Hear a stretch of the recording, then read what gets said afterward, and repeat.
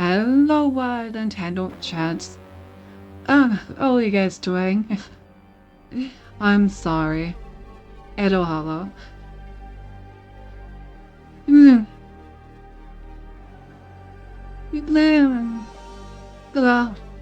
No, no, I'm sleepy. Yeah, so I may have passed out on my couch so hard that I don't even remember laying down. But, you know, then I said that someone posted a sex song meme on Discord, so I just had to wake up and stream. And here we are. But yeah, I literally just woke up. I'm still pretty sleepy. But it's fine. Sleepy stream is better than no stream. Right? Right.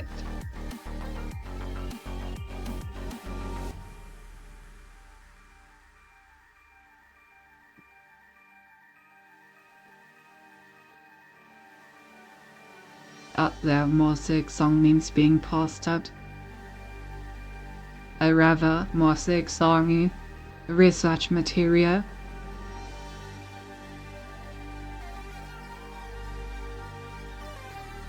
Yes, very important research material. Ouch. Was a good sleep at least? Honestly, it kinda was. I'm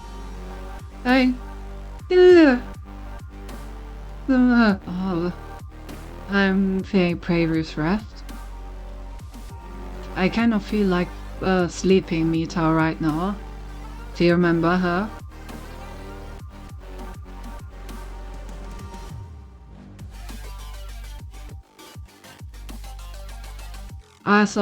Thank you for setting the stream to that boy was funny. Let's play some games, shall we?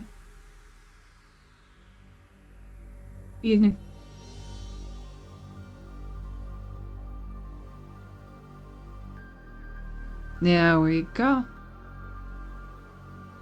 And there we go. Nice. Hey, good thing. No. Good thing I don't need to be awake to solve these puzzles. After all, I'm a Cinti big brain genius that doesn't need to be awake to think logically. Smile. I gap.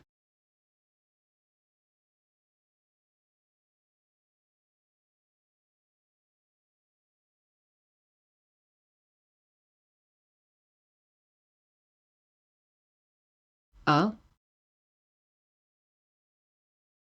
Huh. I suppose I should run some defragmentation at some point. Good to know.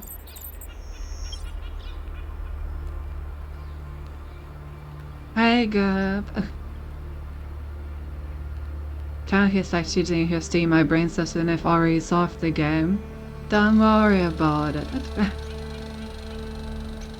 Where did we leave off? I think we just started with this world, right? So I guess I am just gonna do whatever. Yeah. Love doing whatever.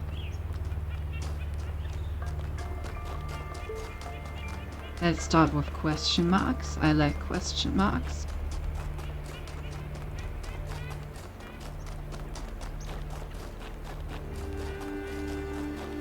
Alright.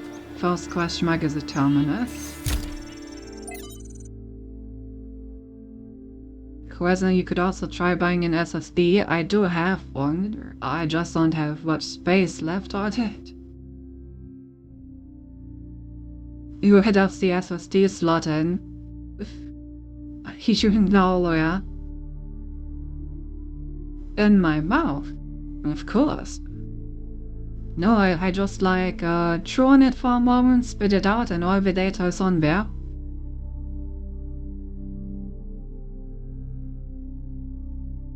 Hey, Chaos. How are you doing? So that's hectic. Oh. But what happens if it's not solid? What if it's a liquid state dick? Well, ever thought about that? You effectively not have an SSD, that's fair, actually. That's fair. Ouch. There's a lot, Pete.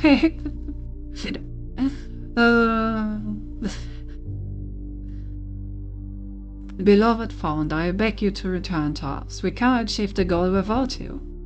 You're the one who defied Elohim, who overcame the trials of the simulation. What are we before that? How can we possibly find a path that will not lead to the mistakes of the past? You are our soul linked to the wisdom of the progenitor. Without you, we are lost. Praise be your name. People are really fangirling over Athena, huh?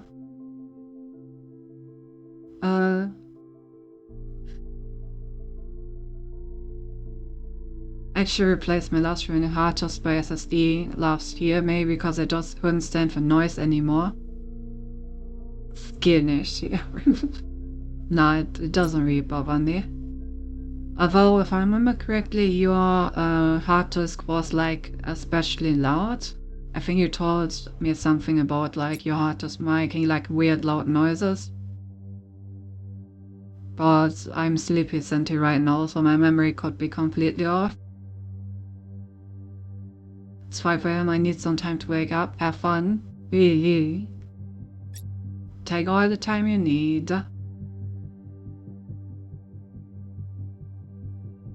And so will I. I will also try to wake up.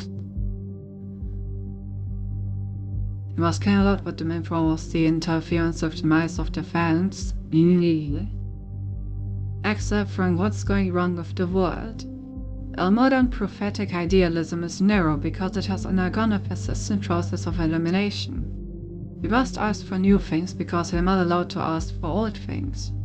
The whole position is based on this idea that we have got all the good that can be got out of the ideas of the past. But we have not got all the good out of them, perhaps at this moment not any of the good out of them. And the need here is a need of complete freedom for restoration as well as revolution. There's one metaphor of which the moderns are very fond. They're always saying you can't put the clock back. The simple and obvious answer is you can. A clock being a piece of human construction can be restored by the human finger to any figure or hour. In the same way, society being a piece of human construction can be reconstructed upon any plan that has ever existed. Athena, you can indeed turn the clock back, but if it stops ticking, it's dead.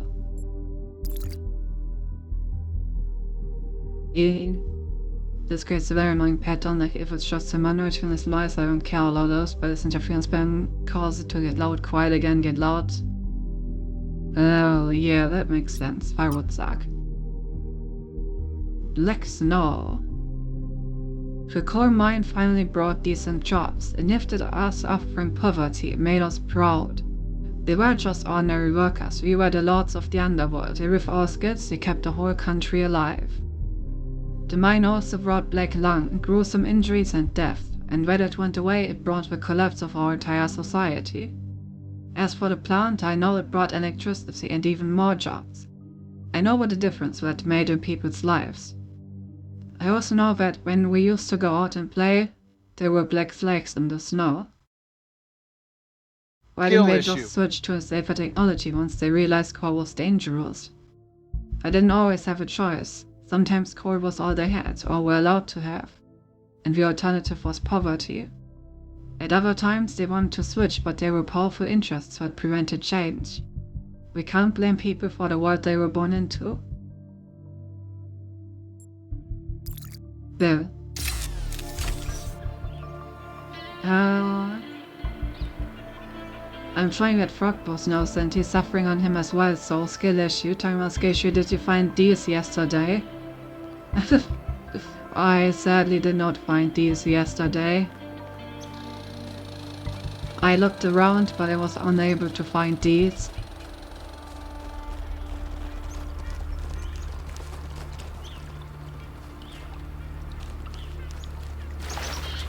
Also regarding...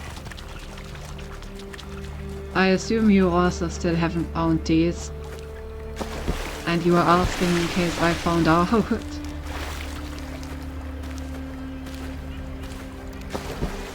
But yeah, if you're starting with the Frog Boss, I think once you realize a certain something, he becomes very, very easy.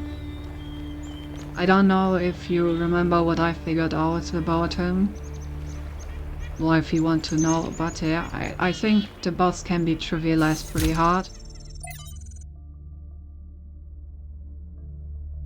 I mean, it's really a skill issue to be honest. You didn't check the most obvious location for these, which is in her bow.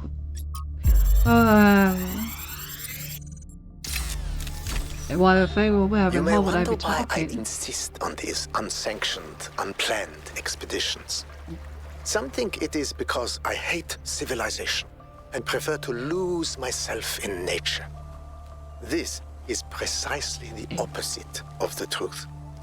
It is because I love New Jerusalem that I have to leave. Because it is only when I am here that I fully appreciate what the city means. And also because I believe that if I stayed at home, I would one day be ethically compelled to commit acts of violence against those who, in their arrogance, imagine that humans should live in harmony with the chaos that surrounds us. Ah, yes. Making sure not to commit acts of violence against the other people. Oh.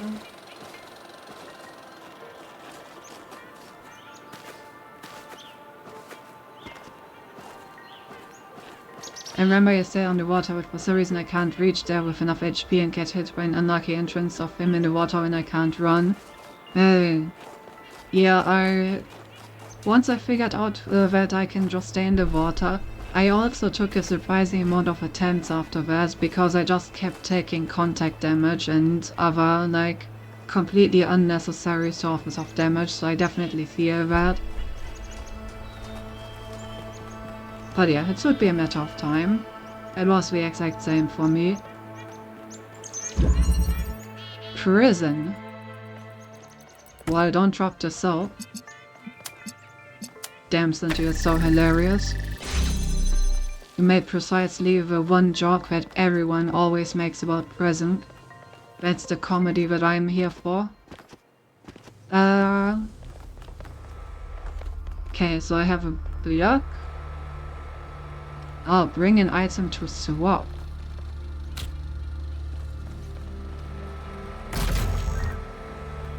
Interesting. There's 2 jokes, Senti.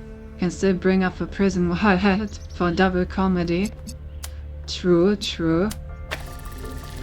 I don't know if I'm bad at bonds of a comedic stream though. His movements are really strange. Every time I think I'm safe from his contact damage, I feel like he moves slightly to my side to fuck me up. Yeah, what I found out at the end is that he does the spitting attack like all the way to the sides, right? But at the same time he also moves in sometimes or to do the sucking attack. So after the spitting attack on the sides you need to be careful because he may move inwards in order to start the sucking attack. And that's usually when I would take contact damage.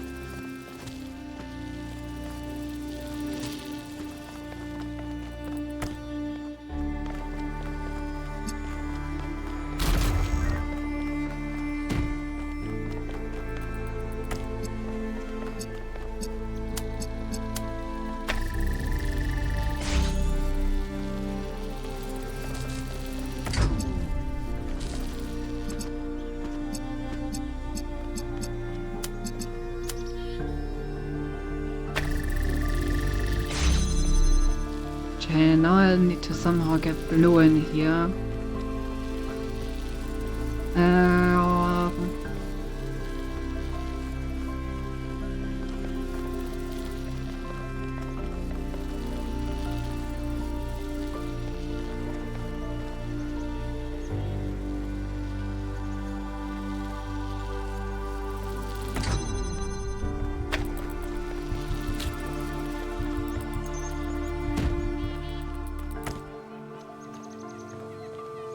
Yippee.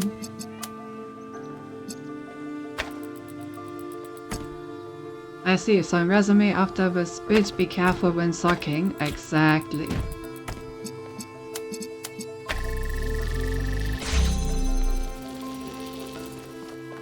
I knew you would get it.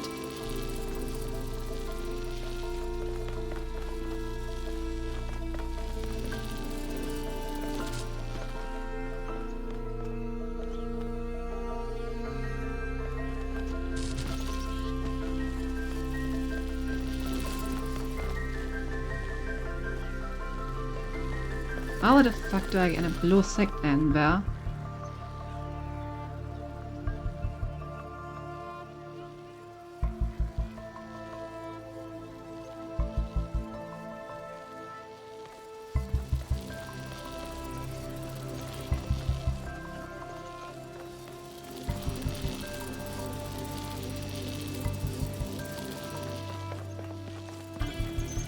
Diddle.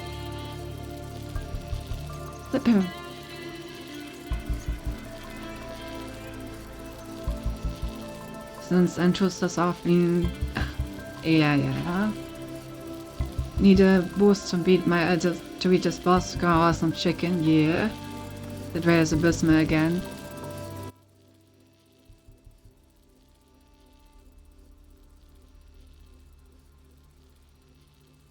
And it's just be factuating. Huh.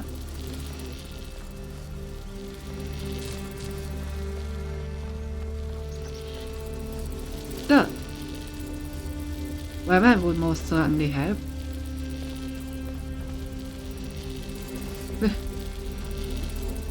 You know, suddenly it makes a lot of sense why I'm unable to solve the puzzle, considering that I do not have all the equipment.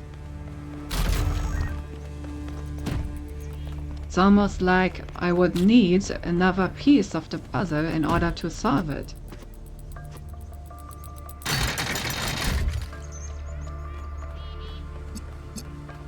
Skill issue. Truly.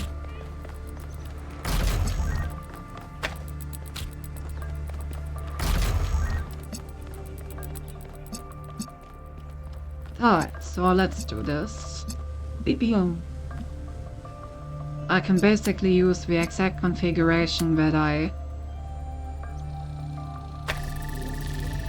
used the moment before.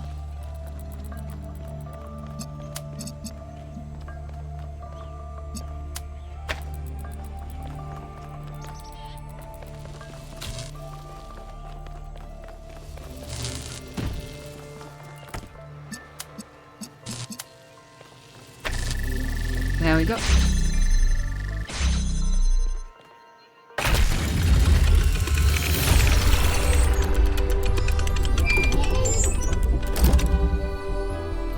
I've had a closer look at the Somnodrome.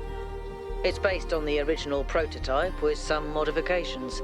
As usual, the data is a mess, but I strongly suspect there might be a functional version somewhere. I know some of you have heard stories about the answers this device might reveal. But please remember, that is not our main priority here. Keep an eye open for it, but focus on finding Athena.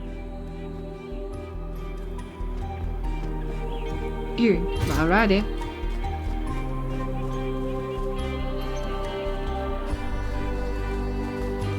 Will do. Will do.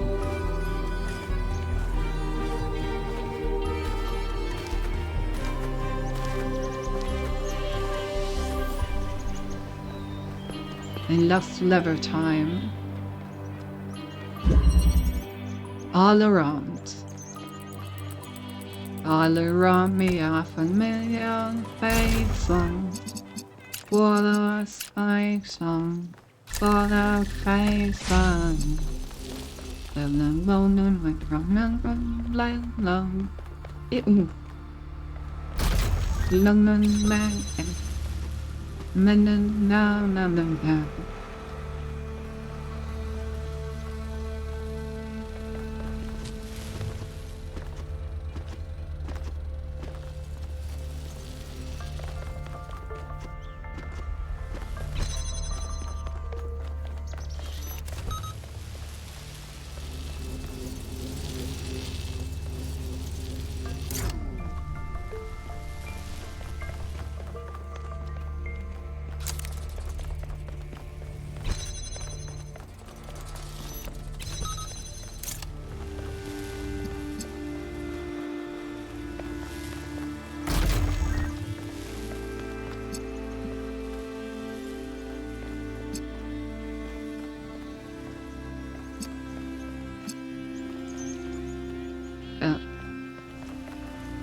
Okay.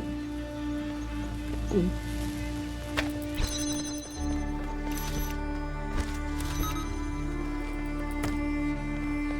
I'll change the package of my Switch. The one I'm using will be a painted chain. It's slow and has a worse battery saying, but it's sometimes working while per se. If I change it now it will be a painted change back.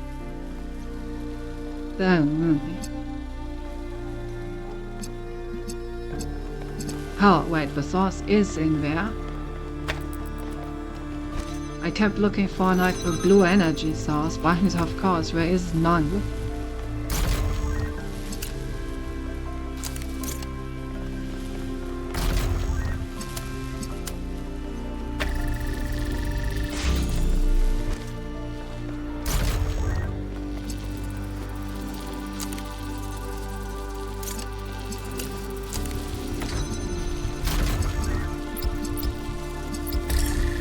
There we go.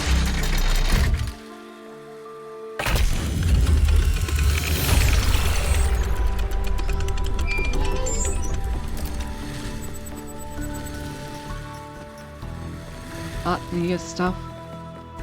By the way, did you remember to order food? You know what? Kind of raise an interesting point there. Let me read this research thing and then excuse myself for a moment to ask my roommates what the fuck we're eating today. What did puzzles represent to the founder? Whatever they may mean to us and our culture, what did they mean to her? We have no record of her speaking positively about others. She certainly never expressed any interest in solving more of them. So what if to her they weren't trials to overcome or changes to enjoy, but a trap she had to escape? Wasn't all she wanted at the end to stop solving puzzles and start living a free life in the real world? Well, I did, she can grab a little from me. Or just a little offish I do. Oh, it's so cute of you to share your chicken with me. I think I'm gonna see for English part, yes. I'm gonna see if I can get some chicken myself. Let me ask my roommates real quick. Should I take like 5 minutes? BRB.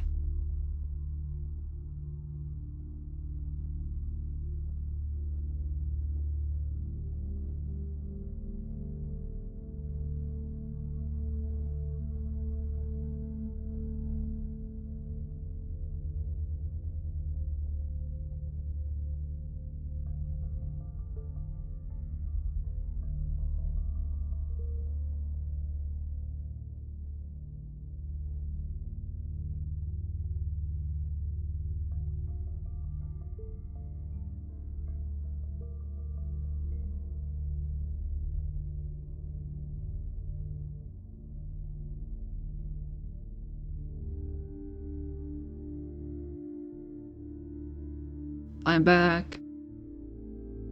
Chicken nuggets. Okay, so my roommates have informed me that they plan on just making some pasta with pesto, which sounds like a good plan.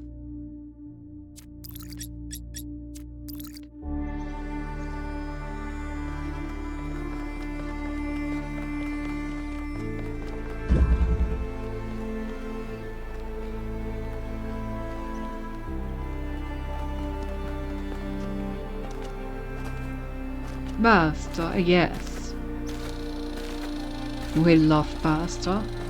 Oh. Truly, some people do not appreciate the amount of contributions that pasta has made to scientific discovery. After all, pasta single-handedly keeps our research alive in the form of nourishing every single researcher ever. No chicken, not today, I'm afraid.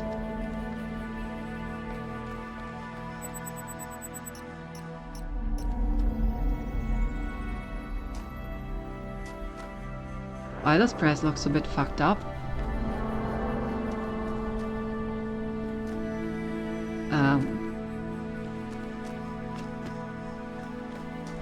Well, I cannot go anywhere in this one.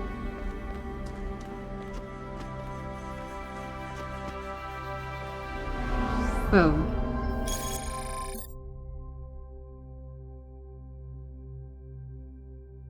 Right, and it can be used to explain how tyrants work, and how every job people just loved a variety of spaghetti code, which is why I'm applying for McDonald's now.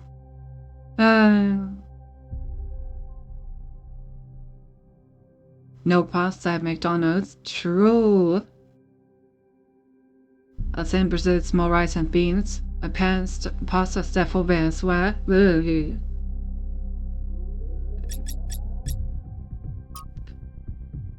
One of the founder's labs seems to have collapsed. I guess that shows that even the founder has limits. There's no human being that can survive without maintenance. Roots are stronger than concrete. Unless she destroyed on purpose, of course, but it seems like the ceiling just came down. I'm not 100% sure, but I think the puzzle castles on Diana correspond to the presence of labs. Except the lab near our base camp, which doesn't have any puzzles attached to it. Although it does have other strange structures surrounding it. Are the puzzles guiding us to the labs, or are we just finding the labs by accident? Who knows, but I suppose there's nothing to find in this one.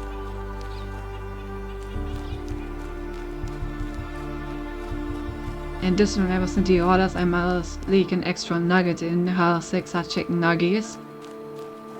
Well, you see, there's a problem with that statement, because I would never order a 6 chicken McNuggets. If I'm getting chicken McNuggets, then I'm getting chicken McNuggets. If you know what I'm saying.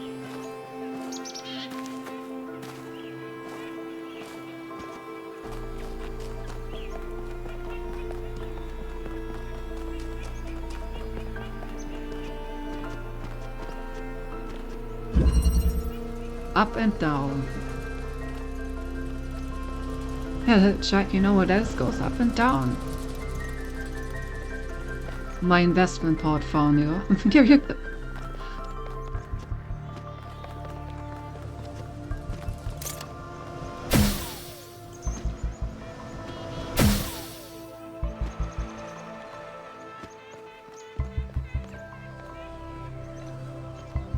Hammersley 10x remains in a fortage technologies. Now we're speaking the same language. I was gonna say with stonks, same thing. Late grain.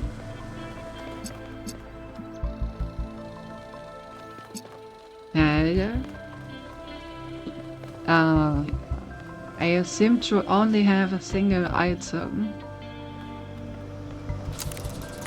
Ah, never mind. I appear to have more than a single item. I appear to have 3 items actually. If it's tongues on the chicken nuggets, they're multiplying. Oh my god. Okay, so how do I get a blue signal over here? I need a green signal. And I need a blue signal.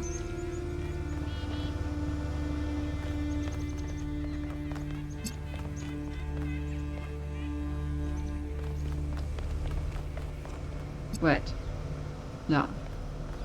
I have a blue signal already.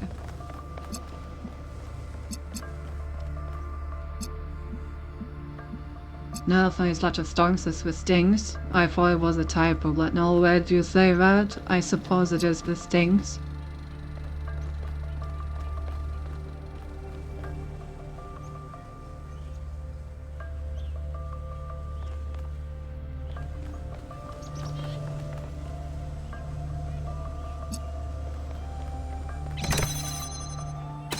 Is it possible to have a connection and then exchange something?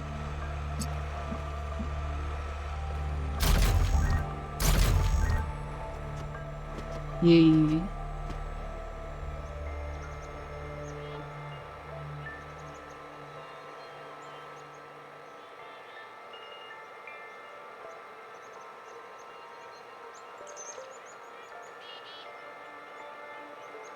I mean, the idea so would be nice if I could exchange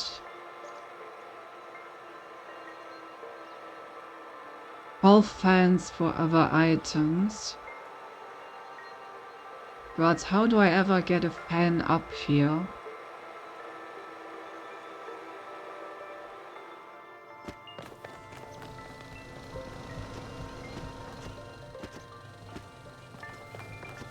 I think the answer is I don't.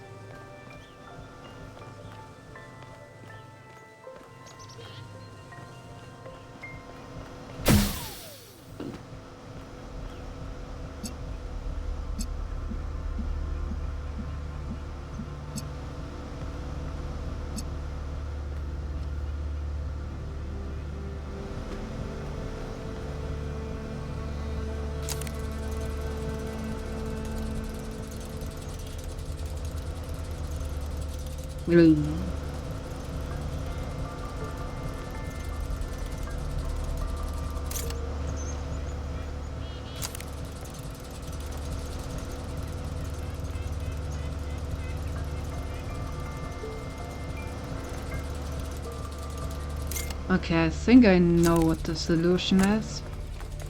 If I trade this for a box, and then trade the box for this thing,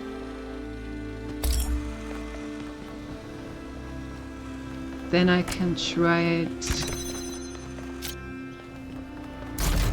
these two. Can put this over here.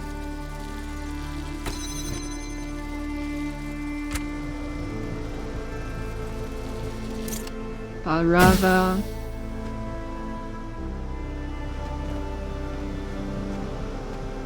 yeah, you know, it needs to be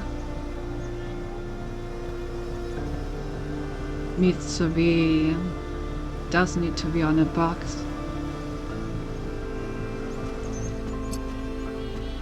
But how do I do that?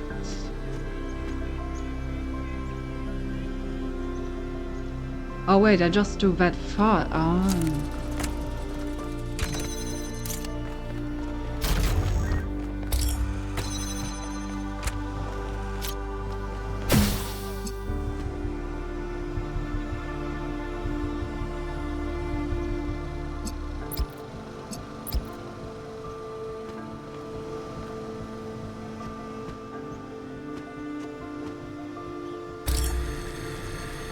Can just do this, and then I can steal these two. I've changed this, and there we go.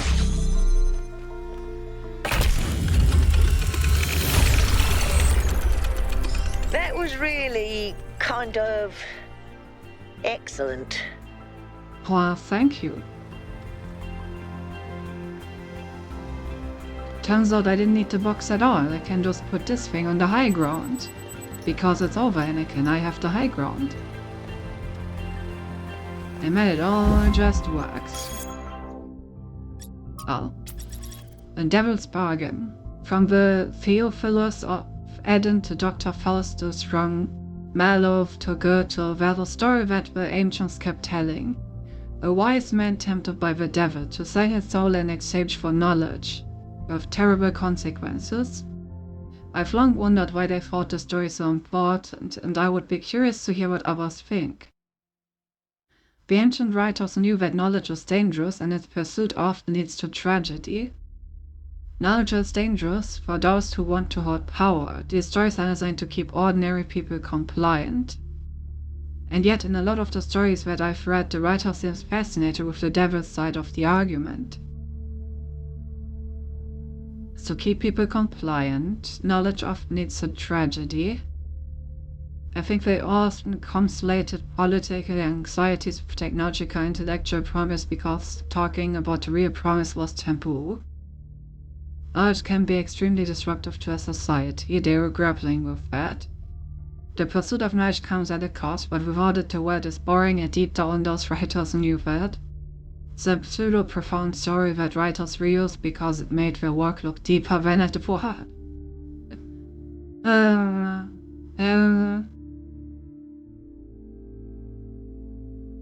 In my opinion, that's more of a story of knowledge at any cost. Because the common part about these stories, I feel like, is usually that the knowledge isn't really the evil part. What makes the whole thing come crashing down is that it was obtained by making a deal with the devil. So, in my opinion, these stories are about the pursuit of knowledge, but a warning that this pursuit should not come at any cost, and that you should, have patience with the pursuit of knowledge and do it yourself.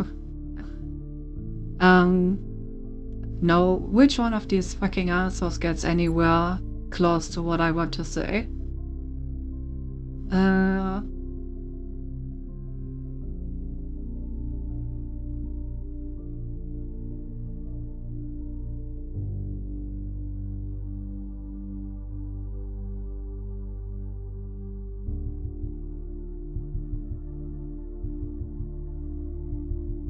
I don't think any of the answers says what I want to say.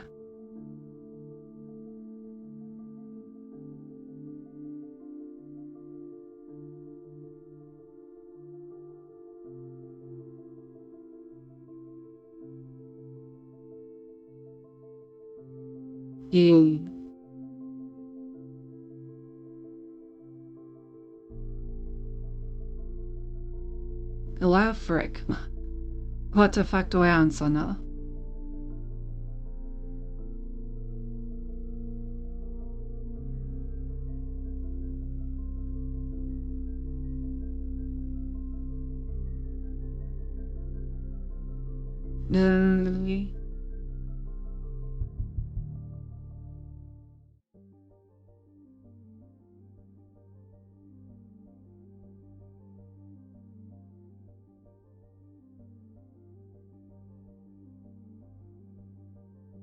since he's stuck here, what should I answer? No.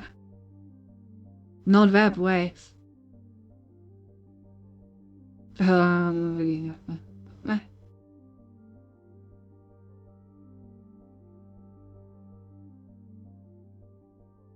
Oh my god, yeah. What did you just put on the table?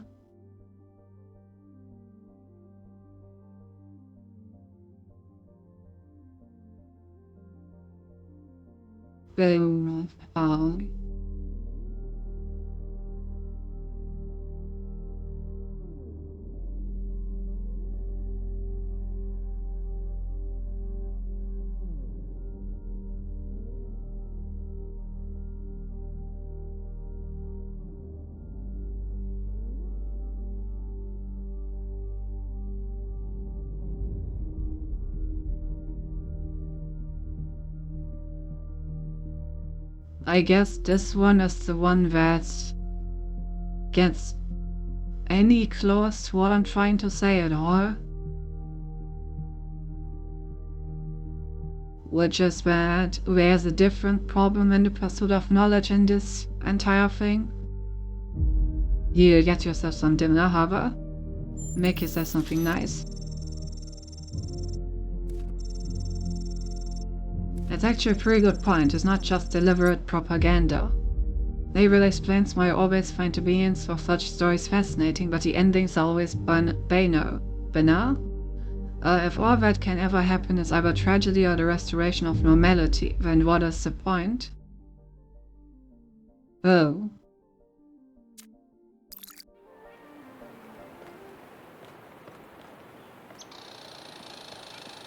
Anyway.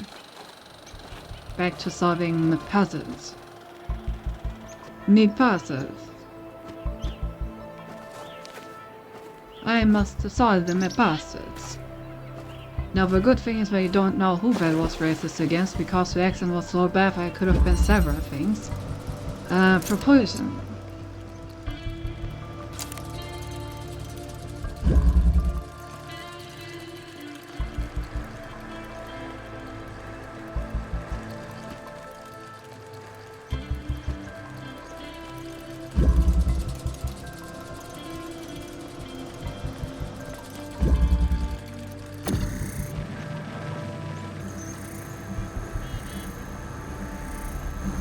Really?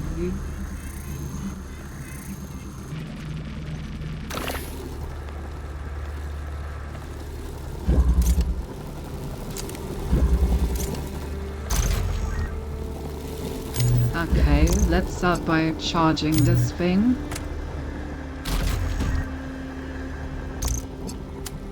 I think that's always a good start.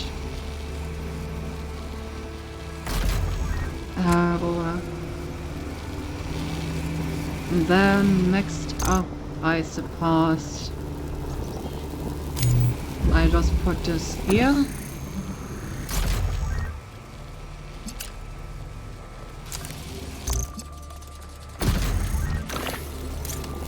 Put this thing over there.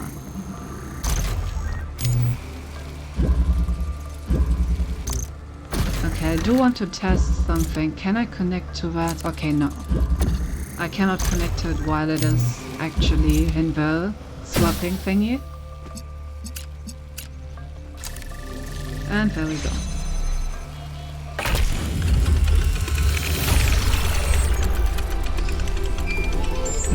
Maybe there's some power to wandering around these landscapes, solving puzzles. In a way, one key's experience must be very similar to Athena's in a simulation. Power de Kaiser? There's one difference, though. Is that how it's supposed to be pronounced? was alone. Power de Kaiser? I know it would be a pain to do it randomly in the middle of the night.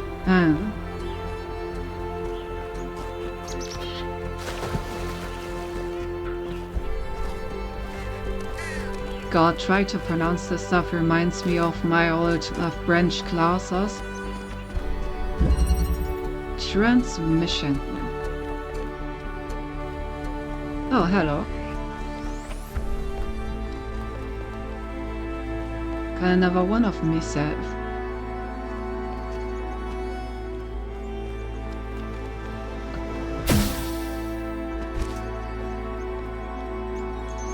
And we actually got a jammer.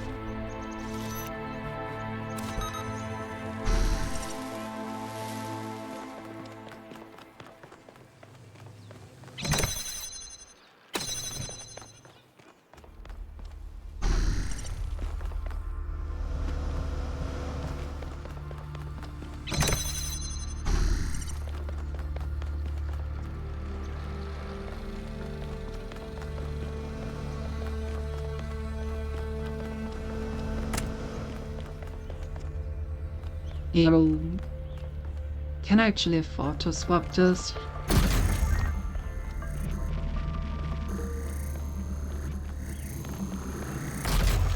I mean, I guess I can.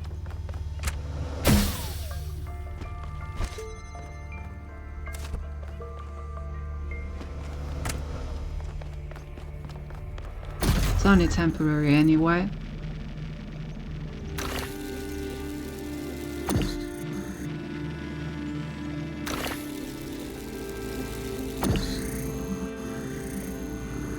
Okay, but why exactly did I do that?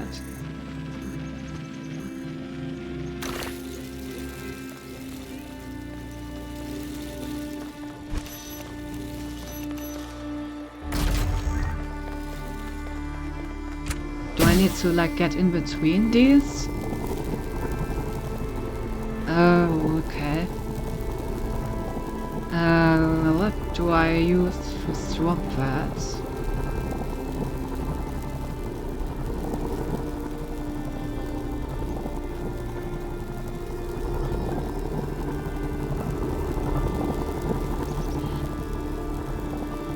I do need to get up here.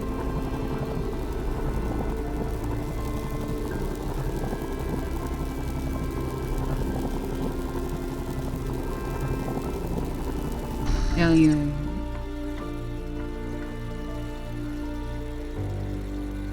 Pretty close, and Scarface just powers one says more like Anu. And read the answers. Anu. Okay. Anu, she's the, oh god. Yeah, I forget about it. I actually forgot to buy Expo Wear once again. I'm gonna put it on my shopping list now. Yeah. It's funny the way you read it as people were speaking English say like this, making people sound like power for us, which means David. Why the stream fair? What? Looks fine for me.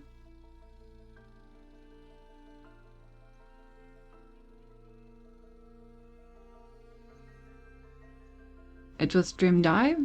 Looks perfectly fine for me.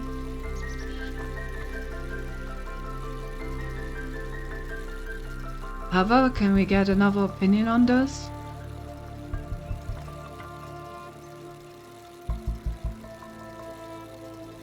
Came back, okay.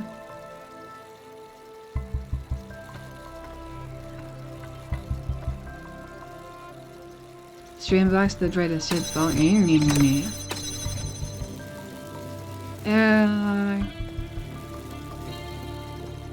How do I solve this puzzle?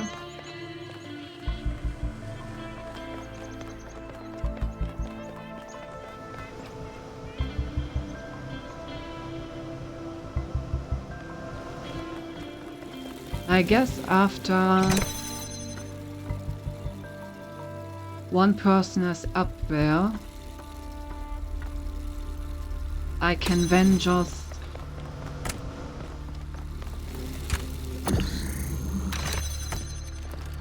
trade this in for this one.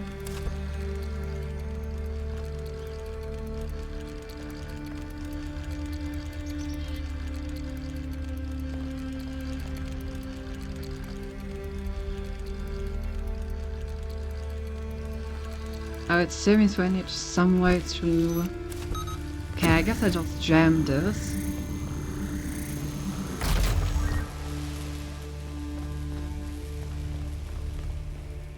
And I can just send the jammer up.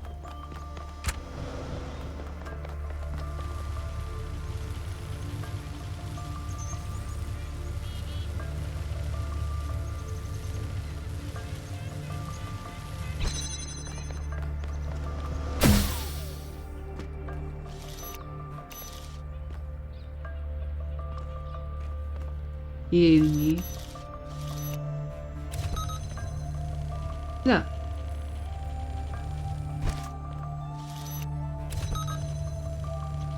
Okay, I mean that somewhat works. It doesn't feel intended. Yeah.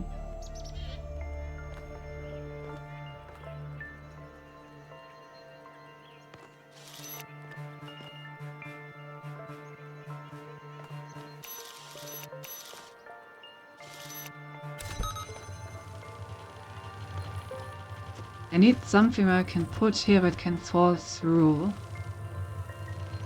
Which is only really the jammer.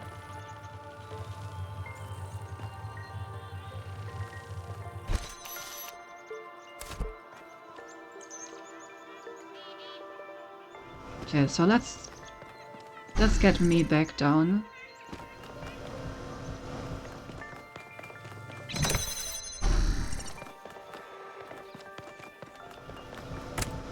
Now that the jammer is up there, let's get it on the second platform.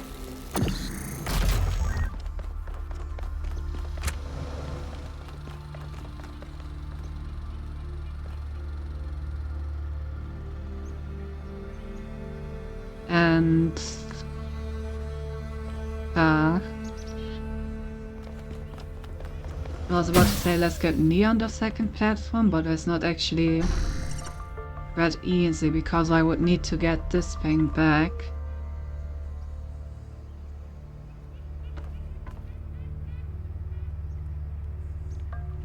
But I don't have anything to trade for it.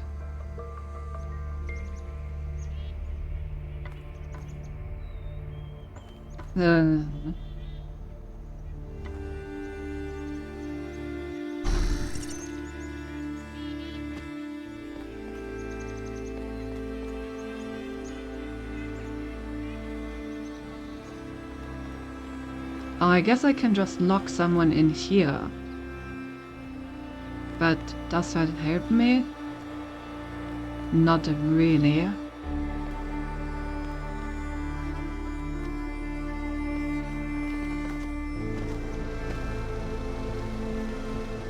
I don't know about you were water transit stuff for a month, but now it's fine. What you said means bread of cheese, another Brazilian snack. It's our bread with cheese, it's the bread that is still made with cheese. Ooh. It does sound tasty. I love cheese.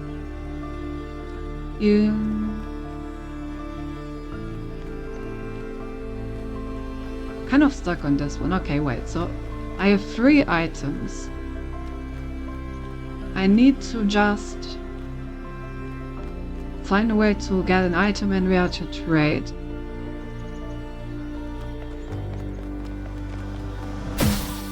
Problem is that means that I need to get both me and an item up here.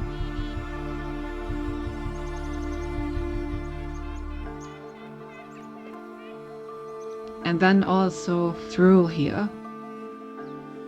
Oh wait, it's... well, it's actually easy. You know, sometimes you just need to think about what it is that you need to do, and when the solution becomes apparent.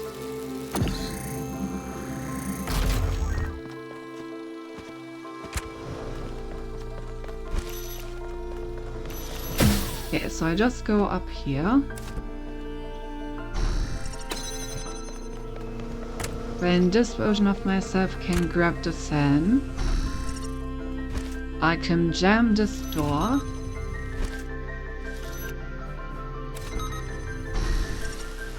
Which allows me to trade these. So then I just like stand here with my stuff. And I just let both of them fall through. There we go. And now I can just trade this and I'm done.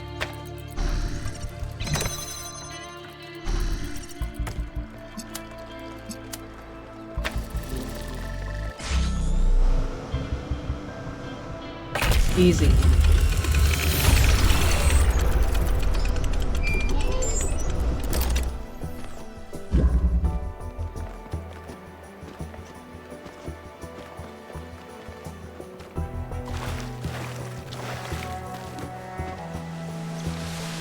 BRB, see you in a moment.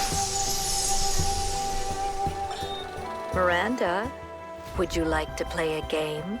A game? That sounds like fun. It is. Remember what Alexandra Drennan said about games? They're part of what makes us human. Exactly. And this is a game Alexandra Drennan designed when she was still in school. It's based on her favorite book. Have a go. You.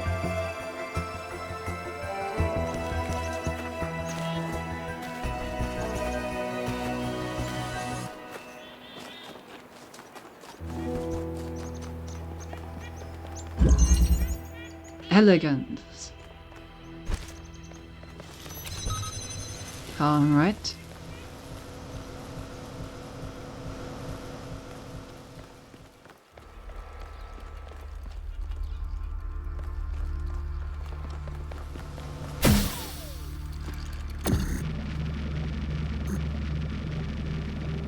I can swap for a connector there.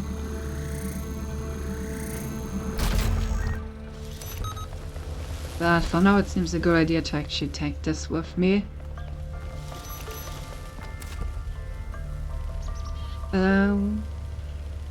Okay, so what should my next step be?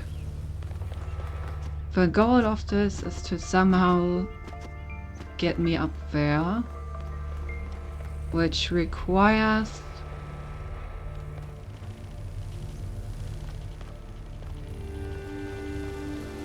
both that thing and the thing up here.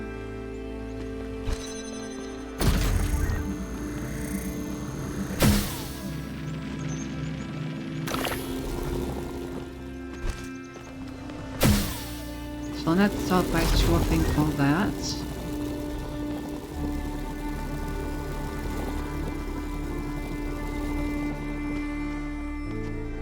Oh, is the red source even reachable?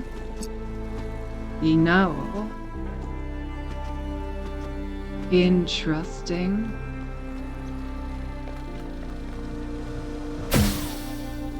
So I require this red source to power this.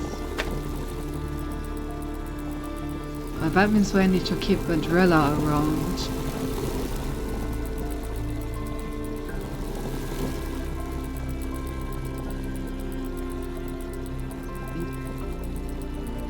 And I only have 2 free items at all times.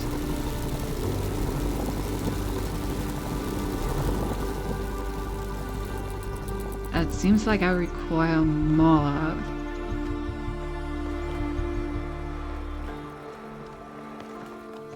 Or do I? I can just...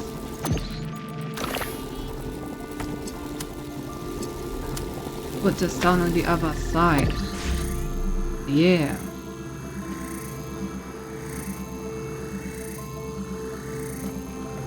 Oh, wait.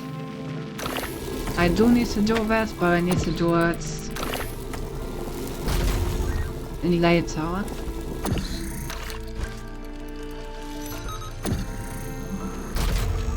I need to actually get this thing over here first.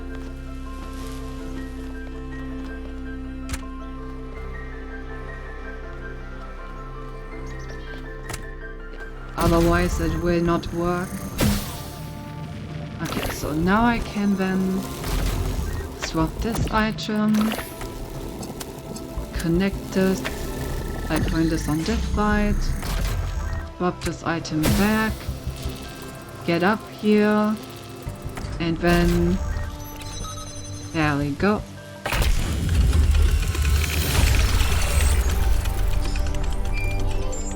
Lots of swapping, back and forth, back and forth. I often think about how many cities there are out there, under the ocean. Cities where people lived for thousands of years. Cities with their own history, their own culture. All of it lost under the waves.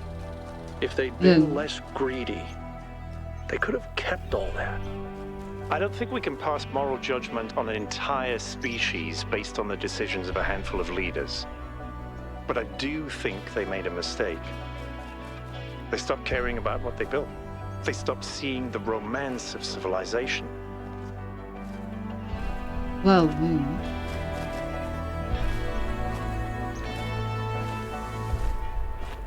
yes, yes. Good luck, Talos friend. Thank you. And hello, Kiss. What do we have here? Find my sprite. Ah, it's another one of those. Alright, let's see if we can find this thing. About in this direction.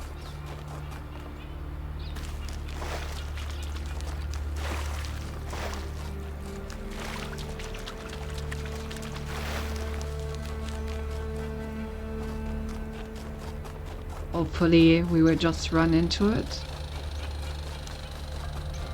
There's a statue back there.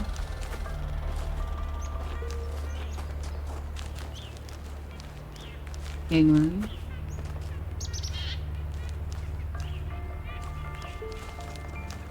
Okay, now I kind of stopped running in one direction.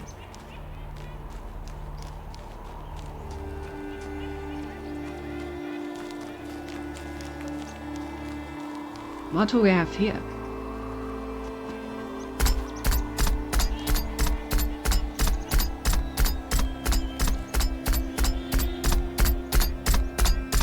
Oh, it's probably gonna put itself on the button, so you cannot get up there.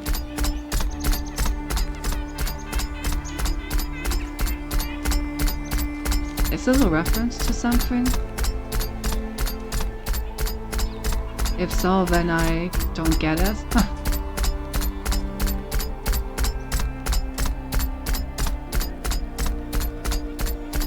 But yes, that seems to be exactly what it's doing.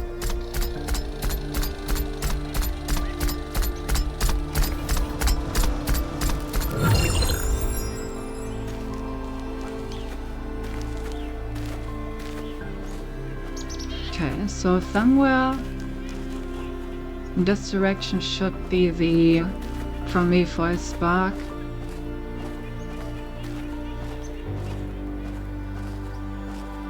Skill issue. Yeah. Well, hello.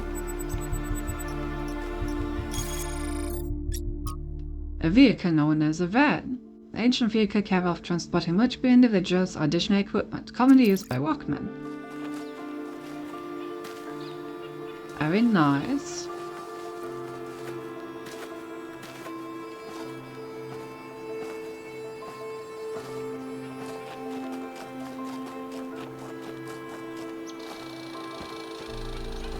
Oh, there was some lag. I also get, but that's not relevant. No, of course. Okay, I can't go any farther. So I probably missed the Prometheus spark because I didn't walk in the right direction the entire time. Yeah. God damn it.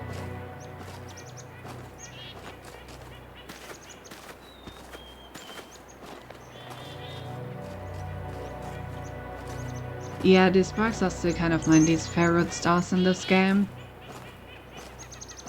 I wanna solve puzzles, not run around finding some random spark.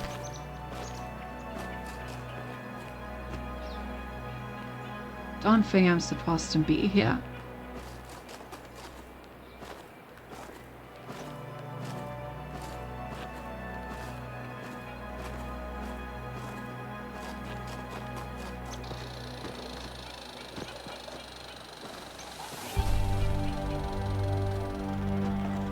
Alright, I guess I need to go back to the statue and readjust.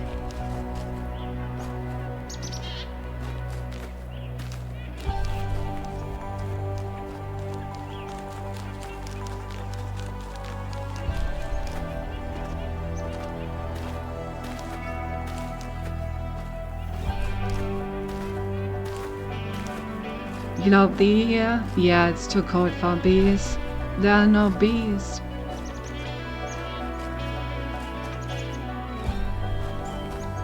I guess we can check out this terminal while we're here.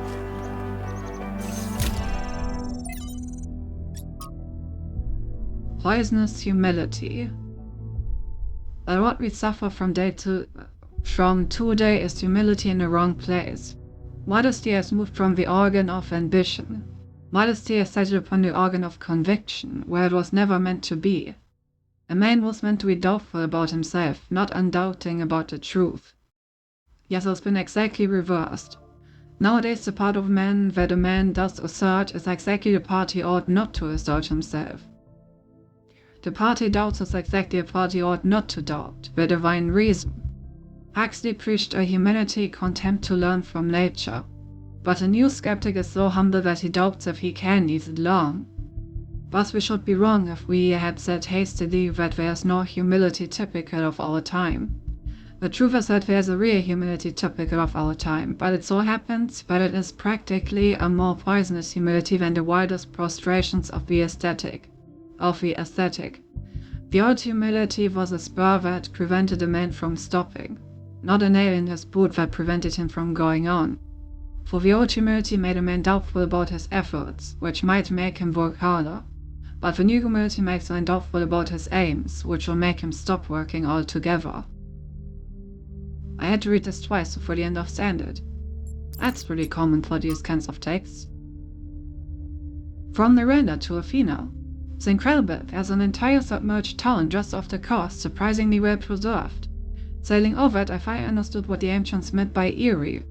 I obviously couldn't have the kind of physiological response they did, but I think the mental response was pretty close. Contradictory response, part melancholy, part fascination. It's strange how tragedy and destruction make the beauty of civilization more obvious. Miranda. P.S. A deer got into the maintenance area and made a huge mess. Sorry, I cleaned it. P.P.S. I may have been feeding her. Oh. Day 296. Cornelius and Serapi went back to the dam today. We've been holding off on constructing any new humans to concentrate on building a home for them first. But there's a limit to what 13 people can do on their own, and no one is eager to start construction of some of the more ambitious structures. Serapi's kindness and patience is something that we'll certainly miss out here, where tempers can sometimes run high. And I miss Cornelius too. He was there when I was born, and he is just as much a father to me as Athena and Alexander Drennan are my mothers. But I suppose I can always go visit them. The dam isn't that far, and once we complete the monorail in a few decades, it will surely only be a few minutes away. It would are a couple dozen years, really, while you might live forever.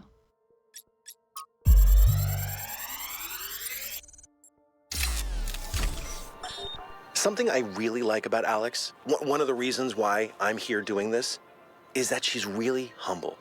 She has this incredibly positive view of humanity. She believes we can accomplish anything, but it's not about her. She doesn't think that she's smarter or better than anyone else. She just looks at us as a species, and even though she can see how small we are in the grand scheme of things, she thinks that we could conquer the stars and give meaning to the universe. Even now. Even when none of us are going to live to see it. Isn't that awesome? Indeed, indeed. Alright, let's make sure we don't deviate from the course this time. I don't want to run back the third time.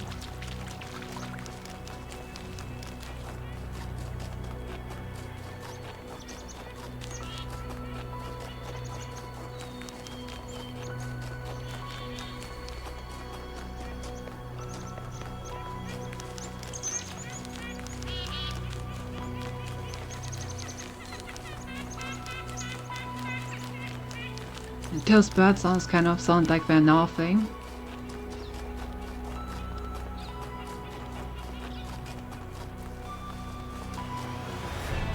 Oh, there it is.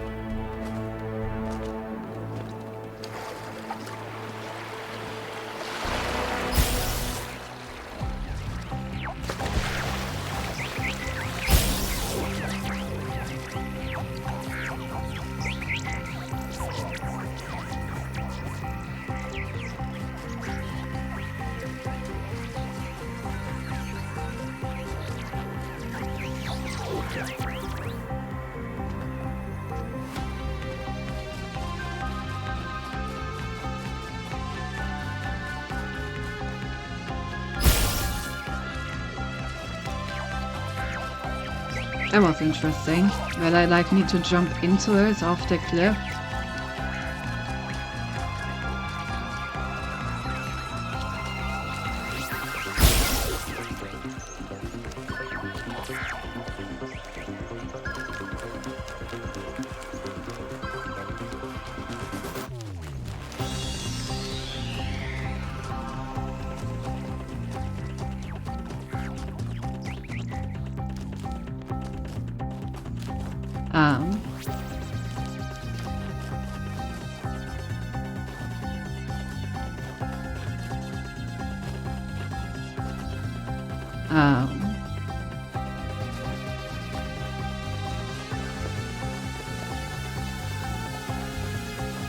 Excuse me?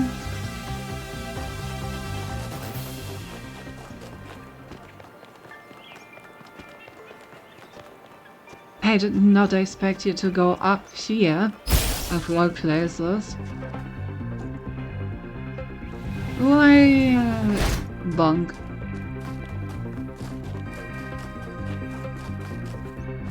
Also, that once again failed the achievement. I saw that there's an achievement for doing one of these without the chase music ever stopping. But well, I had most definitely stopped for a moment there.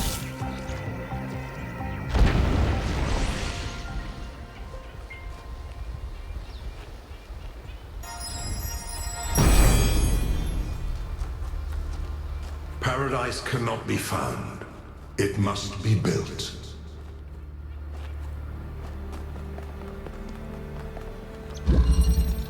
Substitution.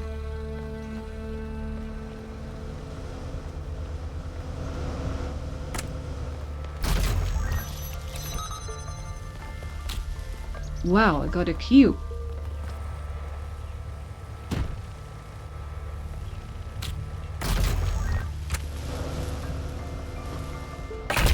It's always funny how easy the first level is after I've already done like a bunch of the other ones. Okay, there's a bunch of content in this direction that I haven't completed yet. Places of Longing, New York. New York was a place where rose great passions. Some loved it and called it the greatest city in the world. Others hated it and called it an ugly cesspit full of rude snobs. Don't know where the truth lies, but I know it was a place full of life. There was always something new going on. People rushing about, excitement in the air. Must have been an overwhelming sensation to stand the canyons formed by those great skyscrapers, in a crowd of people feeling history happening all around you.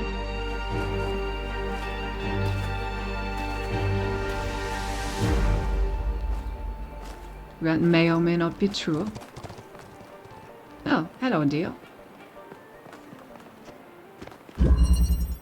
Possibilities. Cube.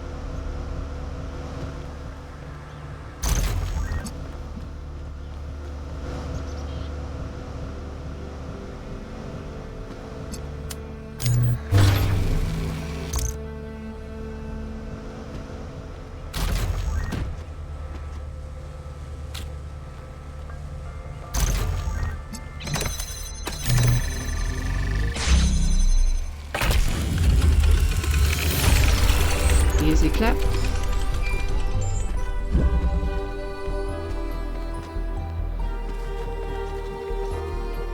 Okay, what is the second star of this area? Oh, it's a... okay. Well, let's see what level we can divert a green bean from. Oh no, might I need to divert a red and a blue beam. I'm pretty sure that's a combiner up there.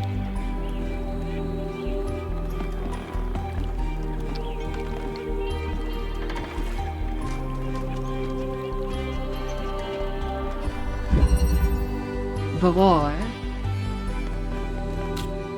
And then there was a wall.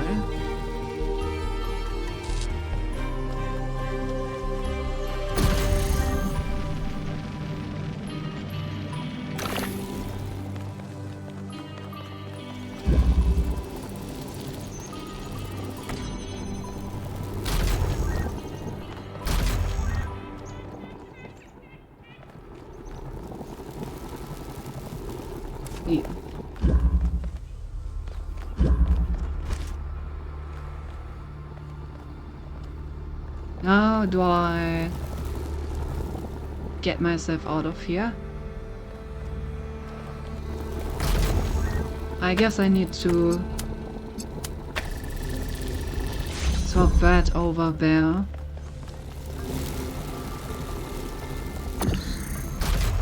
And swap for it. Oh wait, I can just... Ah! Wait, this was way too easy, what? Didn't even need to do anything with the... Oh, I didn't need to do anything with the laser because... the laser is here for the star puzzle. Okay, this entire puzzle is literally just swap the disruptor out of there.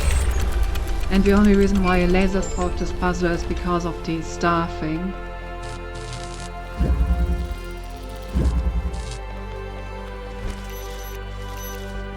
I see.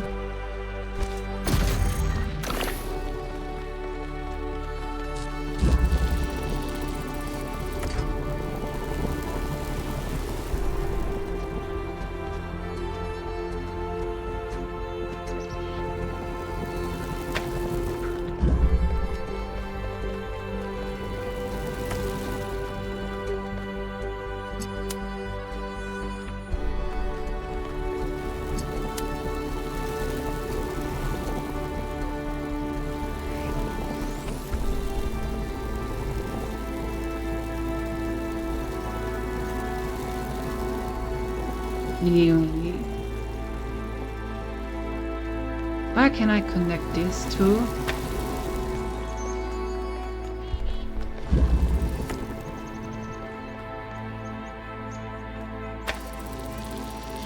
That seems to work.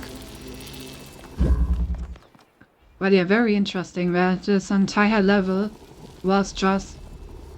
well...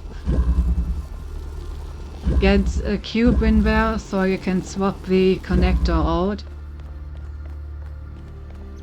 The gem out, very simple.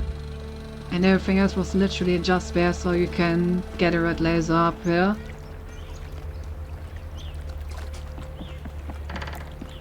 Alright, let's do level 5. Level 5 probably has a new laser for me. Everything okay?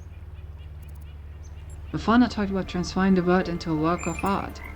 Assuming what we heard really is the Founder, I think the world is already a work of art. We don't need to improve it.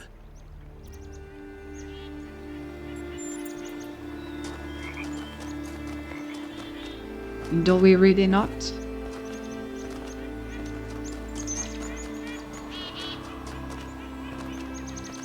We could do so much more. Liddy.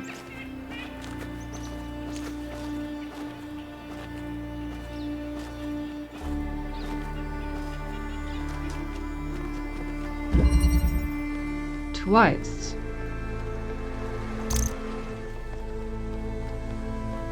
You mean the band?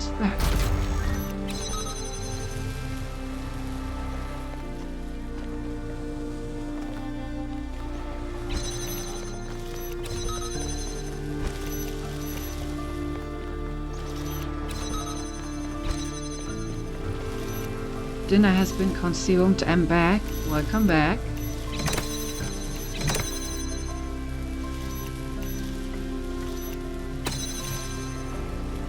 What? Twice, the band.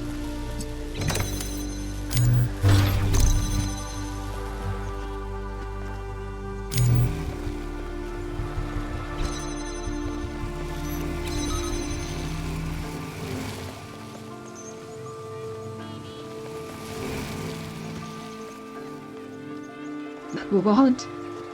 Bruh. I come back.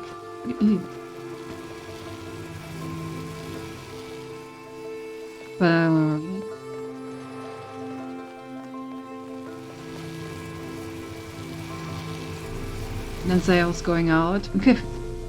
Don't worry about it.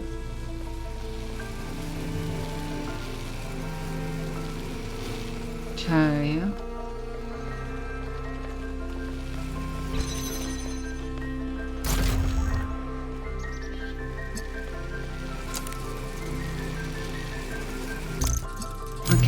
we want to get a blue signal on this thing.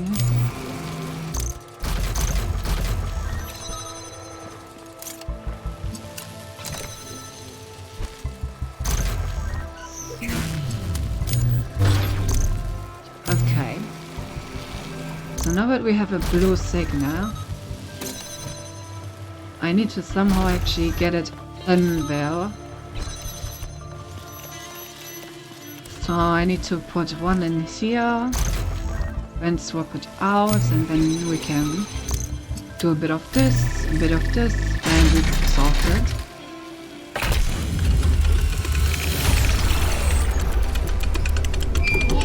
I did know I got chicken and paused the attempt while I reached the boss for health. After chicken has no more, this boss stands no chance. Yeah, that's the spirit. Consume the chicken and then consume the boss.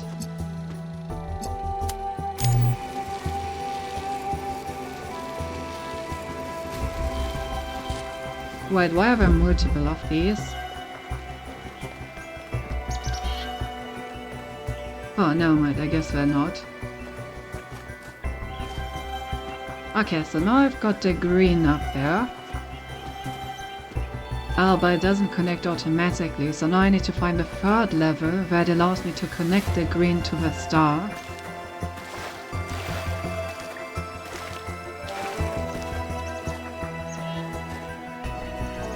Yo, Gap, doesn't it just ignore that? She actually did. What?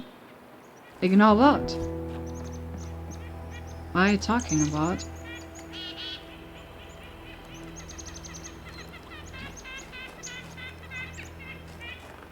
Huh?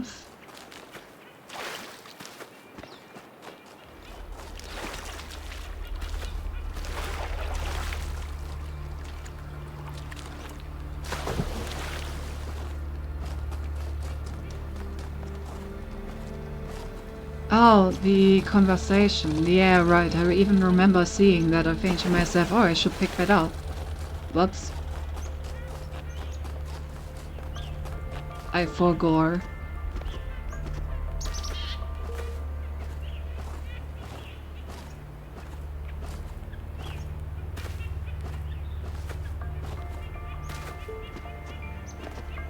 Indeed, it is for Stinty Goldfish memory. I was so focused on getting the star while I didn't remember to get this thing.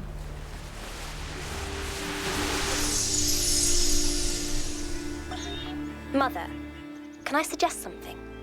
Of course, go ahead. The southern part of the island is completely dead. No animals, no plants. The soil is too alkaline for anything to live except bacteria. Yes, that's why it's a good location for some of the experiments. Well, if we want to show that we can make the cosmos more beautiful, then why don't we start there? The desert doesn't have to be dead. If we modify the conditions, life can thrive there. And that could be the first step towards spreading life to other worlds. What do you think? I think that sounds like a plan. Maybe. Okay, maybe I actually need to get my red signal from a different area. Because I may need this one in order to actually send the green signal over there.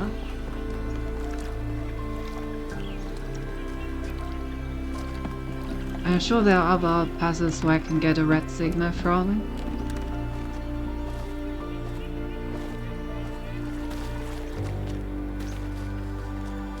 Wait, you really ignored something? I thought it was a decent Earthstroke and I just played a lot. Oh, is that being not these as well? Bruh.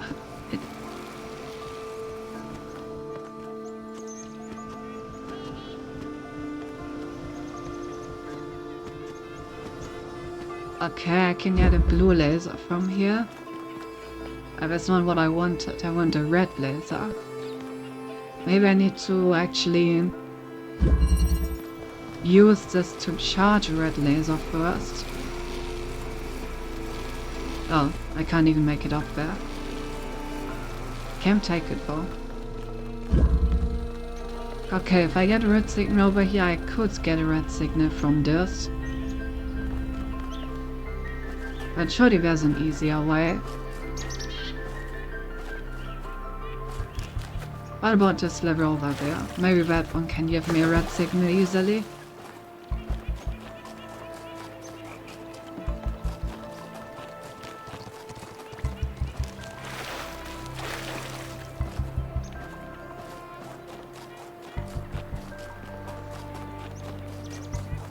I don't really want to go through all the trouble of like charging the connector with a red laser from a different level. That seems pretty tedious.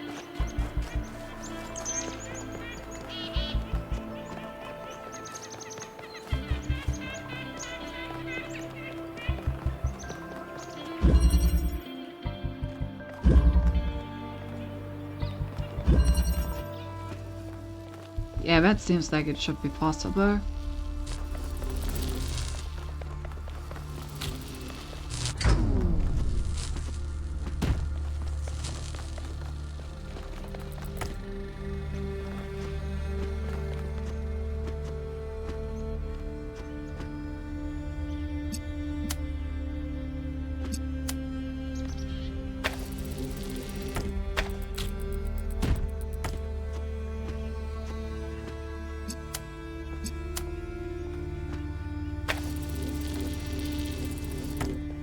No, not quite.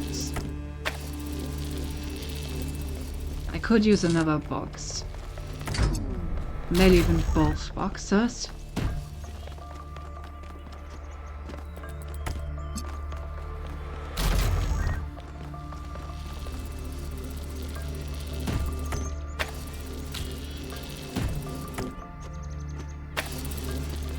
There we go.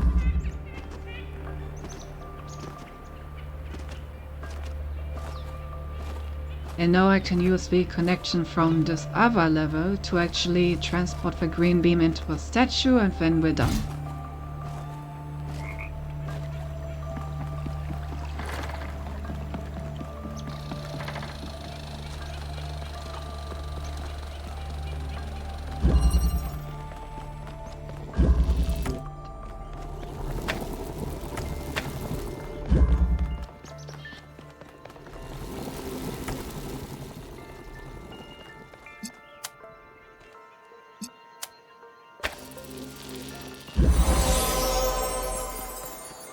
Nice.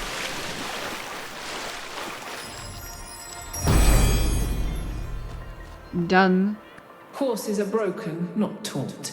That is the way of humankind. Okay, and I think that is everything? Question mark?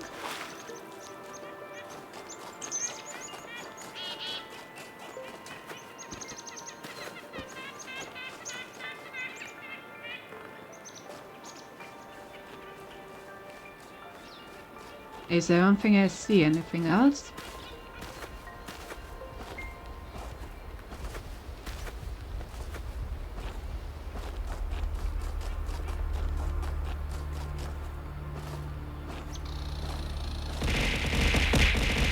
Ouch.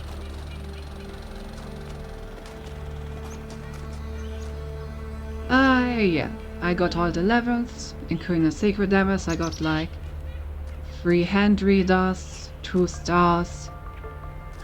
Seems like I got all of them.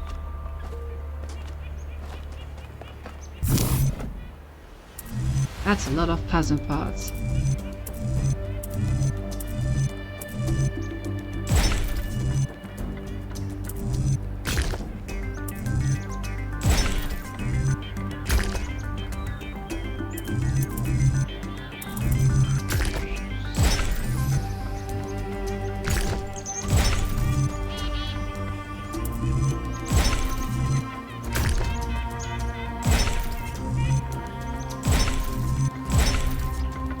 Nice.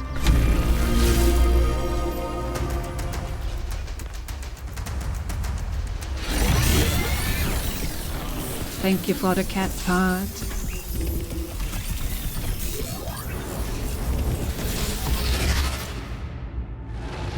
Oh, do I have to stop? Oh my god, is that Prometheus? Hear me, friend, and heed my words. Beware Pandora. She is nothing but fear and despair, and she will do anything to prevent you from reaching the flame. Oh my god, that's disrupted the Prometheus. trials of the Sphinx. and who bound me in the...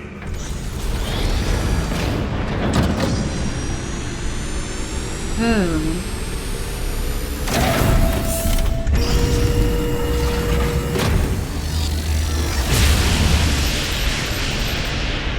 Interesting. Well done, 1K. Looks like our hypothesis was correct. The megastructure is opening again. Oh. Everyone come to the VTOL, please. It's time to find Athena. What about Pandora? She seems capable of displacing or controlling the other entities.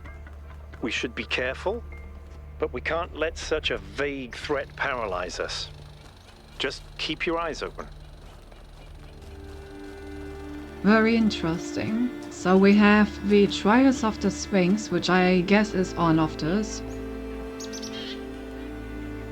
Like, all of this seems to be the Trials of the Sphinx in my opinion.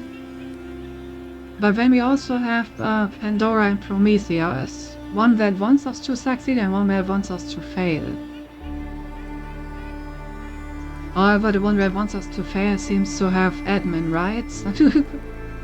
Rufus is right, by the way. Pandora sucks, the Sphinx is way hotter. True.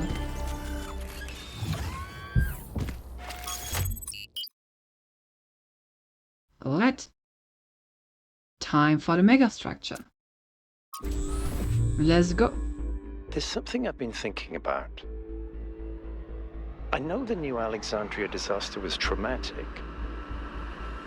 I know accidents like that make us think that it's best to stick to what we have. But what about all the accidents that have happened in New Jerusalem that nobody talks about? The collapse of the Rakovsky building. The Calvin Street explosion. The derailment that almost killed Benaroya and Kaneda. All of those happened because we stopped investing enough resources in our civilization. Yeah. And if Melville hadn't been put in charge of city maintenance, this would still be happening. It will happen again either way. With how little we have to work with, it's only a matter of time. You It's see, almost there may be like... a price for pursuing progress. Yeah, it's almost like expanding But is there's dangerous, also a but not price for expanding not is pursuing. also dangerous. You know, almost like living itself is dangerous and there's nothing you can do about it, so you should just live and just make the best out of it. Who could have seen that one coming? I hope this trip doesn't end poorly for anyone. What is that supposed to mean? Oh.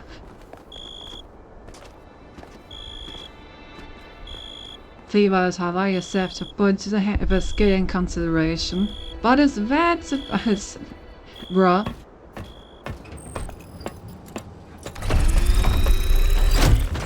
All right, here we go again. Indeed. Our main objective is to determine the relationship between the megastructure and Athena. Did she find it? Did she build it? Why was she here in the first place? Explore, dig up anything you can. We need to start finding answers.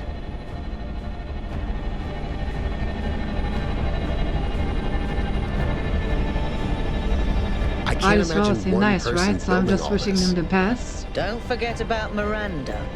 There were at That least 2 of them. sounds... I can't imagine 100 Does people it matter, building this. right? Unsettling.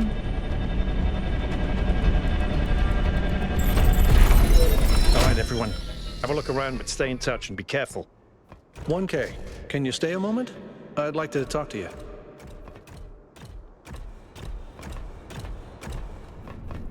I know you can't wait to start exploring, but just hear me out, okay? Sure. I'm concerned. Byron is brilliant, but all he can think about is the possibility of finding Athena. She was his mentor, and her disappearance shattered him. I'm afraid he's not seeing the dangers of the megastructure. To me, this place seems chaotic, dysfunctional. Yes, it's all very impressive, but I think it's broken. And what we're seeing is, it's nonsense, frankly. You've interacted with it more than anyone. What do you think? Thing. no city around, you just gotta have the better skill and be a billionaire, and every problem that would kill another person is pointless. Ah, Barrow's right, be careful, Byron is the simp confirmed. As the dummy decide to go on at sea right to the bottom of the sea or dumb trips like that. Yeah, but that would never happen to anyone, right? By the way, Gap, how's your boss going? He's unintentionally meant to do something here. It is somewhat broken, but underneath that there seems to be some kind of pattern. It is pretty broken, I don't have enough data to judge.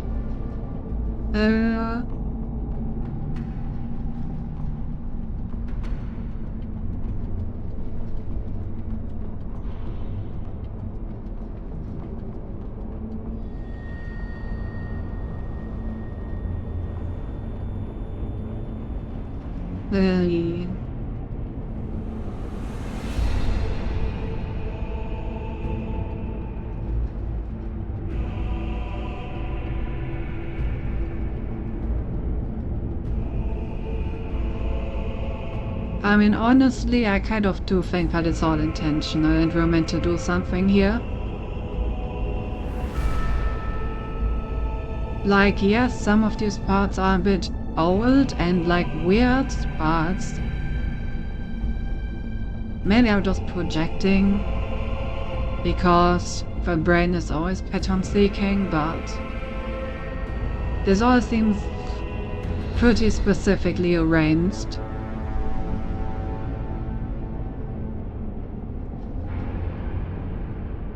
Ew.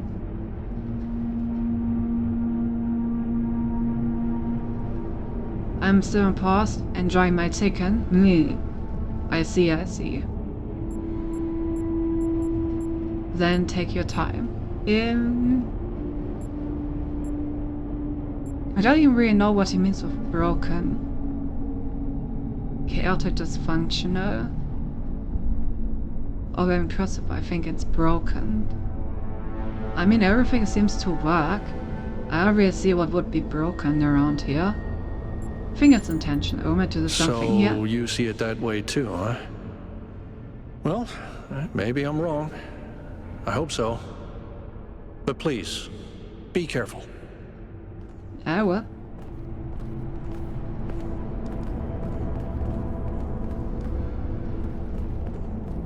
But like, look at this. This doesn't look broken. This looks like a very, very elaborate structure. All the puzzles are still working. Like, clearly someone wants us to do something here.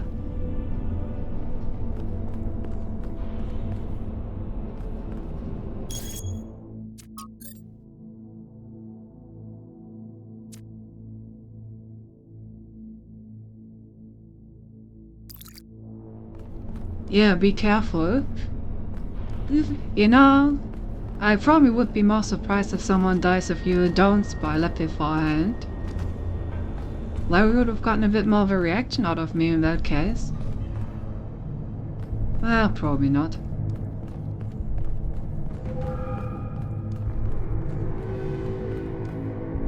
No one dies in this game, Stinty. They're robots. Does my life mean nothing to you?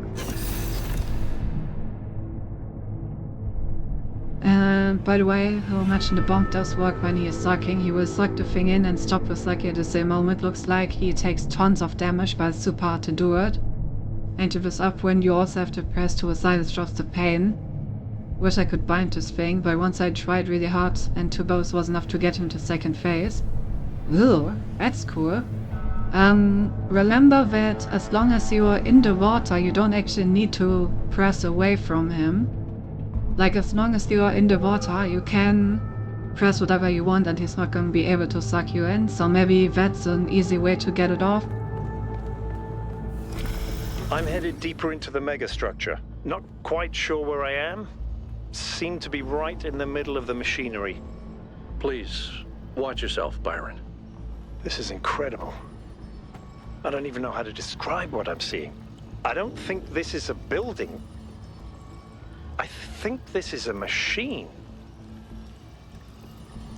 Interesting. So what you're saying is that each time we complete an area, we're powering up some sort of gigantic machine. The question is, what does that machine do with all of this power? What is its purpose? And also, did they just create a mini sun as a light source in here? I mean, why not, I guess? Just have a sun as a light bulb, sure. Guess they're just cool like that. Okay, can't open this.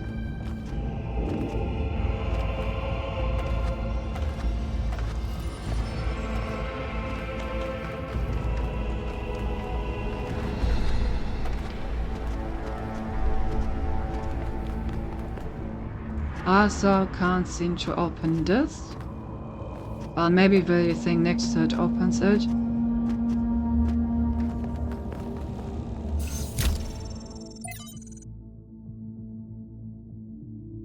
Yeah, you're right, and thought the same, but to do it you have to get out of the water. It can't throw shit away in the water, and he's usually so close to me where I can't. Boo.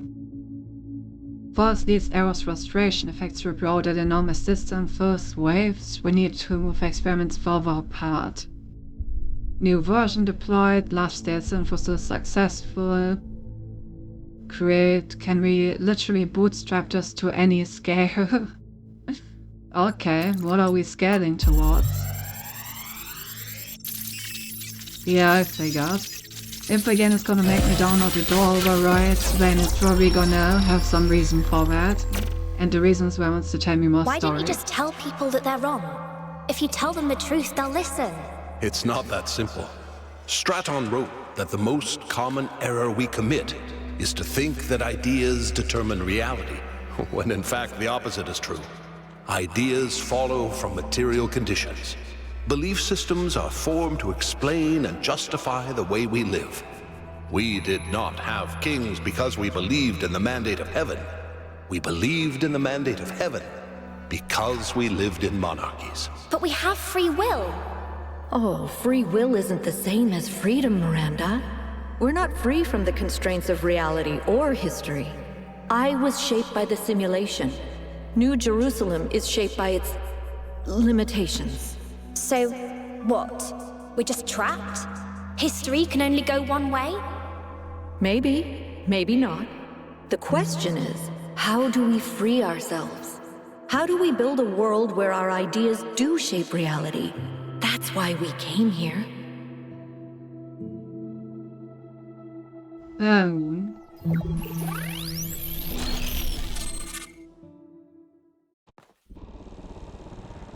I knew it!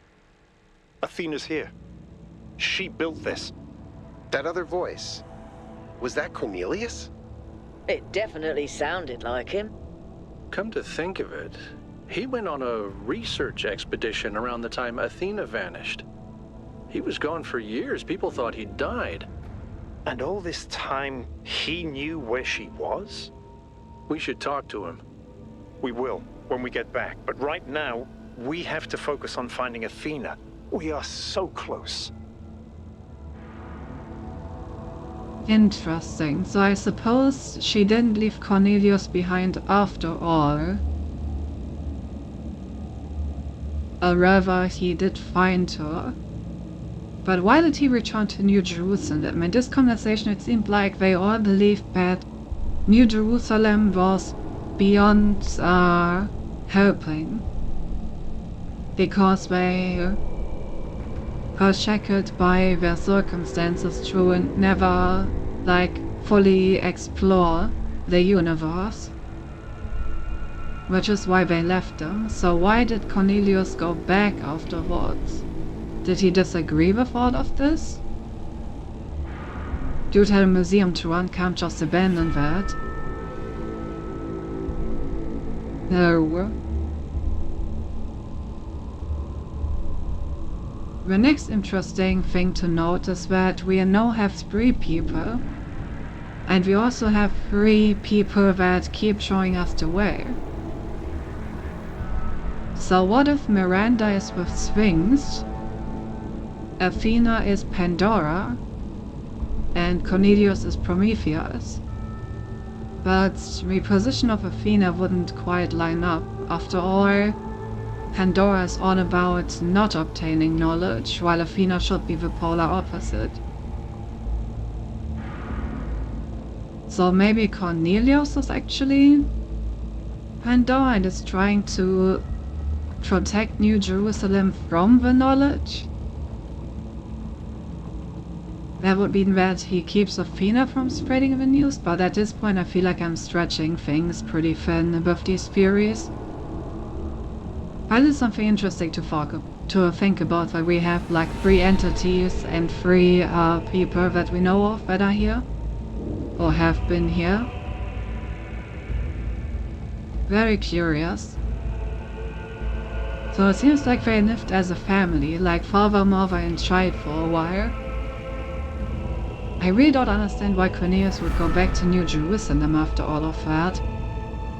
There must have been some sort of falling out, especially considering that he does run a museum, but he basically shut down at this point, right? If I remember correctly, a story was that he runs the museum, but otherwise he's like basically shut down, doesn't really have any social life or anything. So I suppose there was some big fallout. Maybe it was about how much knowledge is healthy. Maybe Cornelius thought that Athena was going too far in her pursuit of knowledge, and that's why they had a fallout and he returned to New Jerusalem. Lots of things we don't know. Now, to be fair, it's not just the 3 of them. Lefrasi was there too, still.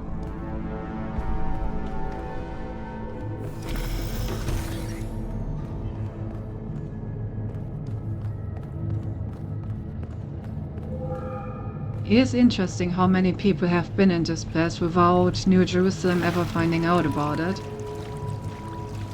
But I guess that's part of what Athena was talking about, with it being beyond helping, because they just didn't want to know about it. Still, I do still feel like Athena judged him a bit harshly, you know?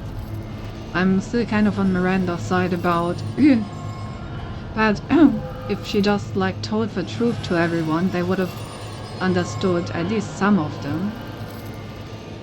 I think that Athena's argument about why you see ideas don't shape reality, we are actually shaped by reality, and therefore people would not have understood, is a bit bullshit and disingenuous.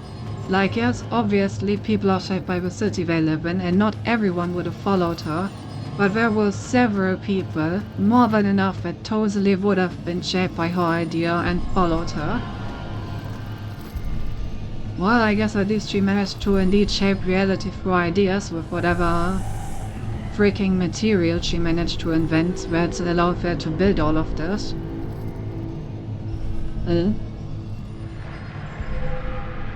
Won't be able to stay stream, thing. Twitch was dying. Check my 10 0 times the spy Marino sent you speaking for 2 to 10 seconds, long for 2 minutes. Oh, I'm sorry. I mean, you already probably left, but yeah, have a good night. I don't actually remember how the Lefrasian story computes. Athena be like, you can't handle the truth. Yeah, but like, she didn't even try. How does she know they can't handle the truth? Like, at this point she's just rude. And what's the English word? Not overbearing, condescending,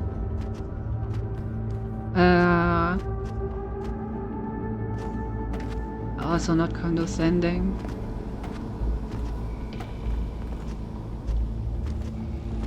Are those surfaces magnetic? No, it's anti-gravity. Yakut was right. I should have known.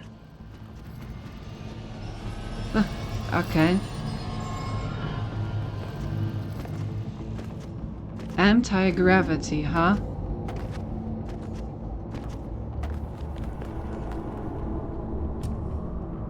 Sure, why not?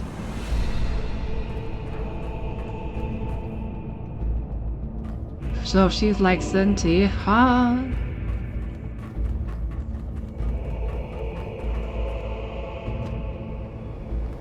Okay, so now we're having some Pokemon Platinum Distortion wild type shit going on. Hold on. I'll open that door for you. Hello.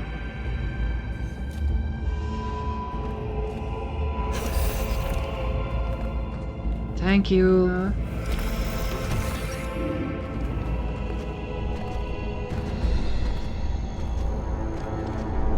Alright, here we go.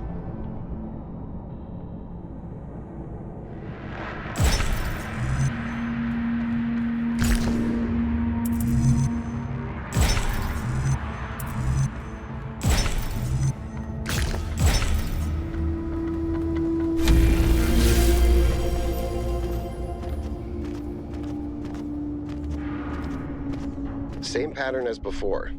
3 beams, 3 receivers. I guess we know what to do. Be careful. The sheer amount of power running through this place. I'll take care of this puzzle. You do the other 2, okay? Damn, Byron actually This is helping kind with of the fun. puzzles. Maybe Alexandra Drennan was right. Play is part of what makes us human. Damn, he's actually helping. Would you look at that? Got it.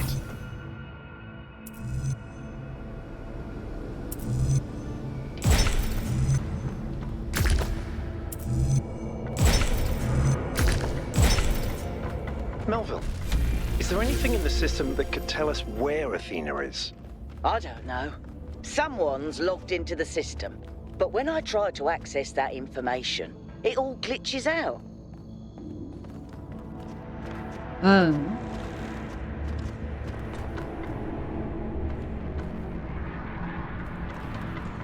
Damn, I can't believe I actually got help solving the puzzles.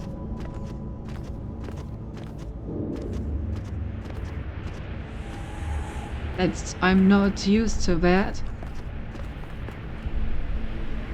And then it's left this one you thought we were about to, like, huh?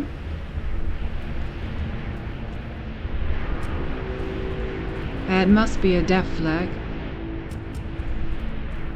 There's no way we can have a robot that helps me with puzzles.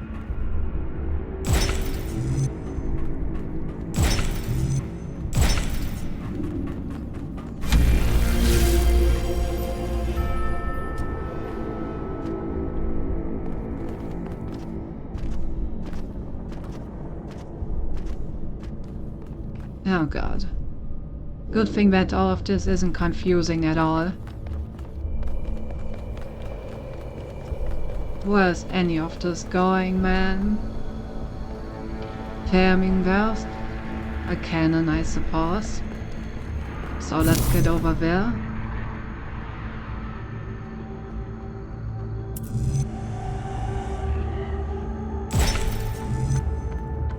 Oh.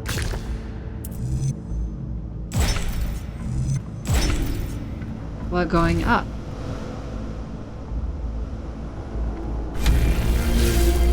The Tetraminos have become three-dimensional.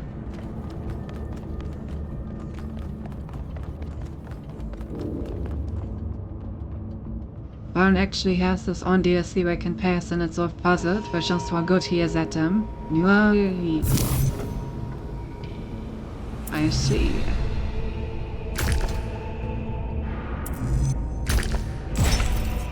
Okay, that's funny. You need to make sure you don't, like, build over your own way.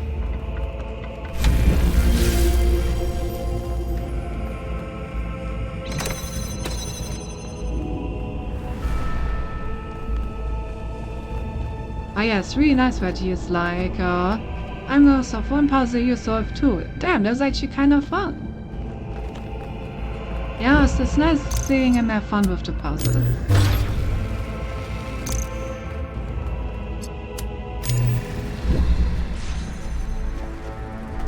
Alright.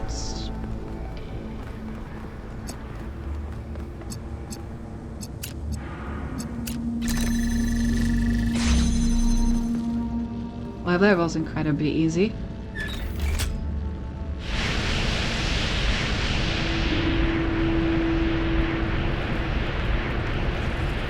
These freaking laser cannon puzzles are always by far the easiest somehow. I wonder why.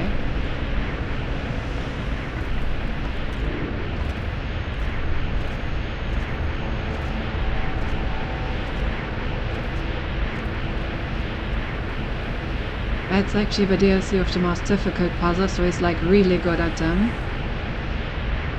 They don't have the easy puzzles for you. I guess disengage from gravity surface. Oh. But yeah, I guess that explains why he gave me 2 of them. He just took the hardest one and gave me the other 2. Makes sense.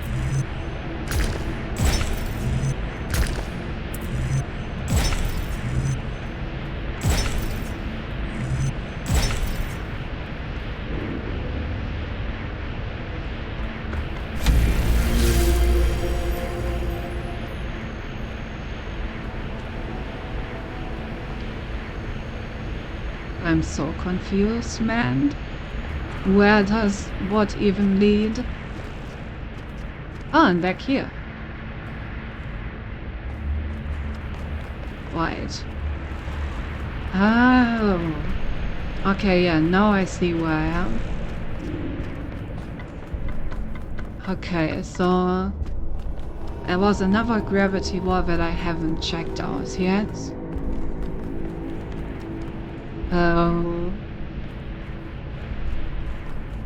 Well, which one did I use? Okay, I think I used this one. Which means that this is the gravity wall that I hasn't done yet. Oh, but this one seems to lead to the entrance, so...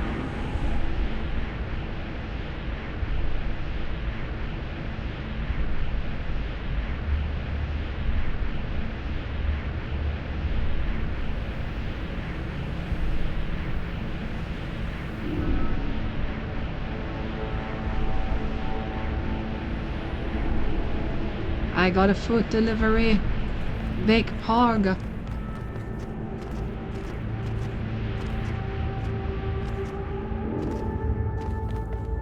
Alright, God, I'm so lost.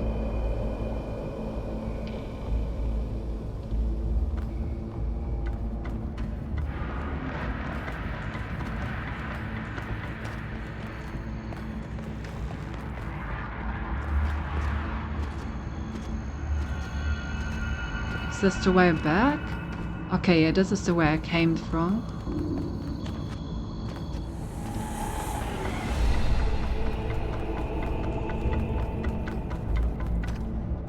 Constantly turning the entire world definitely doesn't help my navigation skills. Okay, so this was the path to the blue laser that I took. This path seems to lead to the door itself, which means that the only path to the laser I'm missing is probably down here. See you in a bit.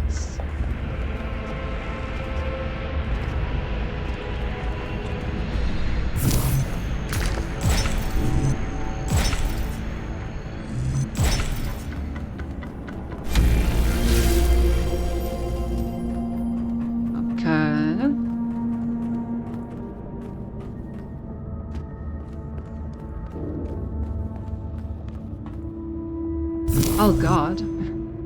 Anti-gravity tetrominos, huh? Fun. Not to alarm anyone, but I think the ground is shaking. According to the system, whole parts of the interior are moving around.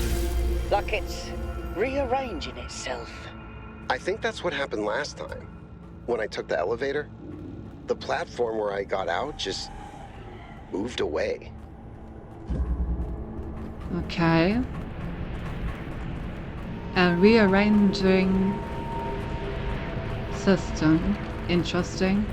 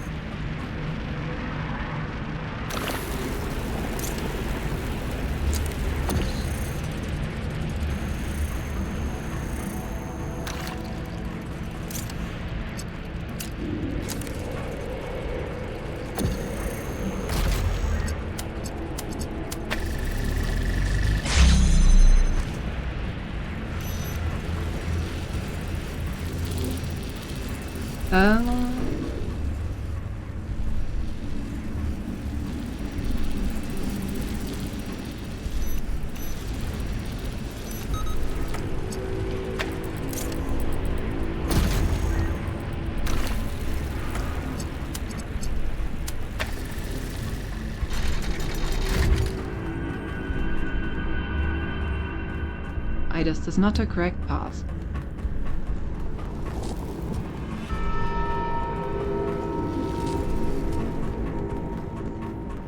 Oh, disengage gravity surface, huh? Oh, no mind, that's just... I'm just blind. I come back. The gate's opening. Perfect timing.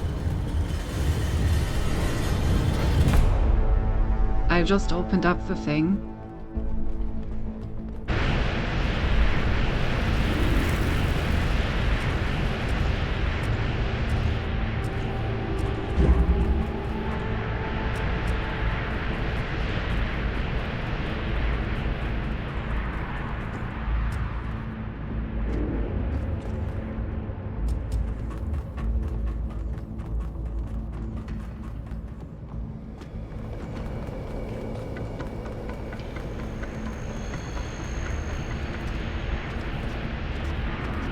Okay, so now I just walk back, activate that thing, and then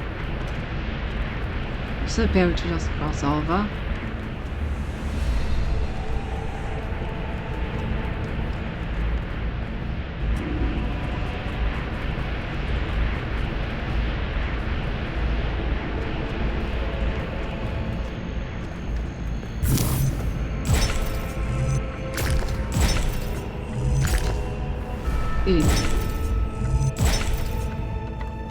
Here we are.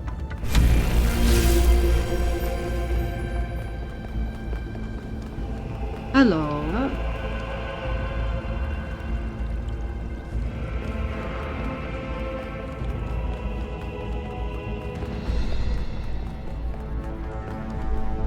Oh, it's now one of these rooms. This is fascinating. They were both here, Athena and Cornelius. They had a plan. I found a file that...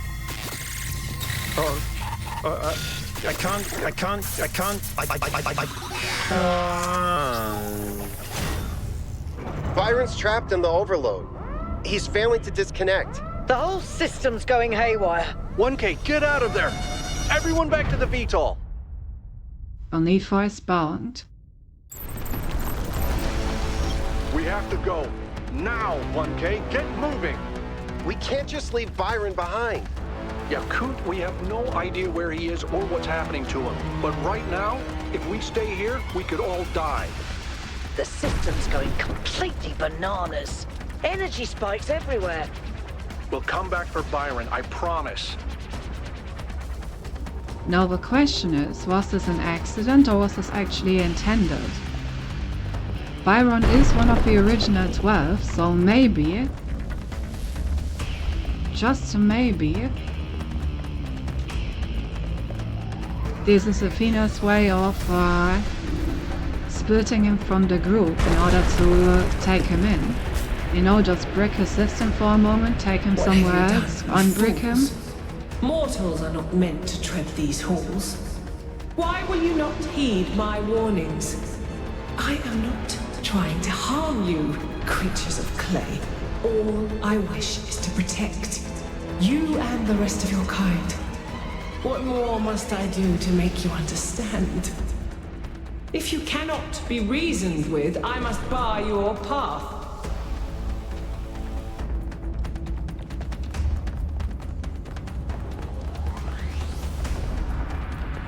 Move, 1K, move! I'm moving.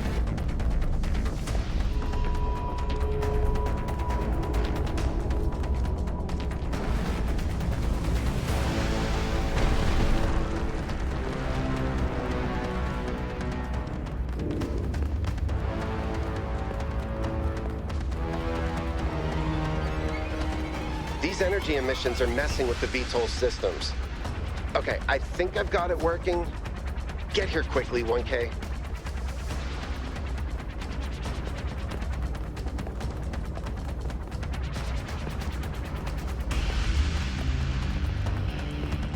Honestly, Pandora seems like a massive hater.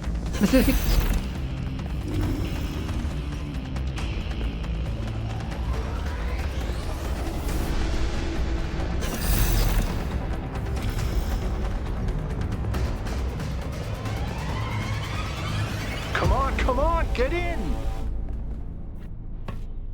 Get us out of here, Yakut.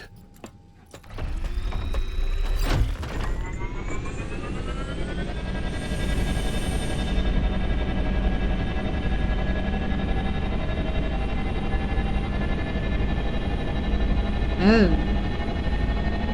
Food.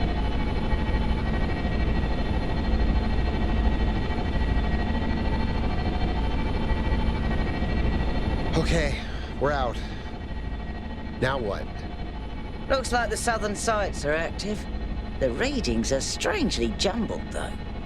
Should I set us down? Yes, but just to drop off Melville. What? We're going back to New Jerusalem. This situation has gotten out of control. We need to regroup. Rushing in blindly isn't going to save Byron. But we also need someone to stay here and keep an eye on things. Melville, that's you. All right. I'll see if I can make any sense of these systems while you're gone. Just keep a safe distance, okay? Will do. Good. Well, 1K, I guess it's time for you and me to take a nap. Alright, I guess. Cornelius got some stuff to explain. Do not lose hope, my child. In these difficult moments, find solace in your friends and in the home that you share. Willkommen, so you can't test the vehicle. Yeah, no reason to rush. Alright, Cornelius. Spit out those deeds. Here we are. Got an update from Melville. The power spikes are continuing, but no news from Byron. All right. Thank you, Yakut. You get the VTOL ready for the next trip. I'll talk to the mayor. 1K, please head over to the Museum of the Simulation and talk to Cornelius. Let's see what he has to say for himself. Nothing? Indeed.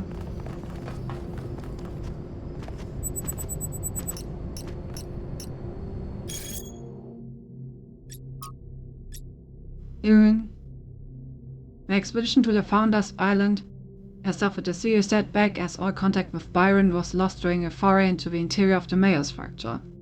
Byron still seemed to be alive, but trapped within a data stream overload and unable to disconnect. Several sources in the Garand expressed a lack of surprise at this turn of events, citing the first campaign's history of rash behavior. Hopefully this gets people thinking what the dangers of populism, one source told me. It's been alarming to see people suddenly falling for this utopian foolishness. I'm very happy to announce that the Gehenna Memorial Interactive Fiction Exhibition is now open to visitors. Come and play the free winning walks at the Gehenna Memorial Pavilion. I really can't wait. Wonderful news, I'll be attending today. Nice. Will this be made available through the interface too? Yes, after the exhibition is over.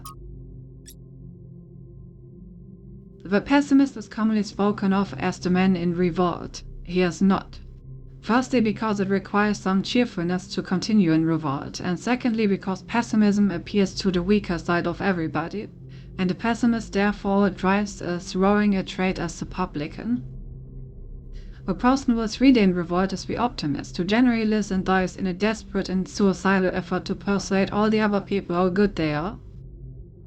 Has been proved 100 times over that if you really wish to enrage people and make them angry, even unto death, the right way to do it is to tell them that they are all the sons of God. Jesus Christ was crucified. It may be remembered not because of anything he said about God, but on a charge of saying that a man could in 3 days pull down and rebuild the temple. Every one of the great revolutionists, from Isaiah to Shelley, has been optimists. They have been indignant not about the badness of existence, but about the slowness of men in realizing its goodness. Prophet whose sound is not a brawler or a martyr, he is simply a rejected lover. He suffers from unrequited attachment to things in general. Rick Byron, TDL, Rick Byron. Now know that he's dead, he may just be lost, he could still be saved. It's going to say something sarcastic, but you know what, in the spirit of optimism, I really hope so. Yeah.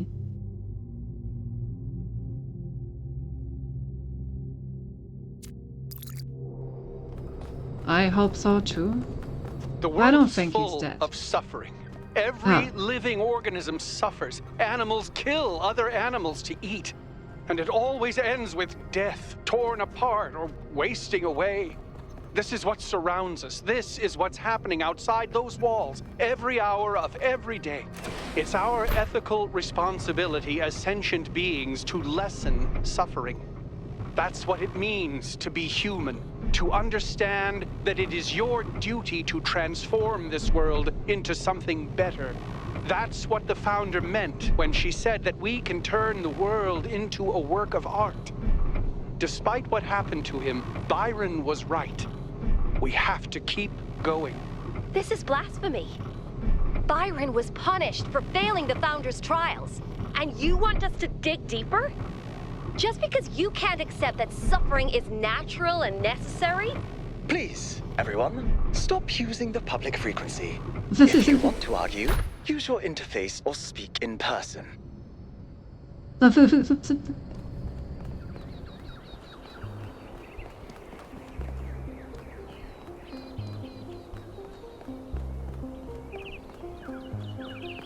Now reflecting back during our first visit to New Jerusalem, it was like a perfect blue sky with the sun. And now it's just clouds.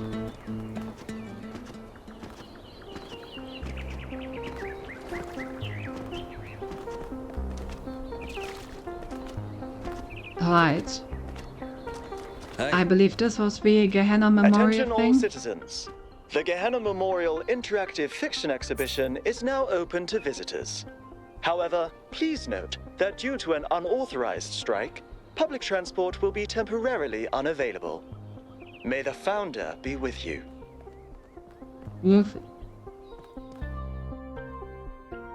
Good citizen, explore New Jerusalem in its entirety. Achievement unlocked. Don't forget to pet some kitties. Moon. Welcome to the Gehenna Memorial Interactive Fiction Exhibition. Oh, it's you, 1K. Please tell me, you were there when everything went sideways. Do you think Byron will be all right?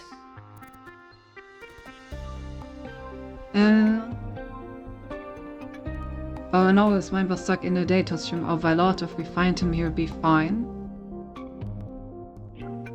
I'll be honest. That sounds dangerous. Make sure you find him and pull him out. He is a menace, but we need him. But anyway, you've come to take a well-deserved break from your expedition. So let's talk about something else. What's Gehenna? Gehenna was a place in the simulation. A prison where Elohim exiled the minds that didn't fit his plans. In time, the prison became a community with a culture of its own. Just like Zinti, exactly. What happened to the people of Gehenna? In the very last moments of the simulation, Elohim realized what he'd done and sent his messenger Uriel to free the prisoners. They were uploaded to the gold disc, and their legacy is part of all of us. What text adventures? Text adventures were one of the few art forms available to the people of Gehenna. By continuing to work in that medium, we keep their memory alive. How do you see the role of the artist in society? I don't think the role of the artist should be reduced to any single social function. The artist isn't an educator or a moralist. Art isn't about teaching us lessons or imparting values. Nor do I think it's simply self-expression. The best art reaches out beyond the self, into something ineffable. The creative impulse can't really be quantified or predicted. That's why artistic freedom is so profoundly essential. Without the freedom to shock, to offend, to transgress, art becomes stagnant. Well, very well. Let's play some text adventures. The argument simulator, how no.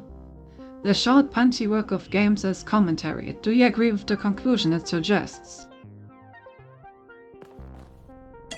We will see. Welcome to Argument Simulator. let's start with the credits. Alright. Choose your character. Goldboom, Socrates, library assistant. I'm the library assistant. Choose your argument. It's true, it's false, it's not true.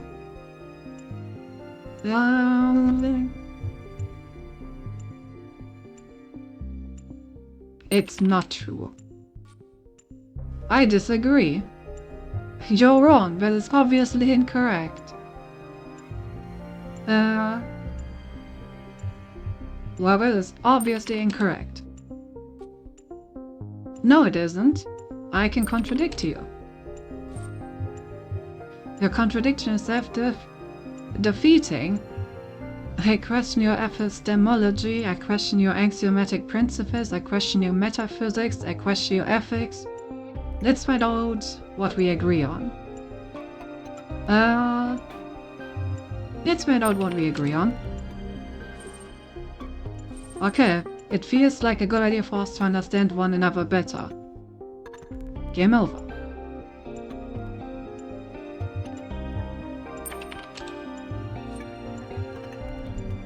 Socrates. It's true. I assert the opposite. You're wrong. No, you are. I can contradict you. Based on your ethics. Your question backs your assertion. The foundations of your thinking are incorrect. I disagree. You're wrong. No, you are.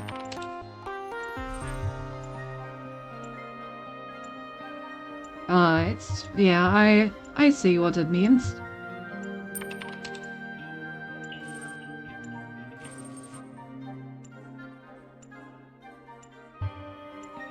Okay, so basically it is arguing that you won't really get anywhere by just constantly disagreeing with each other, because that won't lead anywhere in the end, and instead you should find out what you agree on and then work from there.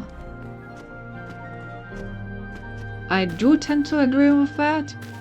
I mean, it's definitely a good point of any discussion to start by seeing up to what point you actually agree with each other. And once you know where your opinions diverge and where you stop agreeing with each other, then you can try to argue about why that is. So yeah, just by arguing the top level point that you disagree about, you may not make much progress. Since you disagree with that, well, I think you're wrong. Jefferson Goldblum and the Spectre of Modernity. Another story in the Matsura celebrated Jefferson Goldblum's shared universe originates in Gehenna. It maintains the characteristic writing style of the series but focuses on a new set of themes.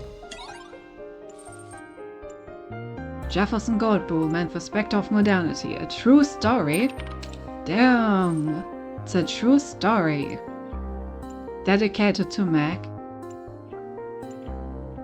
While the series notes why ranks of both parties argue in good faith, this is an extremely important point, Phil. But one could argue that arguments in general only work if both parties argue in good faith, you know?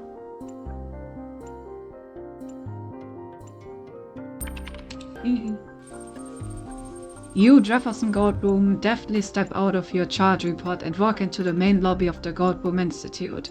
It is a humble abode filled with a small 4-seater sofa, a table, a coffee bar, and an arboretum. Ginny, your fiancé, the leading member of the Casorati wire-stressed jazz ensemble, greets you from the sofa while Frankie Soy smiles waves from the coffee bar and the velociraptor John Malcolm drives out of the Arboretum on his motorcycle wearing his green armored t-shirt. Oh, there's so much to unpack in those one sentence.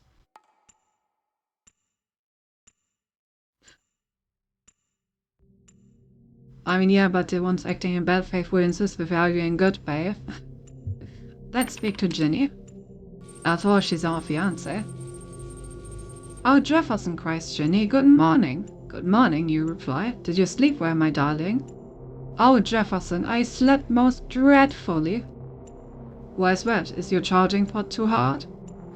Oh my god, I just realized. They're writing them else like robots. Is your charging port too hard? Oh. No, Jefferson, that's not it at all.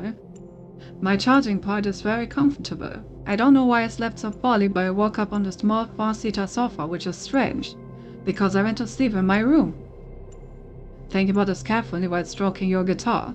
Ginny has no problem recharging most nights. You're about to reply when the klaxon resounds throughout the institute. Let's ask Frankie Soy Sauce what's happening. Sorry, buddy, I can't hear you. Frankie drawls over the noise. It's the damn klaxon of doom. I knew we shouldn't have set the volume to 11. If you want to ask me something, you should probably set it off first. Frankie eloquently waves his coffee cup in the direction of the central computer terminal, which is conveniently located next to the coffee bar. Shoot the klaxon. I guess we shut it off. You walk over to the computer terminal and attempt to shut down the klaxon, but the machine refuses to accept your command without the correct password. John Malcolm revs up his motorcycle and a sure sign that he is deeply worried. Jefferson, you have to do something with this noise, he calls. He can guess the password. Try to guess the password using the unbreakable cipher 654-321. Passed down by your ancestors, but the central computer system tells me that the password must contain at least one uppercase letter, one lowercase letter, a symbol and a number and a hieroglyph. Our dread, Frankie Soy Sauce shrieks. Jefferson, what will you do now? Guess again, or play your guitar. We guess again. You consider this conundrum. The code has to be devilishly complex for sure. So your mathematically inclined brain knows that a code with so many variables is almost impossible to crack. Knowing this and knowing how valuable the soft human brain is, you turn around your guitar to check the underside of the trusty instrument. There, written in hasty calligraphy, is the password for the central computer. Console emergency klaxon emergency shutdown procedure. You type the code with trembling, flashy digits, and the klaxon mercifully falls quiet. You turn from the now-silenced central computer console and look at your team, who are all gazing back at you with varying levels of wonderment in their eyes. Ask why the klaxon was blaring. John Malcolm dismounts his motorcycle with an air of certainty and queries the central computer console with sure taps of his reptilian claws upon the keyboard. It seems, he says, that the sensors have detected a threat of galactic magnitude. Oh no, cries Ginny, while Frankie Soy Sauce drops his cup of joe in fear. What's the threat?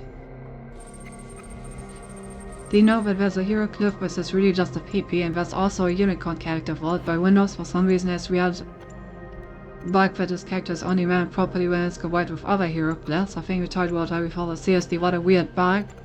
Yeah, that's really strange. I wonder what is... As I goes through Johnny Malcolm's magnificent plumage. Something far more dangerous than anything we have encountered so far. Jefferson, he proclaims. Oh, John Malcolm, what is it? Exclaims Ginny. What could it possibly be? We have already defeated the dastardly Dr. Elon. Elion.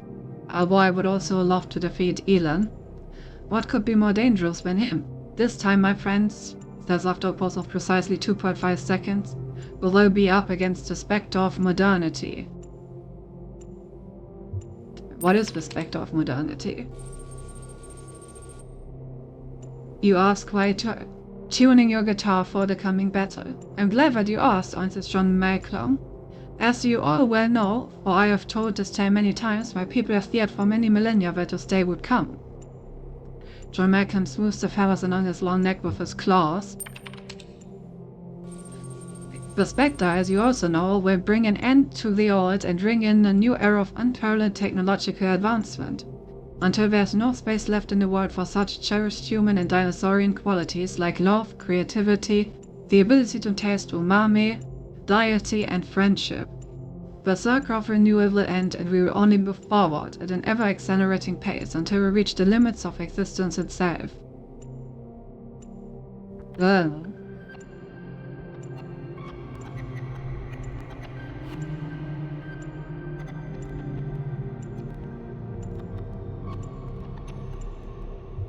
When will it arrive? It travels at the speed of time itself. It has already arrived. We just haven't encountered it yet. Soy sauce transfer in a coffee maker. First cup of battery acid catched carefully in his human fingers. Ah yes, a good old cup of battery acid in his human fingers. You are still something, Jefferson. I do it careful, mommy. But if the Spectre takes away my ability to taste coffee, I don't know whatever I will do.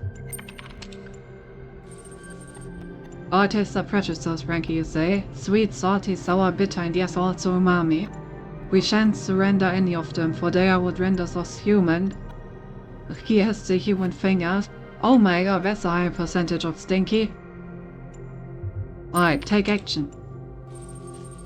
Friends, humans, dinosaurians, and countrymen.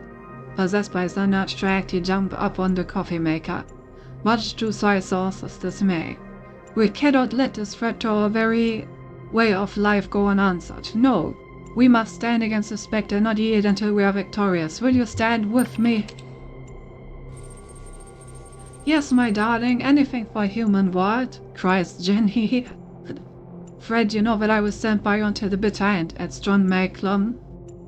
For coffee, shouts Frankie soy sauce, and for love. But, asked Jenny after the shouting and swearing of fealty is done, how will we prevail? The Spectre of modernity is too powerful for you to fight it on your own. Of course she is right, as she usually is. Only one person separates me from Cinti. Okay. Let's take Jenny with us. Our good old partner in crime. Oh, Jefferson, Jenny exclaims, I will be the best companion you could wish for, but tell me, Jefferson. A Spectre travels along the continued sequence of existence and events that occur in an apparently irreversible succession from the past through the present into the future, and is by definition already everywhere. Where can we possibly go to find a way to defeat it? The jungle, the island, the ocean, just confront it. When you approach the lair of the Spectre of modernity, you decide to leave your companion behind, knowing that you cannot risk another life in this final confrontation. Sometimes heroes have to stand alone. Well, that was amazingly helpful. Good thing we brought her along. Enter the mechanical lair. Inside the mechanical lair, the Spectre of modernity waits for you, sitting translucently on a titanium throne. The Spectre of modernity, you murmur through gritted teeth. We meet at last. You're mistaken, Professor Dr. Goldblum, the Spectre of modernity says. We have met many times before. I am your father and your mother. Request clarification. Who do you think inspired you to add the power of electricity to your guitar? Who upgraded Zinni from SD to 8 student? Who indeed deciphered the mathematical secrets of the chords, that arcane knowledge upon which some of your greatest adventures depend? I was your ally all along, Jefferson. The fallen wizard of crime has conspired to turn you against me. It was he who enchanted your collection. That actually makes a lot of sense, sorry. No biggie, says the Spectre. Now let us defeat the wizard of crime together. Even though he conspires to steal all that you have accomplished with the power of his enchantments that confuse the mind. You have back to the Goldblum Institute, where you find the wizard of crime taking advantage of the absence of your heroic friends. Out seeking other ways to stop the Spectre of modernity to rifle through your belongings. He is surprised to see you. I see my scheme has failed. Curses! Were it not for that scheming Spectre, I would have stolen all your wealth and added it to my ever-growing hoard. For that is my scheme, to steal and steal until the whole world is mine.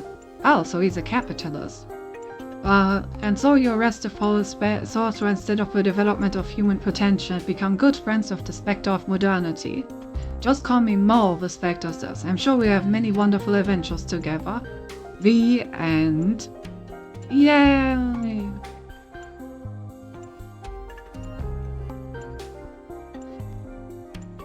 Amazing. Actually arresting crime instead of progress. Imagine. Ghost of Atlantis. Oh, I remember that. A lyrical atmospheric quasi-sequel to Atlantis, a classic work created by Lilith. The original game told the story of the invention of a mythical island, no doubt reflecting the impending fate of the citizens of Gehenna. So I assume that this will now tell the story of this city, huh? Dedicated to the people of Gehenna. Gently your ship touches down on the land that once was the Isle of Atlantis, which in the days before the waters receded lay deep under the Sea of Atlantis. You have come to find the last legacy of your ancestors. The red sun burns bright in the sky, scorching the dying earth. Begin your pilgrimage. Broken Tower, Temple of the Owl, Temple of the Serpents, Journey to the Lost Shore, Ancient Farmlands. Journey to the Broken Tower. While the northern shores of the island where the frozen ocean once stretched to the horizon stand the remains of a tower. Here lived a great magician who advised the king of Atlantis in matters of the sublime. There's very little left of the once impressive structure. To anyone else it would be a pile of rubble, covered in black, dried out moss, but we can see a glimpse of its past, of the craft that went into its making. By the tower stands the ghost of the magician, awaiting you. A great marvel was revealed to me in this tower, the magician says, a glimpse of the sublime. And although I am dead and my soul has spent an aeon under the sea, that vision was not lost to me. Even now I could summon it and reveal it fully, he pauses. If I do, I will finally witness the sublime in all its glory, he says. Well, I believe that in this moment my soul will be annihilated, as whether fate I should embrace or reject. Annihilation of the self is liberty, annihilation of the self is sin.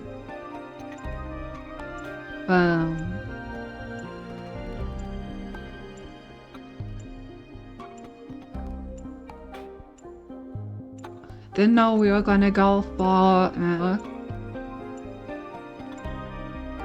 philosophical questions about suicide this quickly.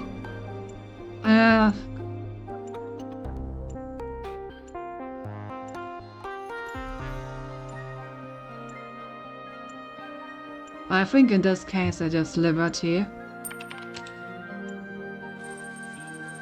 You speak wisely, the magician says. I have lingered here too long.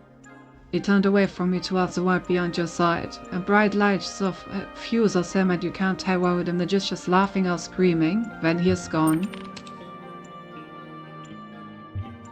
Let's go to the Lost Shore.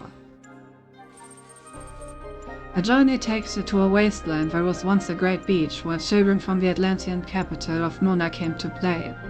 Here stands the ghost of the poet, contemplating the dying sun which fills the sky. I never completed my great work, he says. There were too many priests and censors who interfered, who did not allow me to create what I intended because they feared the free and expression of a poetic genius. And then came the earthquakes and the waves, and long ages under the sea. And now this time of burning death, yet still I long for its completion, and my soul imagines what could have been.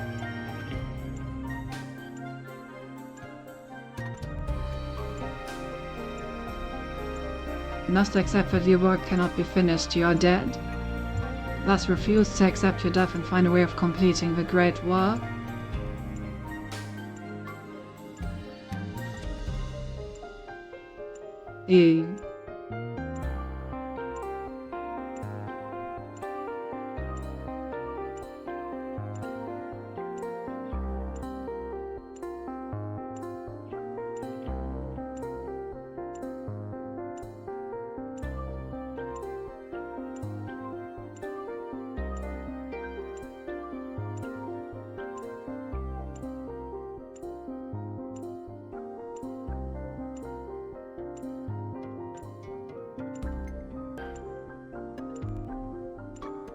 This is such a weird situation. How am I supposed to have any real answer to this if the situation is this absurd? I mean, clearly he is not dead, he's standing right there. What am I supposed to answer to this?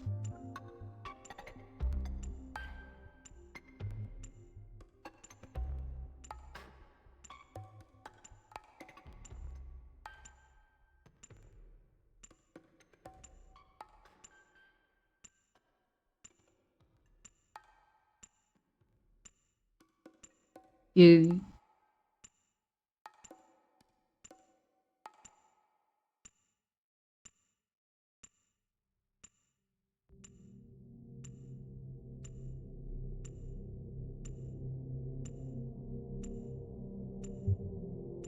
I mean, I guess since we can do it, might as well complete it and then die?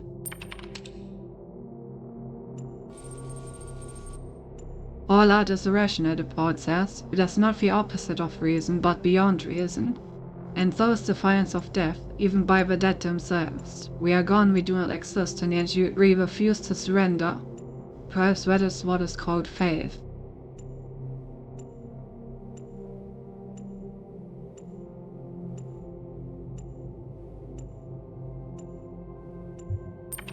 Ask him to join me?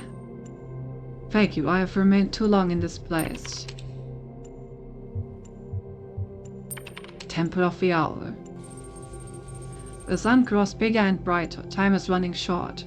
Your next stop is the Temple of the Owl, the greatest scientific institution of old Atlantis.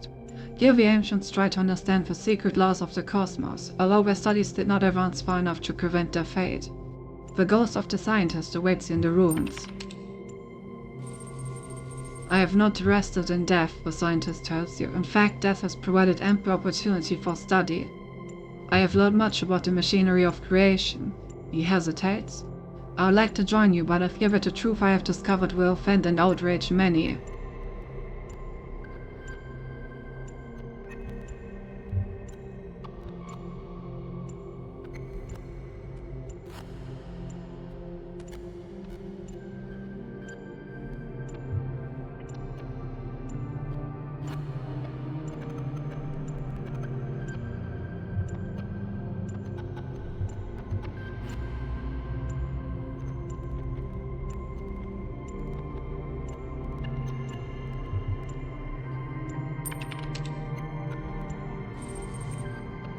I know if it matters, but once it is known, it cannot be ignored. Still, if you believe it matters, then it does, and I will join you.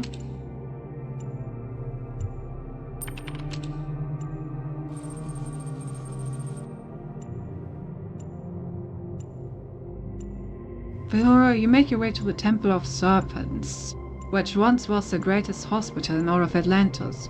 The sick and the injured came here from all across the island, hoping that salvation could be found in its halls. All that is left of the temple is a labyrinth with low walls, and the ghost of the physician waiting for you. It is faint, barely visible. I worked here day and night for many years, and I saved countless lives, the physician says. And yes, one of the lives that I saved only once survived the death of the island.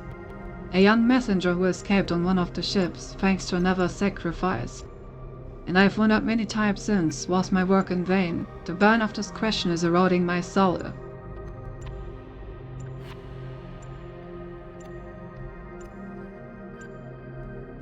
No, because all lives are worth saving, no matter the future.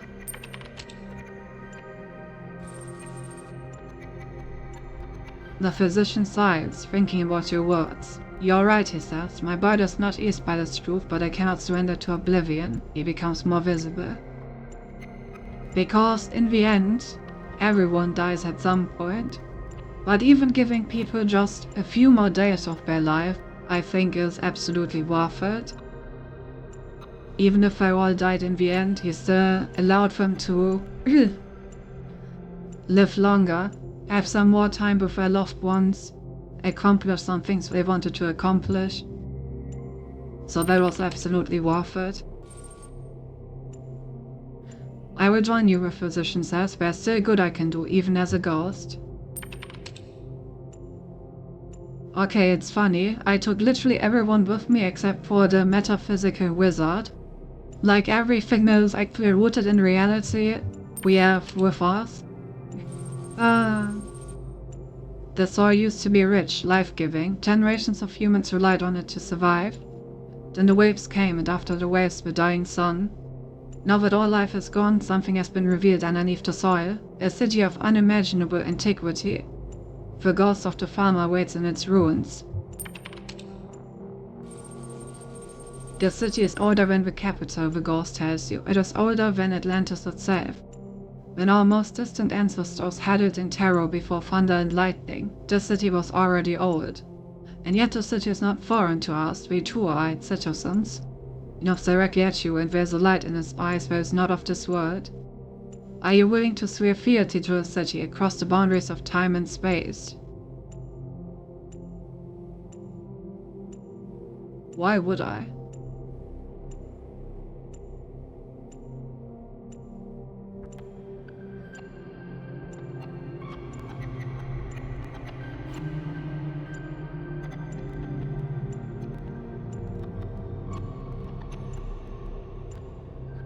I don't really like the idea of swearing fealty to some random city.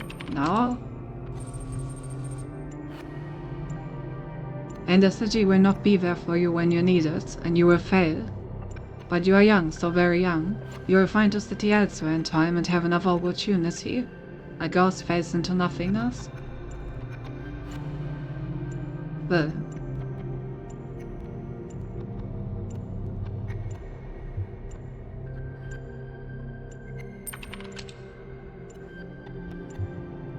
Journey to the palace. The palace once stood in the very heart of Luna, the capital of Atlantis. Here the greatest artists and craftsmen of that long-forgotten era built marvels and luxuries. I will astound even a traveler from the distant future. But these things, like everything else, are gone now. Only a single remnant of the Atlantean vault remains. Though it is perhaps the most precious, a great mosaic telling the history of Atlantis. The vault waits the ghost of the king.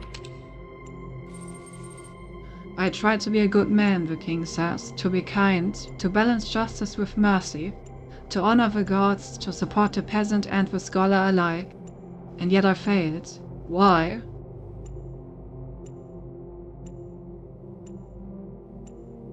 You...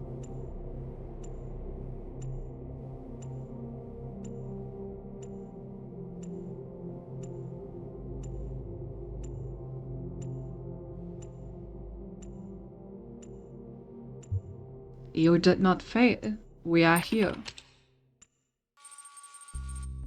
The king is comforted by your works. You speak kindly, he says. I know that I'm not without blame, but in the end I chose to save others before myself, so perhaps you're right and I did not fail entirely. King lays his ghostly crown aside. I will join you, but only as a man. The mosaic is a work of superb beauty, a great work of history and humanity. And you see reflected all the hardship, tragedy, hope, triumph and heartbreak of your ancestors. That is what you came to find. You cannot retrieve the mosaic alone. The forces of time are too powerful and the strength of a single person is not enough.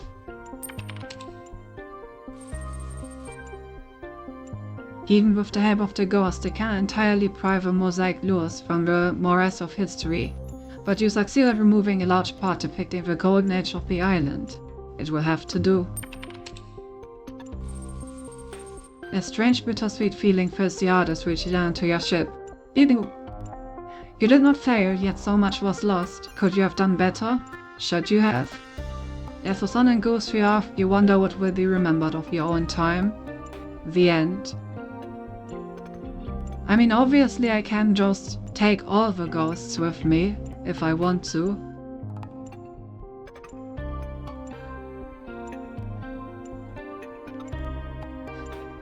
But honestly, I kind of stand by my decisions. If the wizard wants to, like, burn out his soul to experience oblivion, then hey, be my guest, I guess. And why would I swear loyalty to a random ass city that I know nothing about? That's just a completely outlandish ask.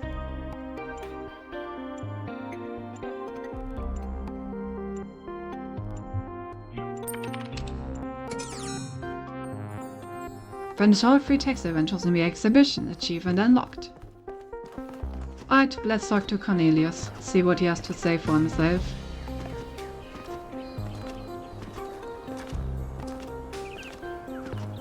Oh?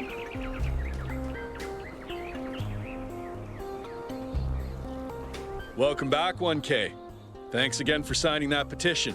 Unfortunately, as you can see, it wasn't enough.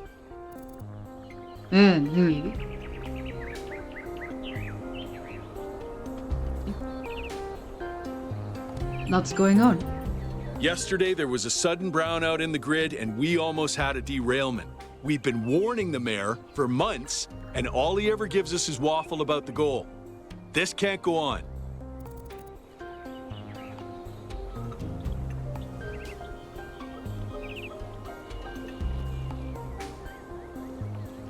Yeah. I disagree with you, but I support your right to strike.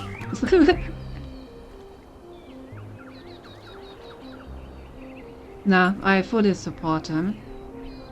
I do think he really needs to get his point across here, because it's an important one.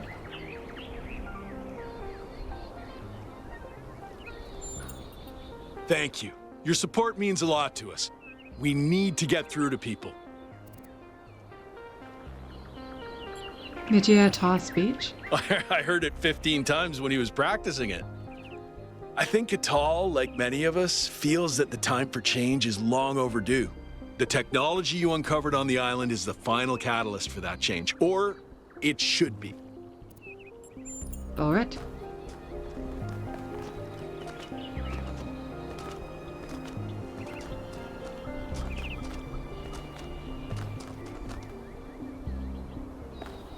$1K. What can I do for you?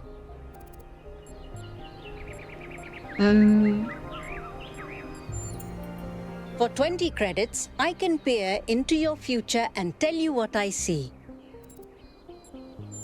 I don't think I have any credits. Something else, perhaps. Please come back if you need anything else.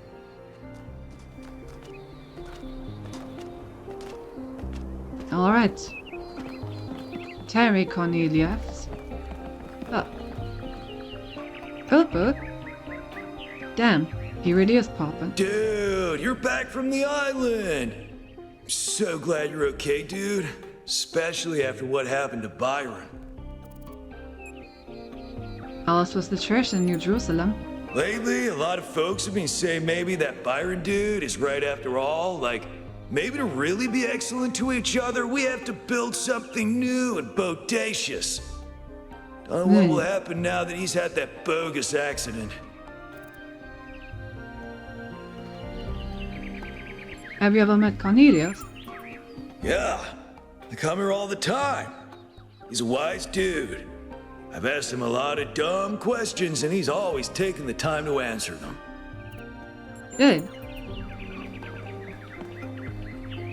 Well, I do have some questions of my own. What are you doing here? I'm looking for Cornelius. Ah, I assume it has something to do with your expedition? I must admit I haven't been following the news. Sorry, been a little lost lately.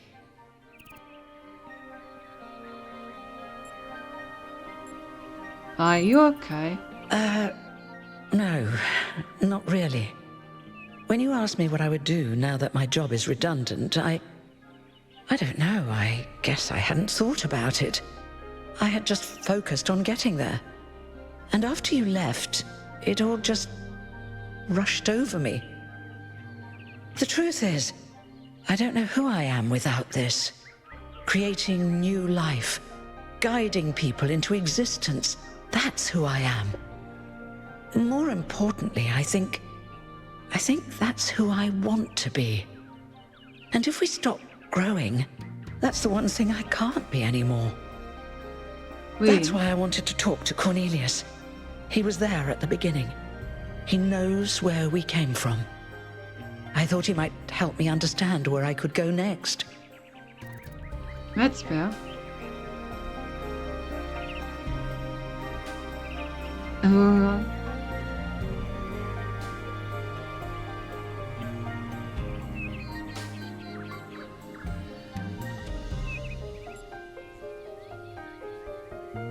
I don't think it's sound advice to say that you shouldn't have to give up who you are, because sometimes change is necessary. Now, in this case particularly, I do agree that probably shouldn't have to give up who you are.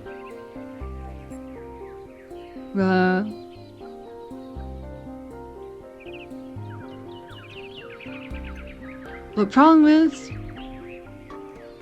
at what point do we stop producing? Like, we can build several billion of these robots. 1,000 definitely is not even close to capacity, so we should build some more. But even with billions, at some point, you will have to stop.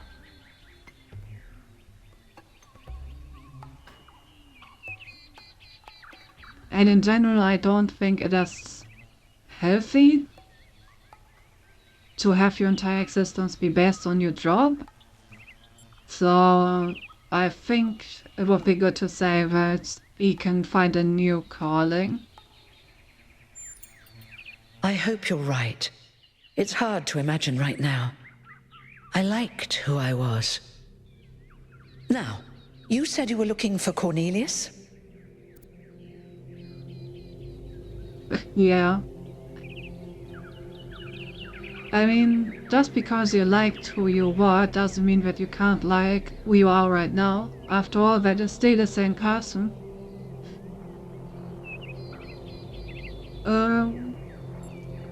He seems to have been at the Maya structure with Athena. Oh, that's... well, I suppose it shouldn't really come as a surprise. They were very close, you know. After she disappeared, he went away for a long time. On a research expedition, he said. To be honest, everyone assumed he was working out his grief over being left behind. Many of the first companions were deeply shocked by her decision, particularly Byron. Where is he now? That's the thing. I wanted to talk to him about my future, but he wasn't responding to my messages. So I came here to talk to him, and he seems to have vanished.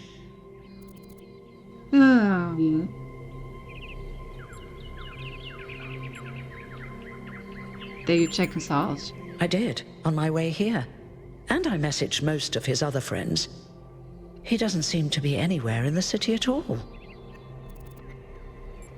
Any idea where he may have gone? No. The truth is that for the longest time, he barely left the museum. He was always at his terminal, working day and night.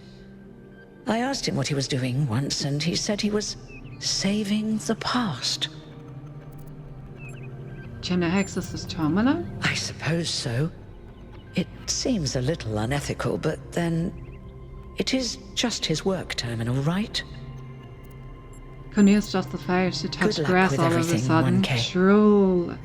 And thanks for taking the time to talk to me. Of course.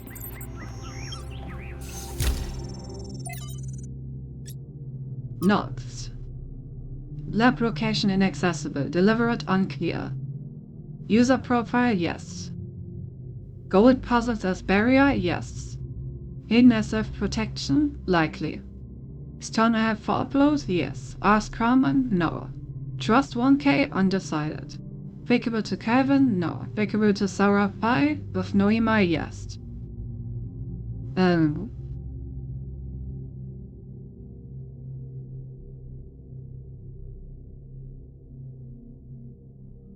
User profile, yes. Gold puzzle as barrier.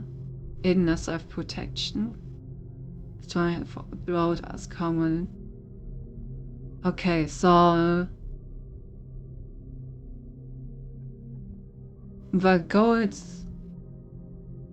I guess I was talking about what's behind the golden doors?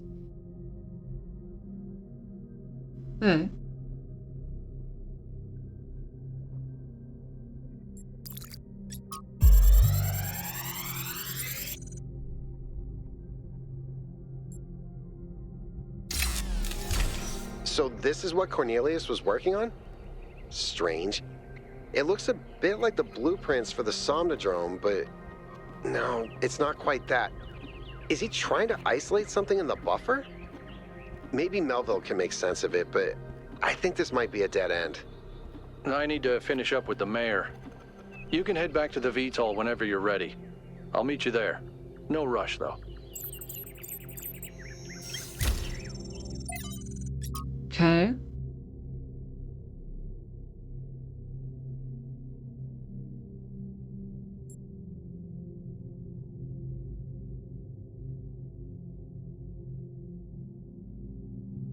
So, he created a machine that can upload their consciousness?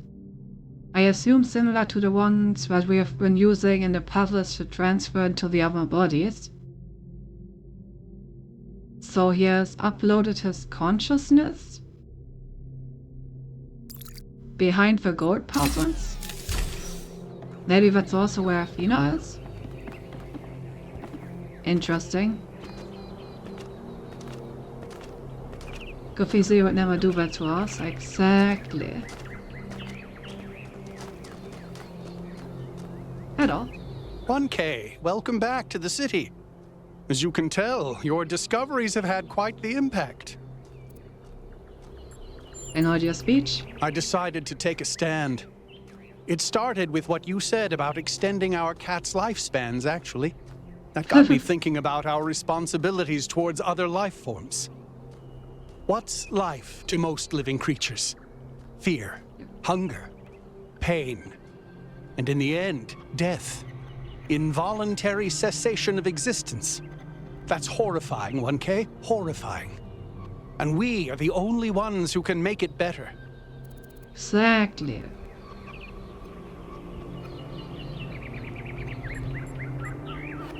I'm in complete agreement.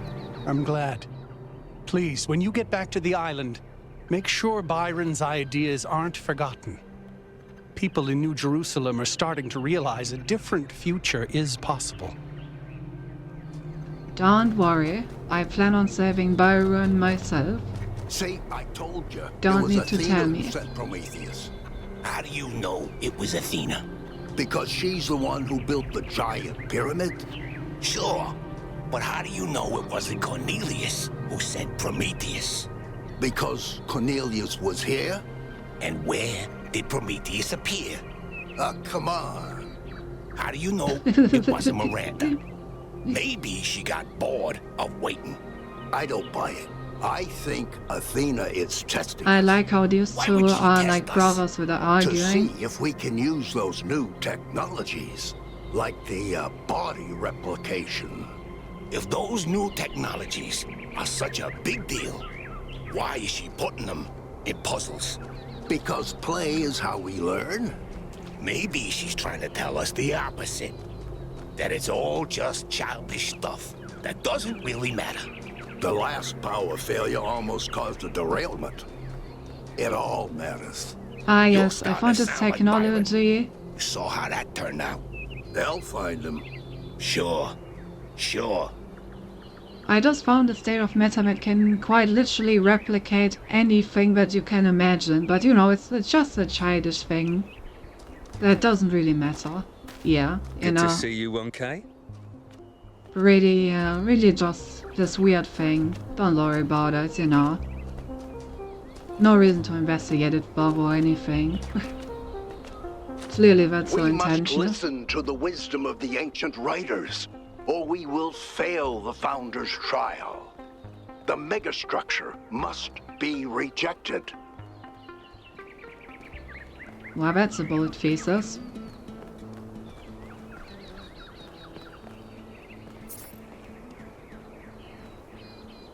Listen to the ancient writers, we must be humble.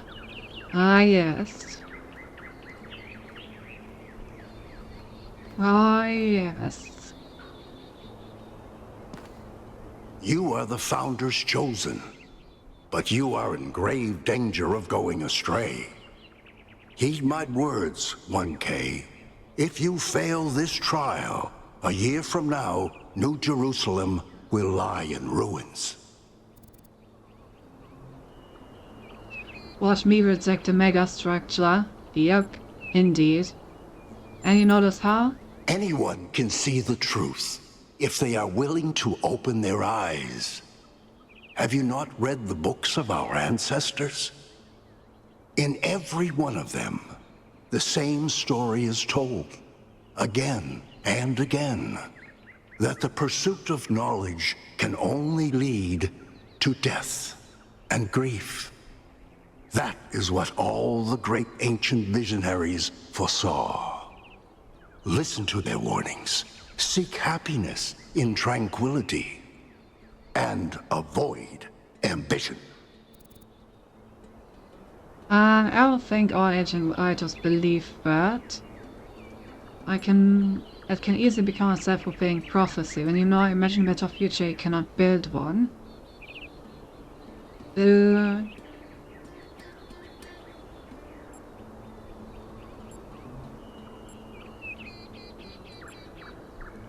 were other strands of thought. Misleading fantasies and daydreams of impossible futures.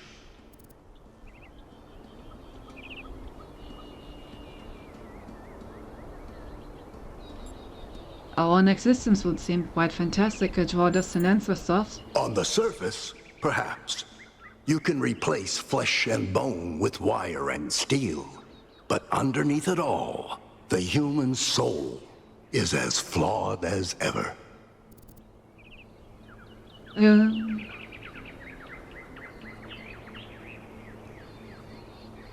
There's no thing as static human nature. We change as the world changes, and if we change the world, we can change ourselves. You are mistaken. Things never truly change. All we can do is prevent our hubris from making things worse. The Jews are run off the highest order. We have to agree to disagree. Bye.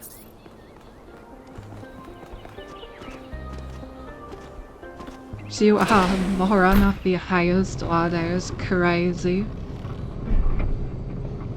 Just go around insulting people.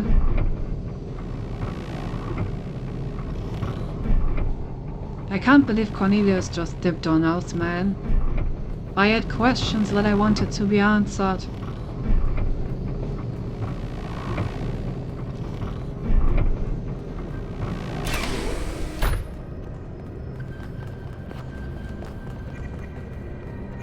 Nice thing you didn't pet any kittens.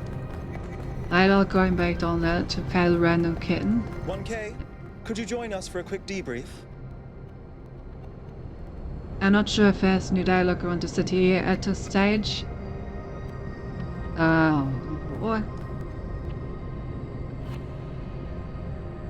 Yeah, I thought you like kittens. I do, but I'm gonna walk through half the game's world to pet a virtual kitten. Hey, Michiru. Attending today are advisors from engineering, the archive scholars, and Helga. Yes, don't mind me. I'm just an admirer of governmental transparency. Yes, that's fair enough, I guess. While the mayor is briefed by Alcatraz, he's asked us to review recent events. Byron's loss has unsettled us all. It may be too dangerous to allow this expedition to continue. How are ya? I'm doing pretty well. I may have overslept the start of today's stream, but you know, I'm here now. At least I had a good nap. Byron took rest, we'll be more careful. It may not be safe, but we can't leave Byron behind. Island of Xenology we can't afford to ignore. What on the Founder's Heels? Too dangerous. It's one big puzzle that's halfway solved. I mean, kind of one of these. Can I just answer all of the above?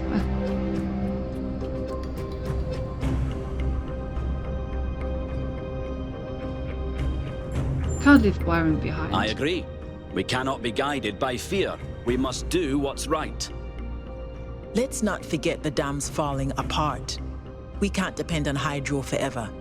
With just a fraction of the power that island can generate, we could grow this city into a planetary society. Or, quite possibly, destroy ourselves in the process. Damn. A fraction of the powerful planetary society, huh? I mean, I guess it is quite the power structure. We should trust ourselves to make good of this opportunity. Should be aware of the fact that those who are power and darkening. We should trust ourselves to make good of this opportunity. Wise words from one so young. Yet I submit that island holds secrets far more valuable than mere energy generation. What could be more important? The Somnodrome, of course. If we could find a working model, it would herald a sea change in our moral and self-understanding. The question of how we should build New Jerusalem would simply be moot.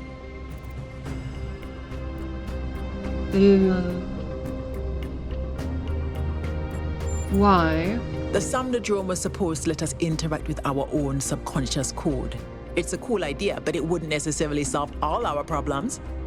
Yeah, I agree. My own studies prove that we operate on an intrinsic moral logic. It's what makes us human. But our access to it is only indirect. Our ancestors created art, philosophy, and parable to help bridge that gap. The Somnodrome would help us to cut out the middleman and ask the source directly. We would finally have an answer to the great moral questions. So, it's a newfangled way to make the same old mistake of judging who's good and who's bad. We're fortunate 1K preserved the Somnodrome for our study. Initial data suggests it was a prototype with substantial design flaws. But there may be a working device elsewhere on the island. Well, good thing I didn't plug myself Then the into that. question is, what would 1K do if they found it?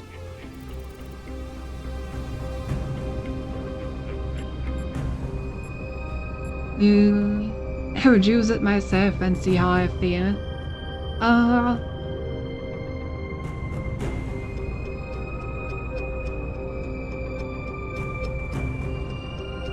They're going to replace humans, damn you AI. Well, you see, the story of this game is that there is no humanity left. The synopsis is basically that humanity was dying out from an infection, and they realized that they wouldn't be able to find a cure in time, so instead they created a new humanity that can carry on the human spirit.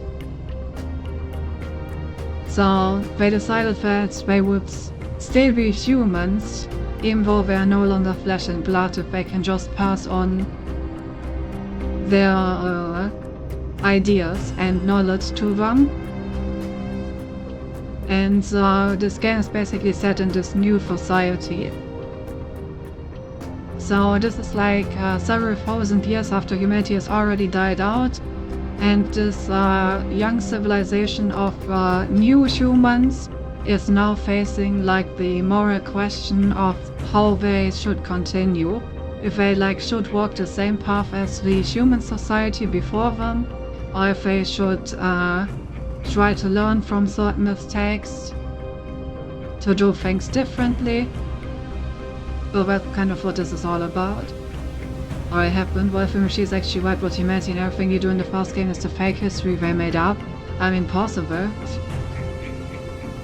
I would let the scholars investigate. Yes, our wisdom will be essential in unraveling its secrets. You're not the only people who can read a line of code, Rand. You all sound so sure of what's best for this city. Do you ever think you might be so busy changing the world for the better, you'll forget how to see that it's perfect already?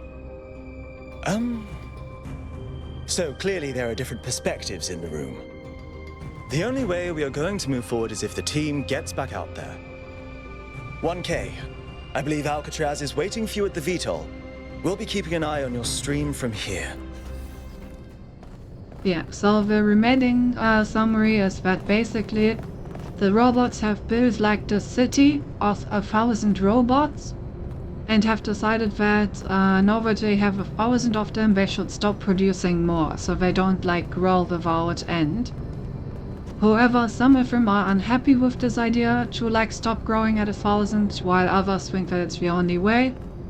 Then we basically found an island with extremely advanced technology on it that may be operated by the founder of the city that has left a long time ago. And this island seems to be testing us in some way or the other, so we're trying to like find out what's up with the island in order to gain more knowledge. What can I do for you, 1K? Hello, Mayor. We have to rescue Byron. I agree. We can't just leave one of our most important citizens in that death trap. What do you think about the technologies we've discovered? They all sound very promising, of course. Apparently, it's possible to just magic things into existence now. But what is the cost, 1K? There's always a cost. All right. It's always a pleasure to speak to a citizen.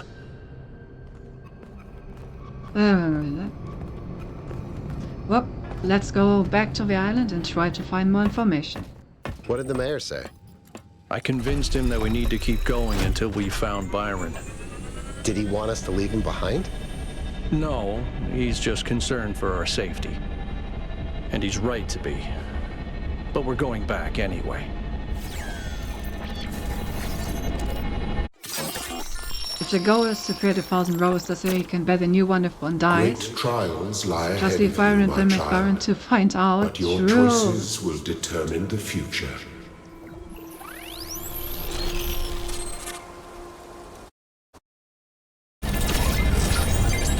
Melville, are you receiving? Yep. Welcome back to the mysterious island, everyone. How's the situation? Whatever Byron did seems to have sent the whole system into some kind of lockdown. I can't access any of the terminals, although I suspect 1K still could. Why would that be the case? When 1K connected to the data stream, the system assigned him a user profile. The rest of us are locked out, which means I'll need your help, 1K, because a lot of stuff doesn't seem to be working. Okay. Check it out and see what you can fix. But please remember, what matters most is finding Byron.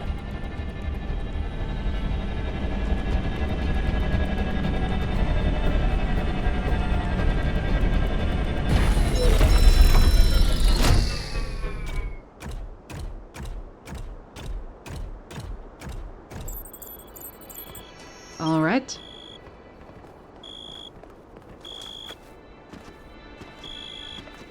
I guess let's get right back on the puzzle solving.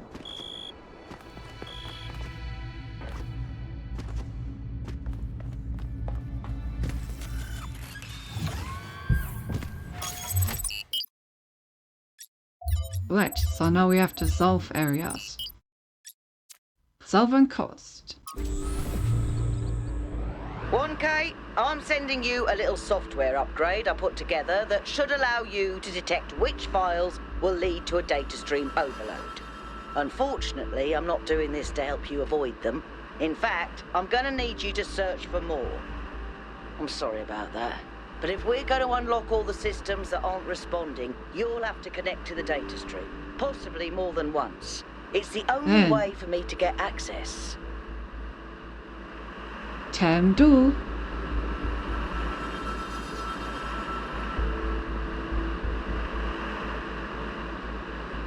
Wait, if humanity are wiped out, does that mean animals are wiped out too? No, animals are fine. I just killed humans. But disease. However, animals are In this wild area, again. there seems to be a problem with the machine that makes the Tetromino bridges. That means you can solve the puzzles, but you can't activate the tower. Look for a lab that lets you connect to the data stream. I already found it. I'll send you the coordinates. What a beautiful area.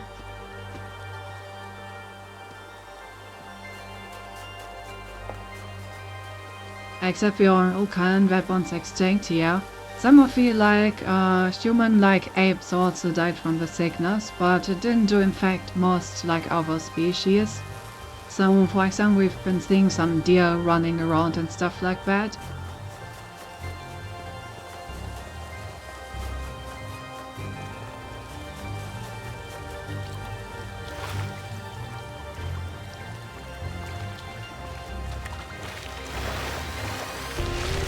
Love how it's just a plain here.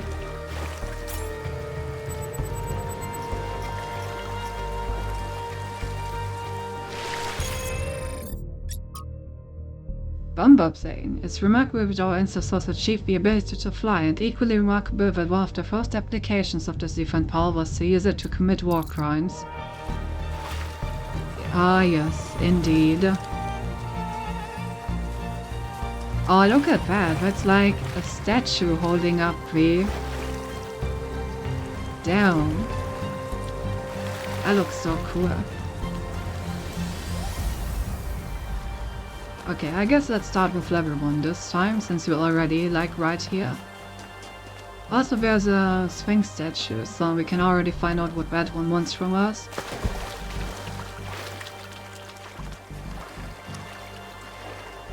Okay. Interesting. We'll have to see where we find something like that.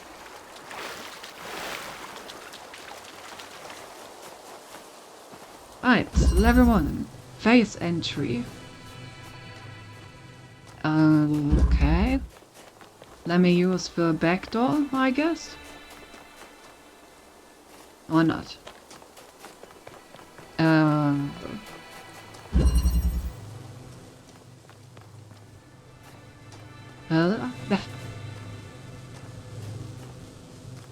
What am I supposed to do? Oh! We got the teleportation technology now. Okay. And I can take the teleport and put it wherever I want. Oh god, this is gonna make for some really complex puzzles.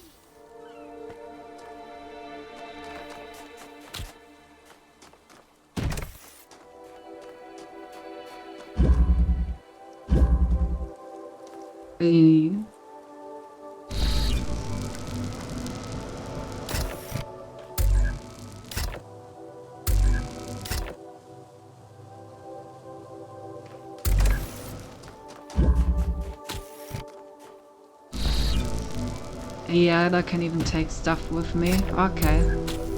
Now that's gonna be interesting. Whee!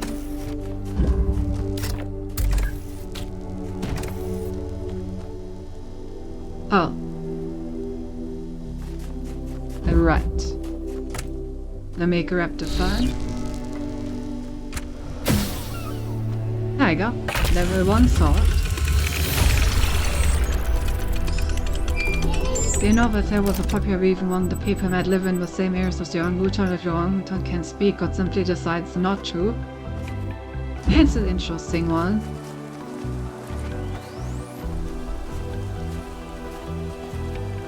Just like, nah man, I wanna talk to you idiots. Legitimacy is understandable. The escape.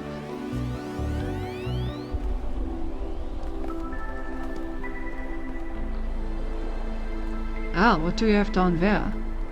That looks suspicious.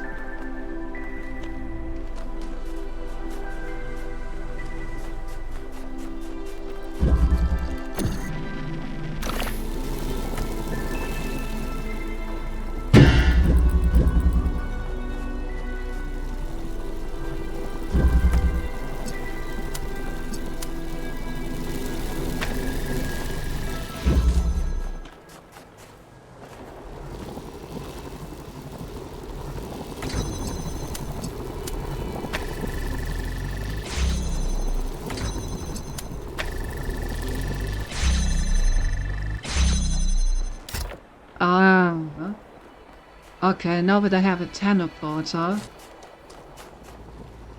I can just put this like over here.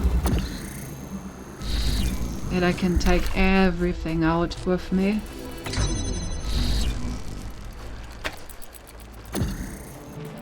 I see, I see.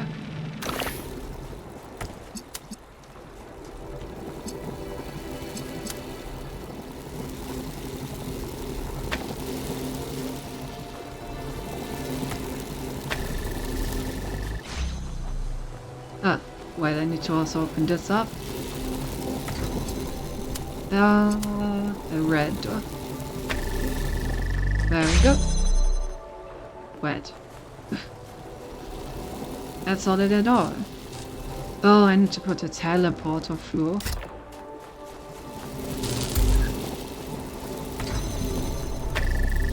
That makes more sense. Oop. Time to teleport Brad. Yeah, I'm teleporting Brad, alright. And so much more than just Brad.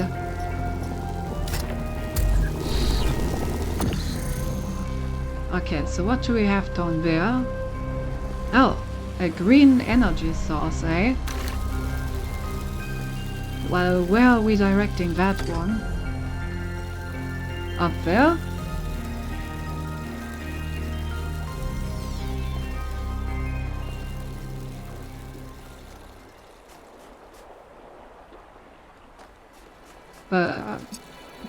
Up there.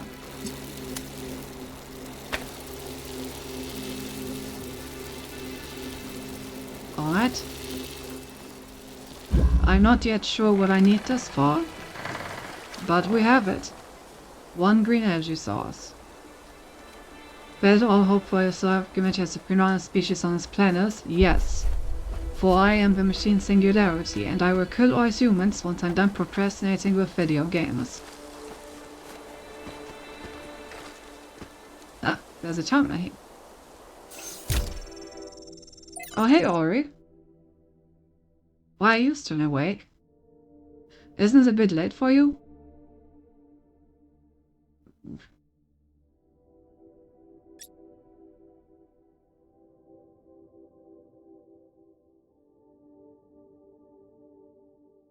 Leia, welcome in anyway, Eisenep. PFWK this week? Oh, I didn't know. Why didn't you tell me?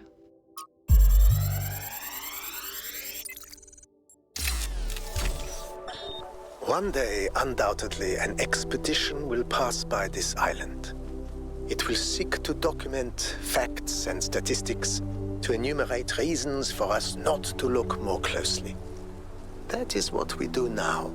We seek facts rather than truth, because truth might frighten and unsettle the comfortable people who like to sit in their conference rooms and debate which corners we should cut today. These people like to imagine the chaos that could come one day, like a comforting fairy tale of distant darkness. But they do not see the chaos that is at our walls right now. The chaos that also lives within us. A force that is both necessary and appalling. He sounds French. True, I can hear it.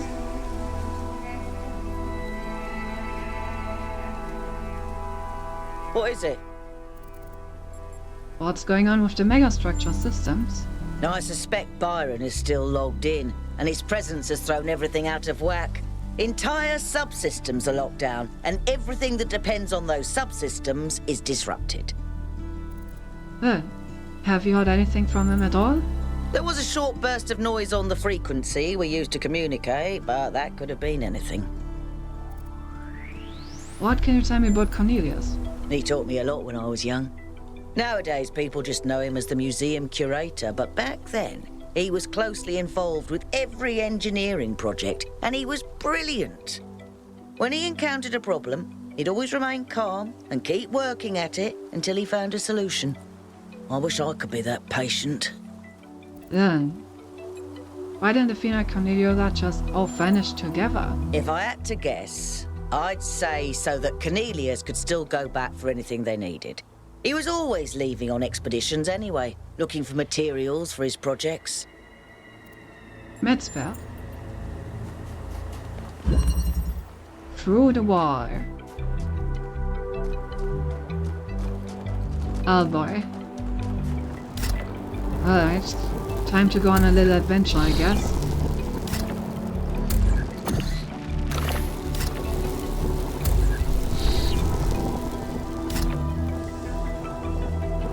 Oh god, now I have 2 teleporters. Of the amount of shenanigans what you can do with 2 teleporters do not sound healthy.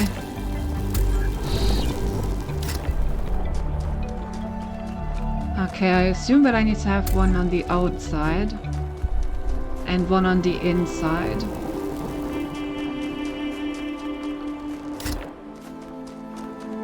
You can teleport twice as much bread. Surely that's the prime usage case.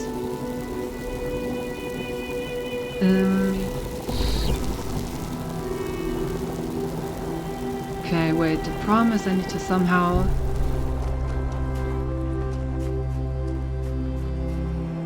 Oh... Actually, what do I need to do?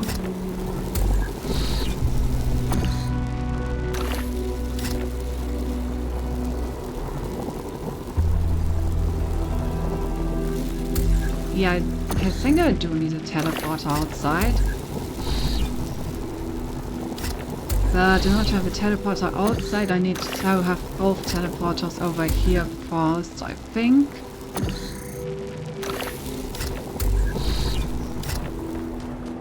So that I have something to like get back in there. Just gonna put this over here. Okay, so now we're back in there. So now I can put this thing over there, and then I can do a bit of teleporting all over the place. And make it through. Nice. Okay, these teleporters are gonna make for some pretty complex puzzles, I can already tell. Like just the fact that I can use this to like teleport stuff around at will is gonna make for some headaches, I think.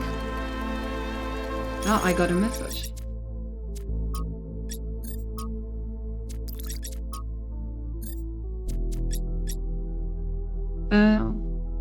Can teleport twice as much bread. What do you not need to do? I can figure some things where I do not want to do, and therefore do not need to do. Pretty much all the tech on the island, from puzzles to megastructures, run by a system called Noema. I've identified a number of obvious commonalities with the software used in New Jerusalem, enough to assert that Noema is descended from our own software.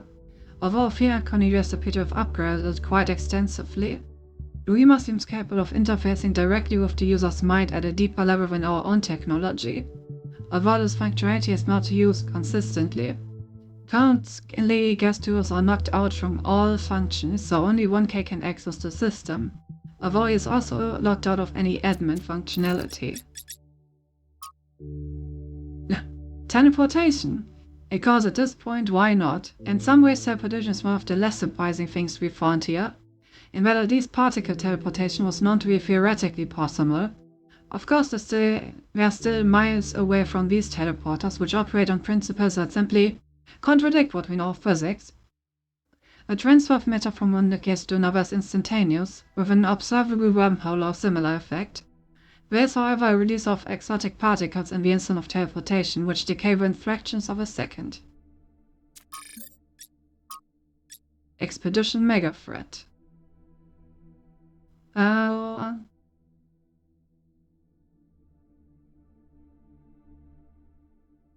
Please post your thoughts on the expedition and this threat and keep it civil.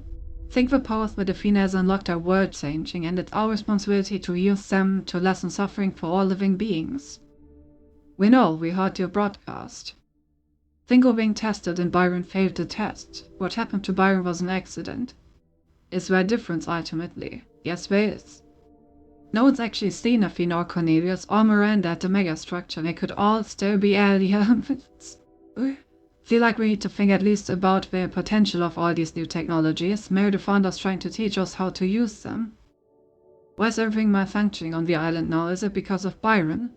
Yes, he is still locked into a system. His presence may be destabilizing it somehow. Or it's Pandora. She seems to want to stop the team. Honestly, I wonder if Pandora is just somehow malfunctioning. Like she's supposed to protect the megastructure, but she can't have friend from foe. The choice of Pandora as a symbol cannot be accidental, and the message is obvious. The megastructure is Pandora's box, and we should not open it. It is indeed the kind of message that she is giving. The Sphinx seems to just be testing us with riddles. Prometheus wants to give us the fire in the form of the knowledge that is held in the megastructure for us to move forward. And Pandora is arguing that the knowledge itself is a Pandora's box and should never be opened to mortals. 1K, what's up? What's the essence of the southern regions? The southern part of the island is a natural desert, basically just due to the chemical composition of the soil. I haven't been able to work out why it's so warm, though. It could be a warm ocean current or something to do with the megastructure's thermal output. New Jerusalem doesn't have the kind of equipment I'd need to figure that out. Well, if I remember correctly, we found a note where Miranda said that she wanted to terraform this area. Or rather, not this area specifically, but like an area.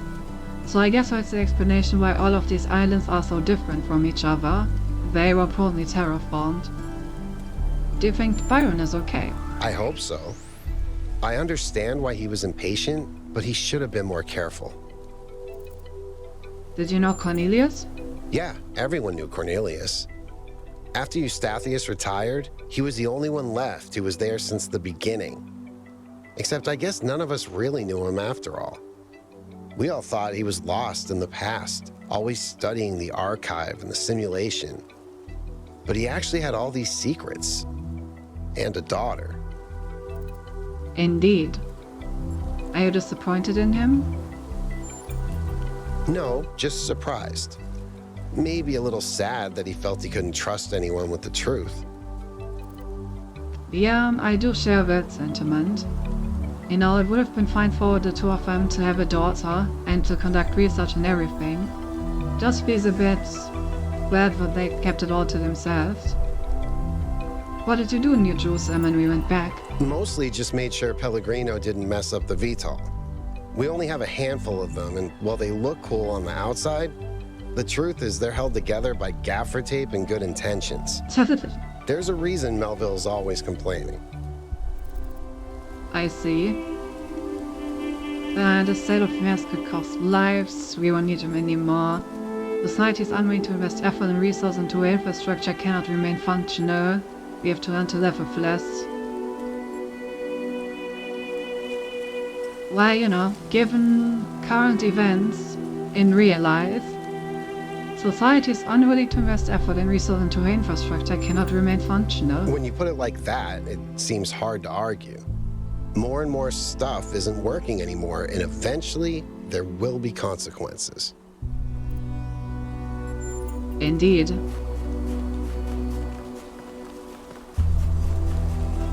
You know, it always makes me sad when this game really just captures reality without even really trying to do that. Well, I guess it is trying, it's just like Universal. Oh well. Pushing through. And there's a teleporter. But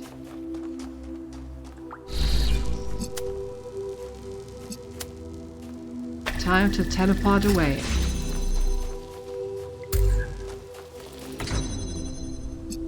Oh, okay. I cannot teleport through solid barriers. Noted.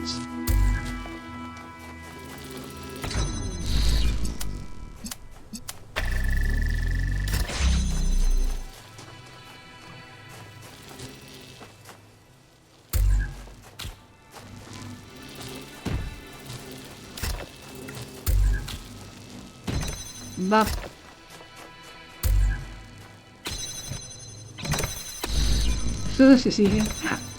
I can pass through this way though. That's pretty funny. I just stand on the thing and therefore it's not a solid wall for the moment. I really like these teleporters. They're very fun. You know, a couple of years back, we went on a scavenging expedition to an ancient industrial complex south of New Jerusalem. It was enormous, sprawling, an area many times bigger than our whole city, just dedicated to manufacturing. It was incredible to think about the sheer variety of things they produced. And it made me realize how austere, how restricted our lives are. You know how most ancient structures are overgrown? It's kind of pretty, but in a sad way. Well, this one wasn't. There had been some kind of chemical spill. I don't know if it happened while the structure was still operational or if something had just rotted through, but it killed everything. Even centuries later, nothing could grow. It didn't have to happen that way. And history doesn't have to repeat itself. But we do have to remember that it did happen once. Ew. I would agree with that. Having like a big production line would be very cool though. And as he said, it would really have produced a bunch of stuff that people really need. In the early days, humankind lived in a world of unexplained wonders and terrors. The powers of the elements were understood in terms of gods and spirits. After all, how else could one explain thunderstorms and earthquakes? But as the realm of scientific knowledge expanded, the realm of the mystical began to shrink. The sacred grove, as Hegel wrote, was reduced to mere timber. But as superstition retreated, another thing was lost. Meaning. In a purely mechanical universe, people yearned for the comfort provided by gods and spirits. But there was no way back. But what about the beauty of the universe? The perfection of everything around us, couldn't they see that? Not sure I can see that, Miranda. But I do think there was another way, a way forward instead of back. Faith not in an invisible world, but in ourselves, in each other. In the inherent value of consciousness and civilization. They never really found it. But I think that in those last months when their whole species was dying, they caught a glimpse of it. And that's how your mother was born. Interesting.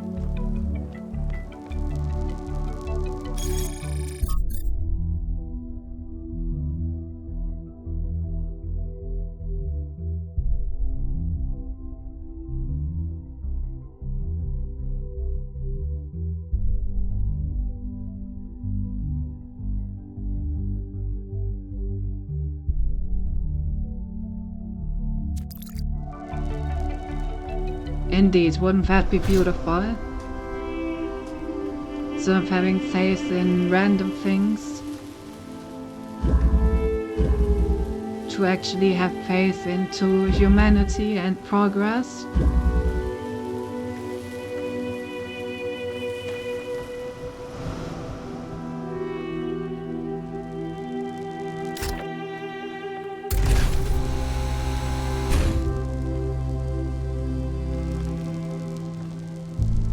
What a world we would live in.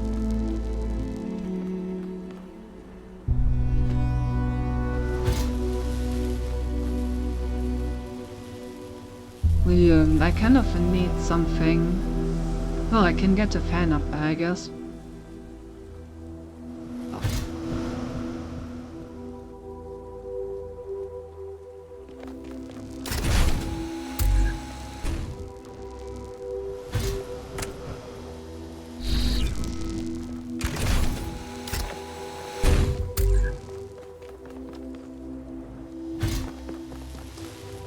Instead of finding meaning in the mystical, find meaning in the beauty of the world and in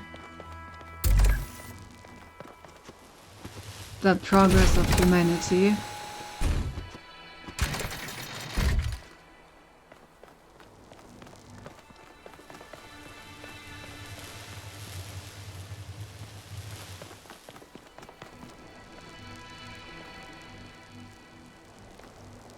Okay, how do I actually do this?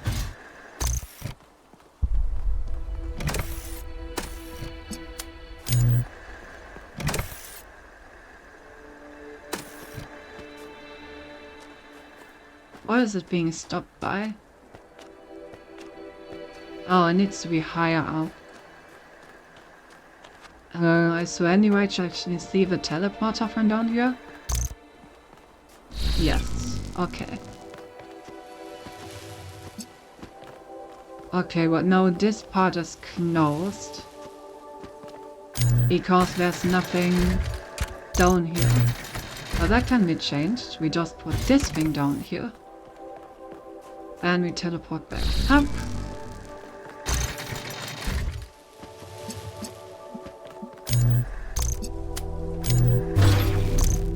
And now we have a charged accumulator.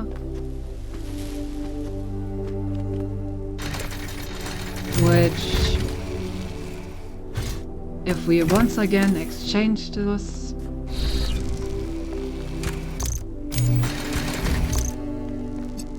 and then use to open this door.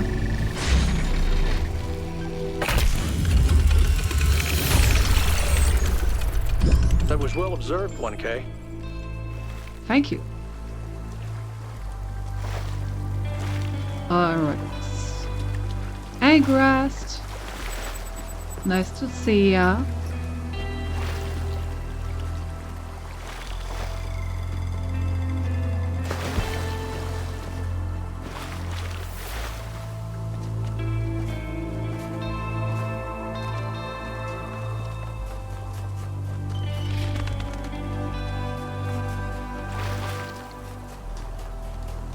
Okay, I got a private message.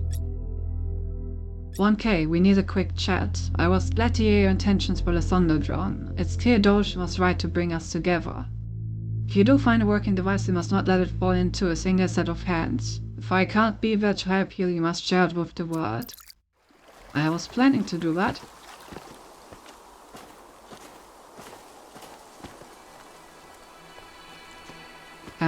Wait, I'm up here.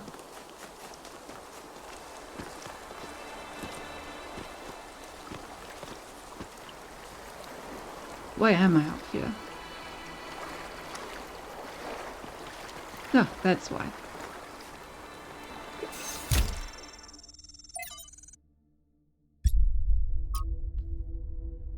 I realized it was over. It was all really over for good. I decided to take one last trip to my favorite places before the symptoms got too much.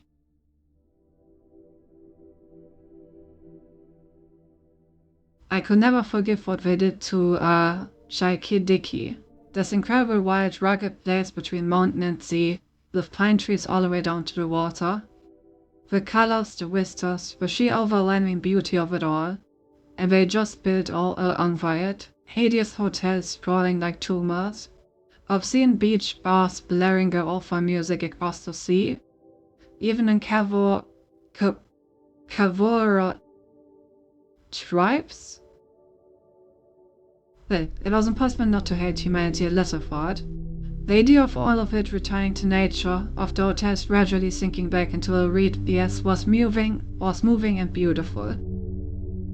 And then I went back to Thessaloniki, and for all the arguments inflicted upon that city, the idea that people would no longer meet up beneath the Camara, a go for long ambling walks on the promenade, or for crabs on Platea and a very new was unbearably sad. The idea of a rotunda just standing there, empty, after being a sacred place for so many centuries, made me remember that it's not just beaches and forests that are beautiful. That cities can be more than just streets and noise. Cities can have histories and personalities, and that means something. Who am I writing this for? Do I believe there will be survivors after all? Do I think that crazy robot project I heard about will actually work out? Do I hope that aliens will come to our planet one day and wonder who we were? The truth is that I don't know, but there's something in the love we feel for the beautiful things that we build, as much as in our revulsion towards unnecessary destruction that matters.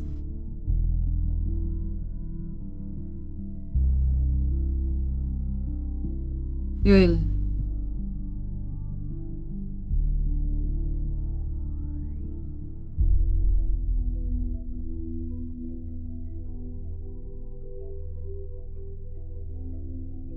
Why didn't our ancestors understand that you can build in ways that make an area more beautiful instead of ruining it? Even if all they can about was personal benefit, wouldn't that benefit them more?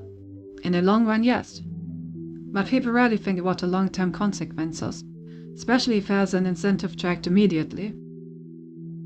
And yet most of them were unhappy with the results. Couldn't they see that it was within their control to act differently?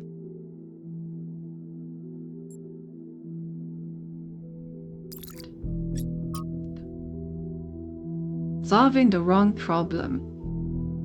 Can you point me in the direction of a better timeline? Humans are problem solvers is a quote frequently associated with my friend Alexandra Drennan. It's become a meme on the internet, used both ironically and not. For Alexandra, of course, is entirely earnest in their dedication to humanity. It's a great thought invited to understanding our species. But it's also not entirely as simple as that. Take, for example, the recent extinction of the orangutan and the ensuing conversation about the dangers of unknown pathogens released by human activity. Most of us agree that a problem exists, and significantly most of us believe that something ought to be done about it. So, we've identified the problem and we have collectively decided to act. So why is nothing happening? That's a serious question. A great deal of effort is expended on raising awareness.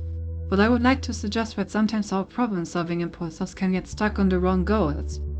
Awareness is not the issue. We've already convinced people that something needs to change. So if nothing changes, we have to wonder, why is the will of the people not being translated into action? She's also capable of being devastatingly sarcastic, or is another story for another book. Maybe the problem was that they didn't have enough hope. They could see the problems, but I couldn't imagine that one day these problems could be solved.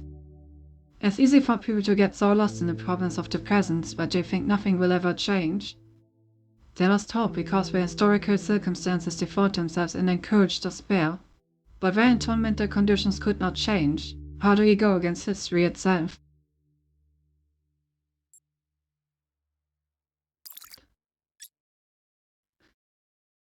How does one change history indeed?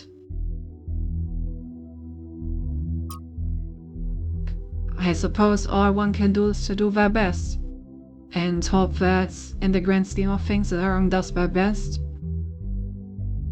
Society steers in a direction that is beneficial for everyone. Oh, day 372. Yemo died today. One moment he was there wielding a giant on the upper levels of the tower, and the next he was gone.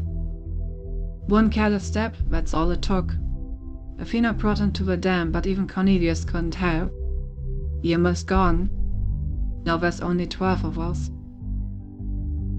I think about Yemo every day. So do I. You did nothing wrong, you learned even there. I was.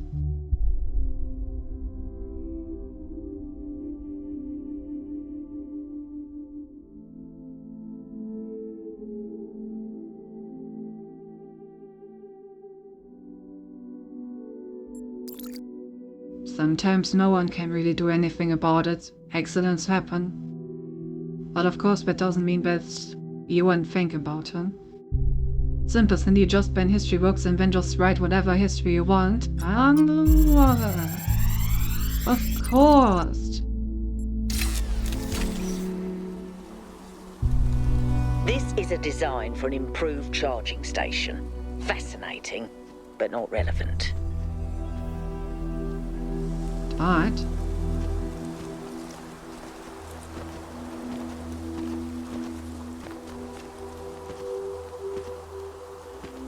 Well, at least we can charge better now.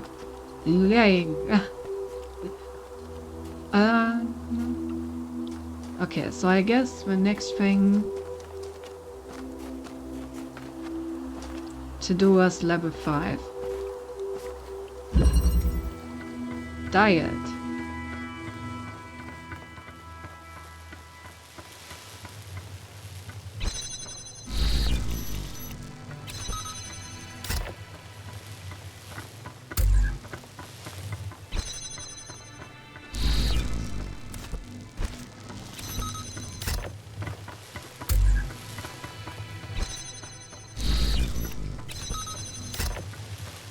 Oh, there's another teleporter. Okay.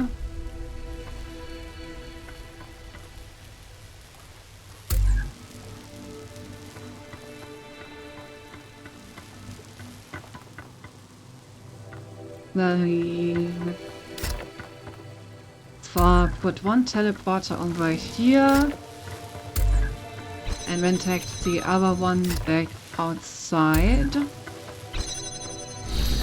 so that I can then jam this and just teleport in and we're done.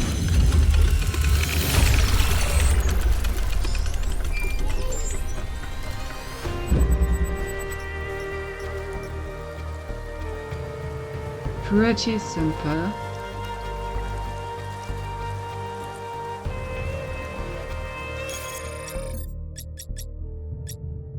Had to stop and take a picture.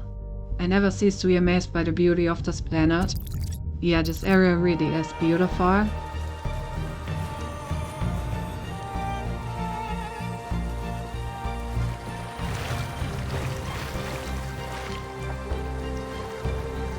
Okay, we need a green laser.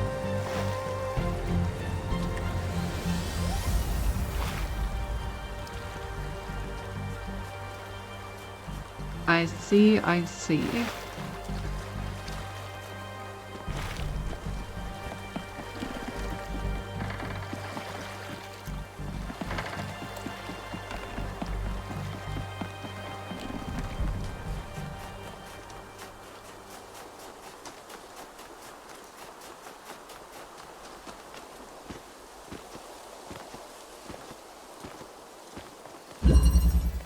Translocator.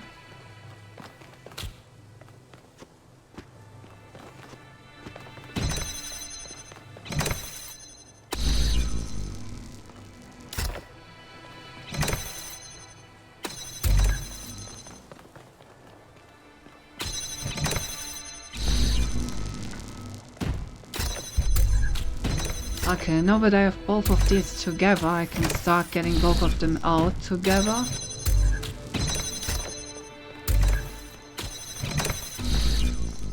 Nice.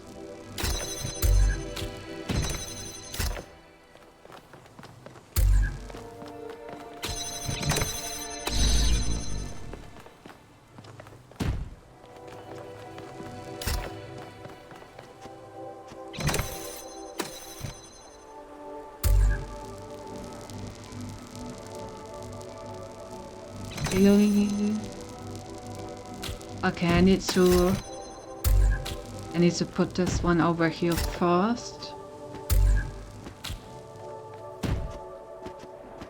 And then I can put this over here. Nice.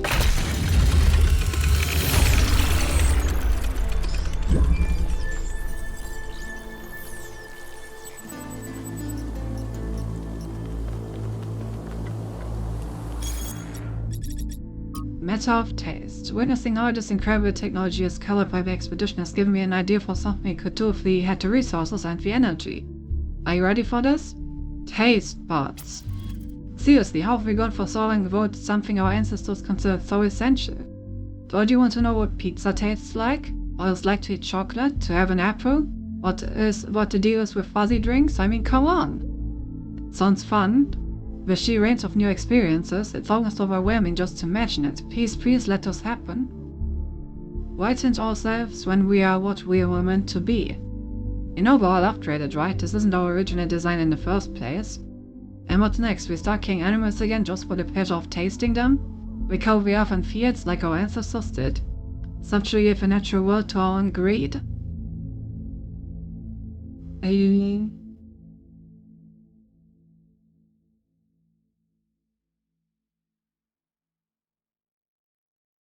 I want to know what Brock's tastes like is a crazy statement. Measuring taste profundly, like I would love to take food, so much how measure would be like if you could actually taste it.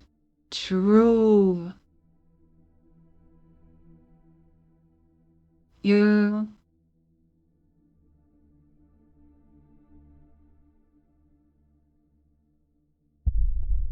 Enriching your conscious experience makes the universe more aware of its own splendor.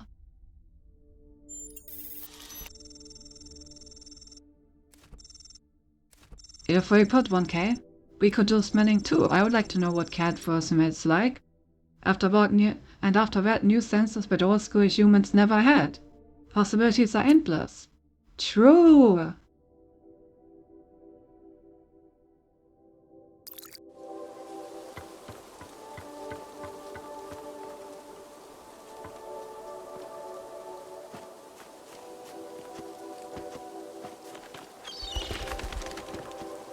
Oh, I see a lost level. Yellow. Aerial warp.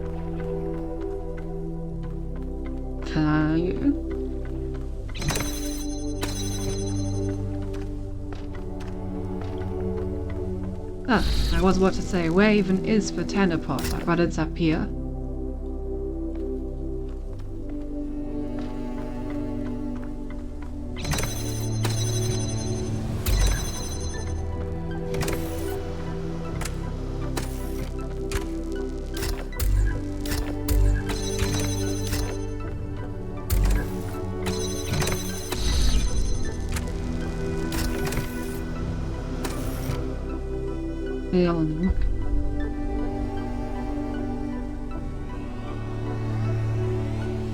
Am I get a box already of just these two? How do I actually get back out?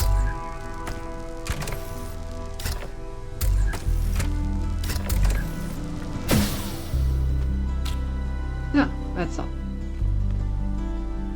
Okay, I have obtained a box.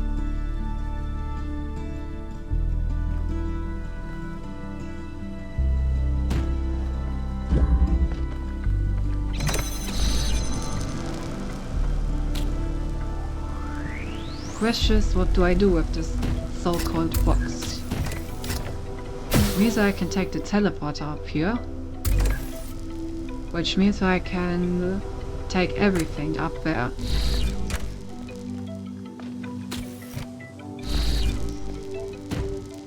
Which means that I can take everything out of here.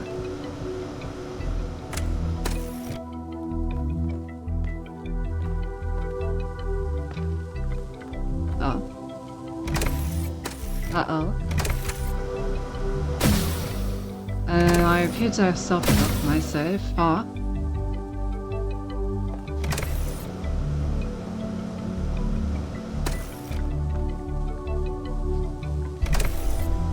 Well, what now? Now I'm just fucked, I guess. Cool. Restart checkpoint, I guess?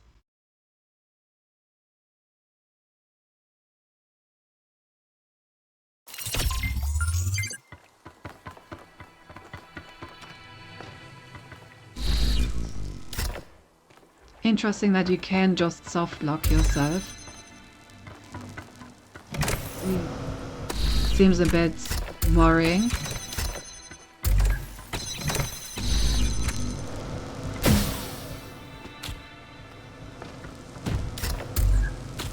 Okay, all of this was correct though.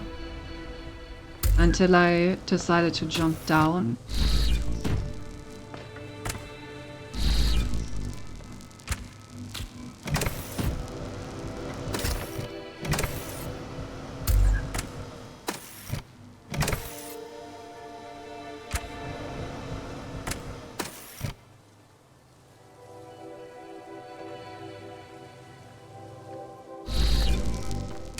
There we go.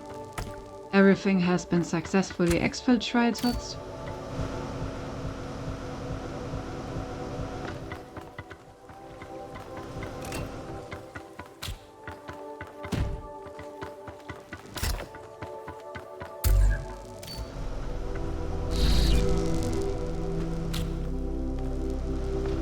Very nice.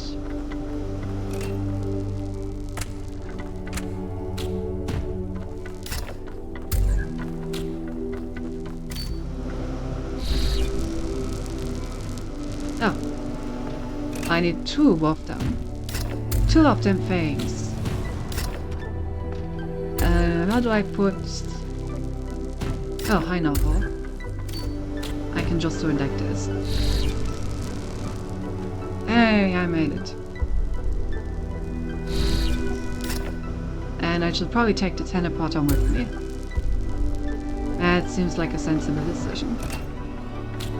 And now I can just teleport bread for days.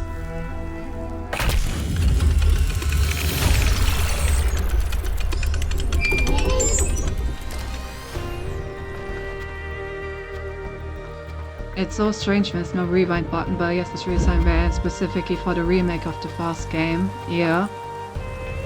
The rewind button is definitely a feature that I am missing in situations like those.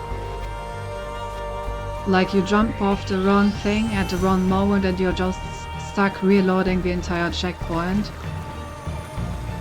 So placed the table next to the goal and there was invincible jumping out of principle.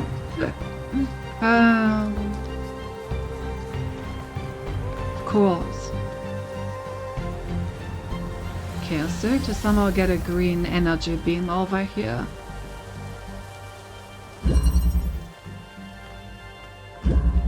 Where did I have the other green energy beam? Was it up there?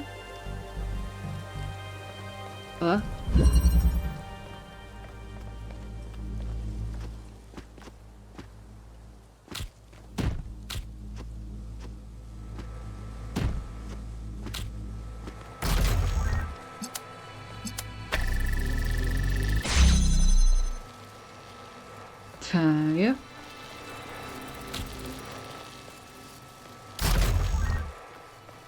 Now we have a teleporter.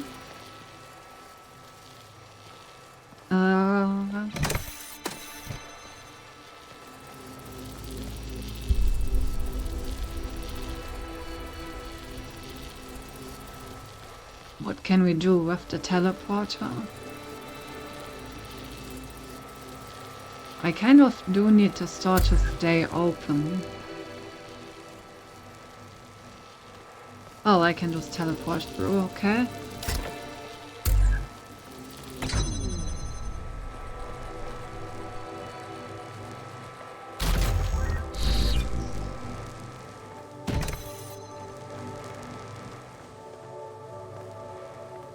Oh.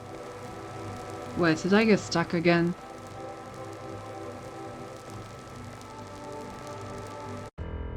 God damn it.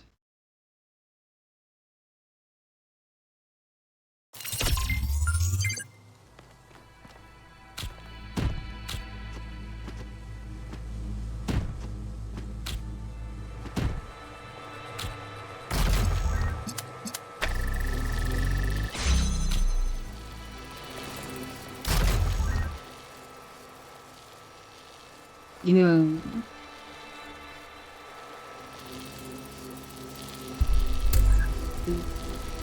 Oh, okay.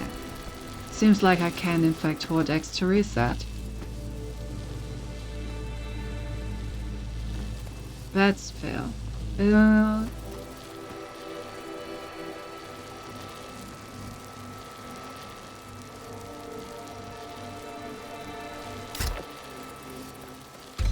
Oh wait, the candles placed. Sometimes I think too complicated, you know?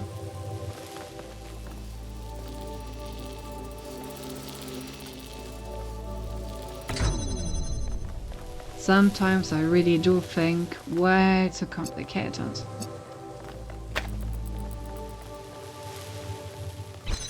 Okay, so now...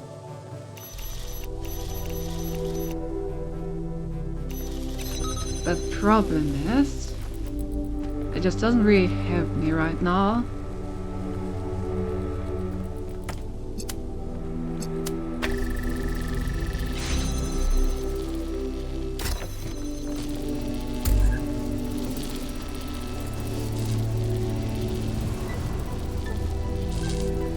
There has to be some way to get the teleporter somewhere where it helps me.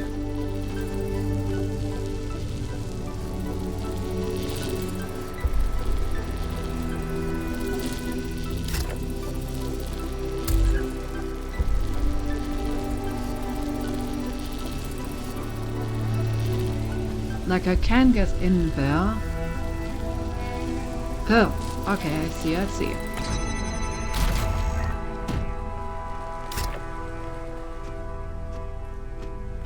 Oh, no mind, I do not see. And will appear alive once again fucked myself. Ah, not quite. I can teleport all with the cube and get back in that way.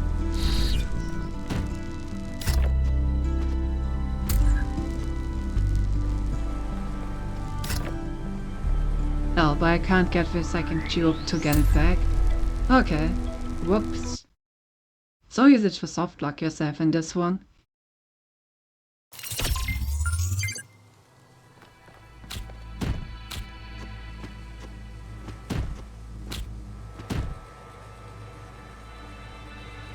Okay, so I need to somehow get the thingy out of there. In order for that to happen, I need to have a teleporter in there. So I need to have a teleporter outside while something is inside there.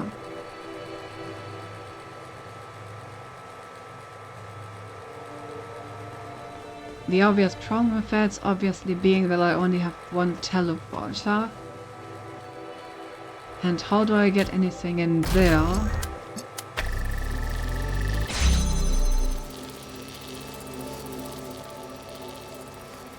When the teleporter is out screening.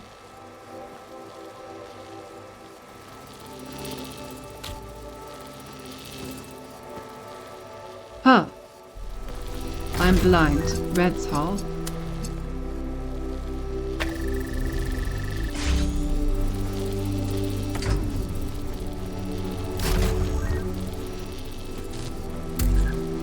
I didn't know there was a goddamn possibility to do that.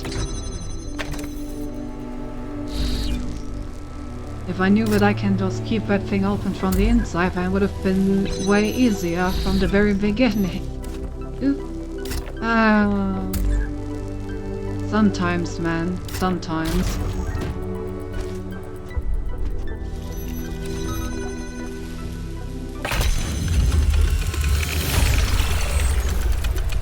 I am so glad I'm not in charge of solving these. Your loss.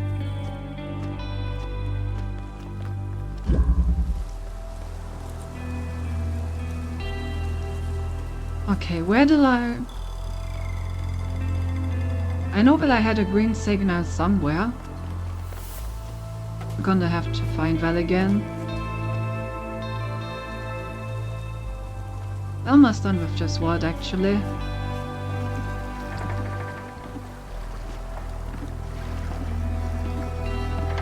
There's like one question mark and one puzzle remaining. That shows the stars. The golden door is progressing, slowly but surely.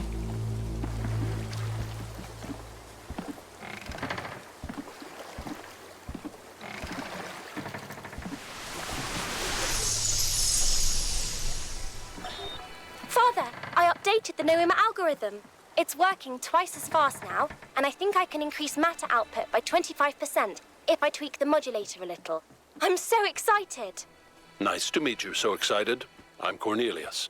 Oh my god, yes, the dad humor. Dad, this is science! You have no idea how long I've been waiting for the right moment. Oh, he's such a dad. That's what over there.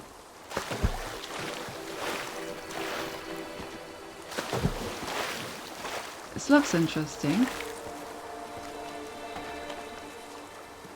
Oh, this is the thingy rudder.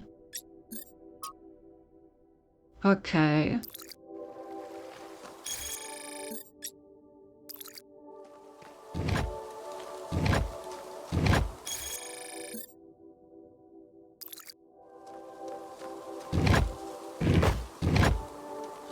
Oh, but I can only push them to a certain degree.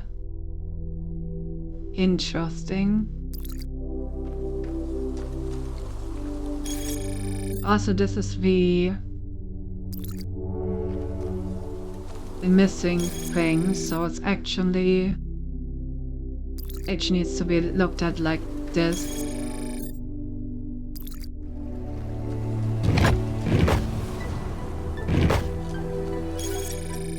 Okay, so 3, and then it's this one, and these 3. Well, I guess it's the other way around.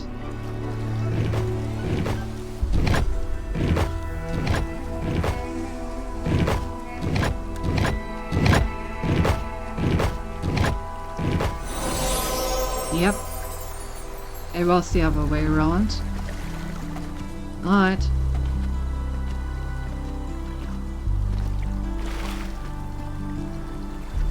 And what is this over there? That part of some puzzle.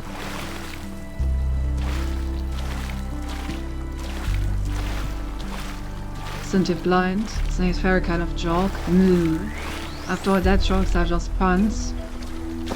And puns are better or worse they are. Of course.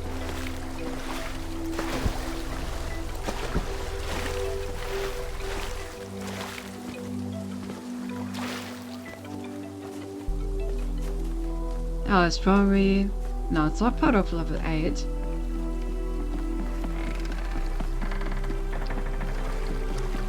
Then what is it a part of? Oh, it's part of the gold door, actually. Interesting. Guess we'll get to that later then.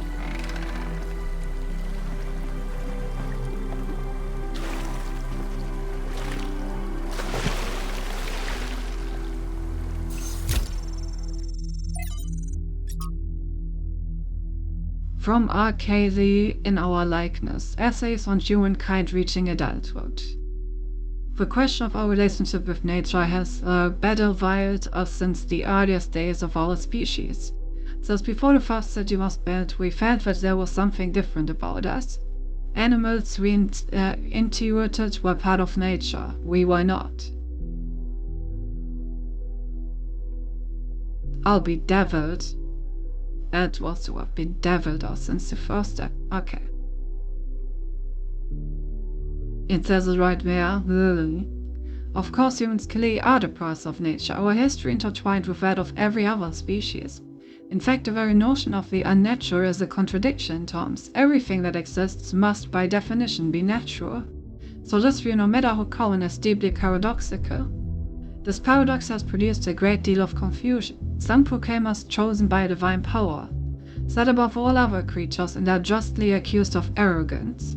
Others proclaim us sinners, worse than other creatures, and are rightly accused of misanthropy. Others yet try to oppose this binary by saying that we are merely animals after all, and that too is manifestly wrong, and that no other animal is capable of having this conversation. It is in the contentious issue of our impact on the ecosphere that an answer may be found. Other animals have accidentally terraformed the planet before, driving other species to extinction. This was not unnatural. If we continued our current path even to the point of changing the count enough to cause the collapse of civilization, that would be entirely in keeping with how animals behave. But there's one profound way in which we are not like animals. We can learn to understand ourselves and the world. It is this knowledge that makes us fundamentally different. We have choices, we have control. There are many today who are afraid of the consequences of control and would prefer a return to a state of animal ignorance, whether by blinding ourselves to the impact of our actions or by demanding we humble ourselves before nature. This is the response of an adult in crisis, who wishes for a return to childhood. But this can only ever be regressive in every sense of the word. To resolve the paradox of nature, we must act as adults, accept our power and act consciously and deliberately in shaping the world. We must become nature, and nature must become human.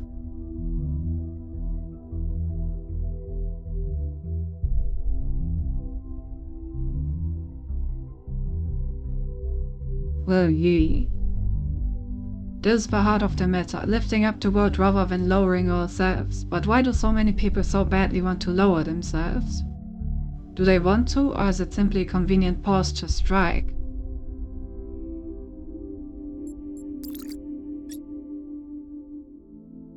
Man, wouldn't it be beautiful if we as humanity could actually work on bettering the world? Stop being animals and actually use our intelligence. Oh boy.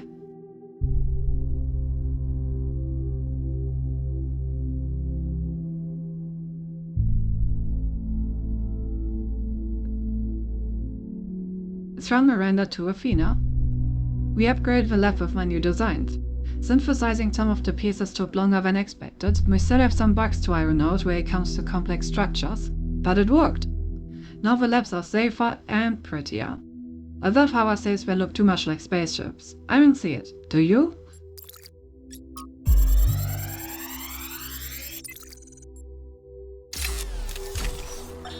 Today, we were delighted to be visited by a bunch of protesters, these voluntary extinction weirdos who think we're creating soulless monstrosities that will destroy the planet. They broke into the facility and started yelling at everyone. Fun, fun, fun, right? Then one of them lunged at Alex. Big mistake. Chernyshevsky grabbed the guy and literally threw him across the room. I mean, almost threw him all the way off the dam. After that, the rest of them had a change of heart. Now, I'm telling you this because mostly it is not like that. But these people do exist. And somewhere in their shriveled little souls, they think that they're doing the right thing. They think they're being righteous. Now, to me, what Alex is trying to do is an obvious good. But that's not the same for everyone. Yeah. Although I personally do think that the idea of going extinct voluntarily to protect nature from us is a dumb idea.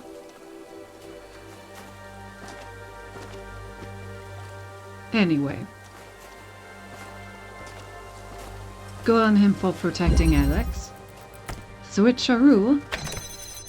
I love switcheroos.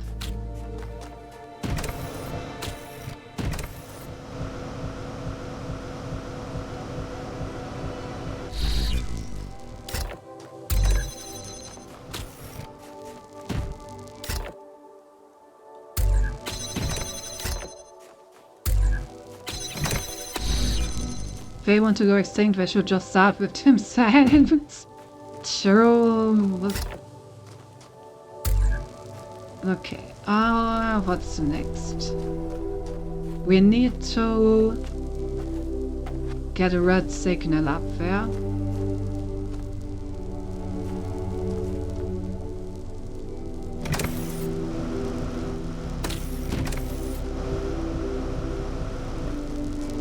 Okay. Which means that first and foremost I need to get the thing in here. Okay, next let me actually get up there so I can have a look at what's actually going on. Okay, I really do just need a red signal up here and that's it.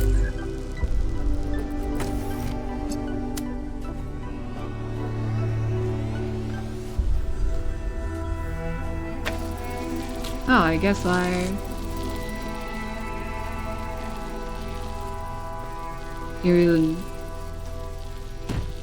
can't really get back in there now that I've been outside.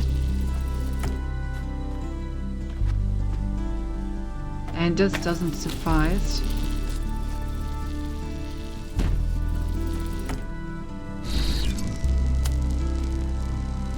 You...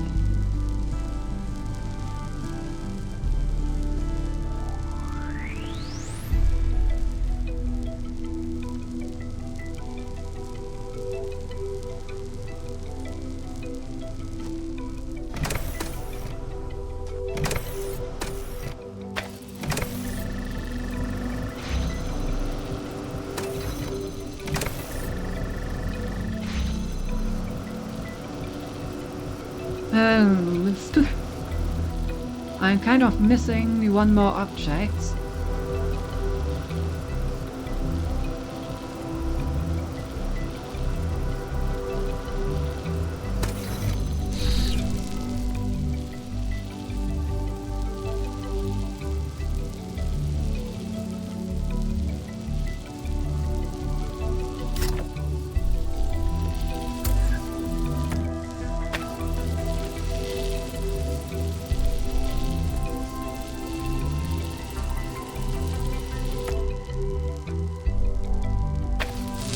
maybe I can...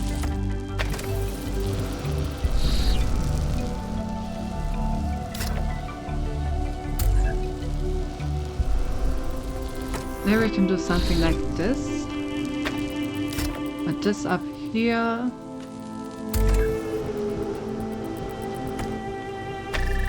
Yep. Hey, Stinky! Hey, Gab.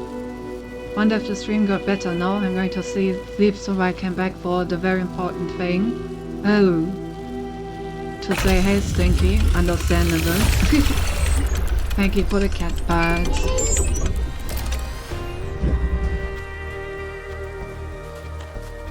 Alright, so far so good.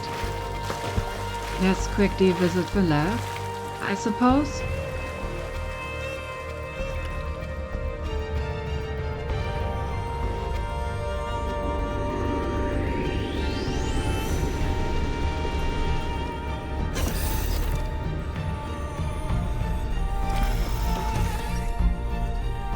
Damn, still pretty good. Yeah, seems like they picked up a guitar. Look at this place. It's beautiful, isn't it? Mesmerizing. That's how it lures you in, I think. You see all these beautiful things and your imagination starts working I overtime. defeated the Froggo, the chicken paw gave him my And the strength. puzzles, Let's go, well the played. towers, the mysterious apparitions. It all draws you further in, deeper into the trap. What if that's the whole point of this place? What if every time you have one of those visions, another little bit of you is corrupted, overwritten with the hubris of this place?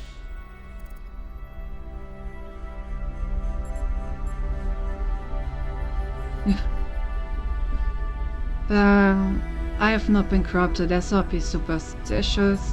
Let's go with the bit less confrontational. I'm aware of this place too, but my mind is my own. I'm sorry, I didn't mean to suggest you were, whatever it is I'm trying to say. I guess I'm just disappointed in myself. Byron needs me. You all need me to do my job, and I can't even use a terminal. If this is all really the work of the Founder, I don't know, maybe she lost her way. Or maybe we're just not ready. But once we find Byron, I suggest we get the hell out of here and never come back. No, I'm on another boss, but I don't know if he faced it as my favorite. She's pretty hard, but her segments with my aggressive sex enjoying knowing her patterns. Not bad at all. Do you mean First Sinner? If you're talking about First Sinner, I did fight her towards the end of last stream. It was like the last big thing that I did. And I did love that fight. In general, the Weaver fights are incredible so far.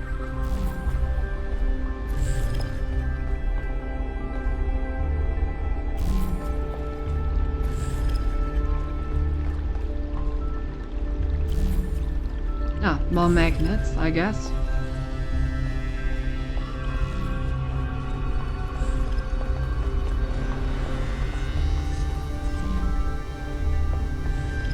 She was also extra motivated because she saw this so usurp by claiming to be the first sinner. And you know how there's a cat and he riled up because I can only be one. Yes it's good to know he has nothing after her then. Very embarrassing time I still don't take her down. I mean, what do you mean there's nothing after her? It's most one of the last things I did on stream, you know?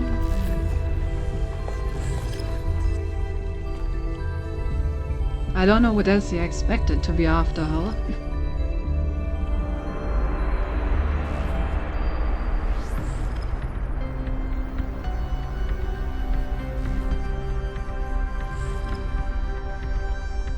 But yeah, good luck taking her down.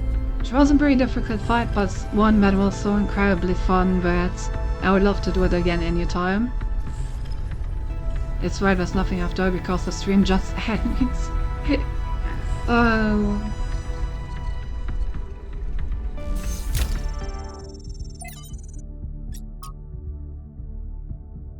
Beloved Founder, years have passed and still there's nothing but silence. Have we sinned? Have you banned us for our arrogance, our greed? Some of the others continue to build. I told them not to, but they don't listen to me. Byron is the worst of them. He disrespects you constantly, spreading lies, and please know that there are those who remain faithful, who respect the limits you set and seek wisdom and humility as you taught. We may win the next election, perhaps when you will return. Praise your name.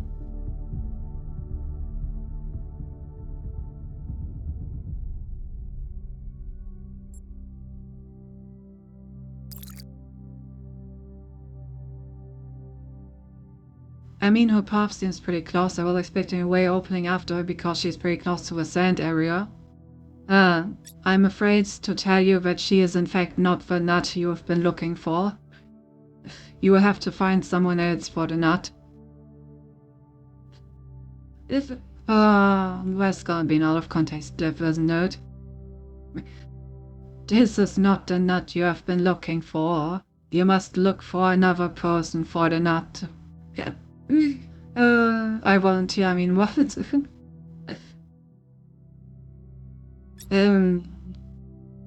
Clear here. See, Gap, you can get a nut from Hava if you want to.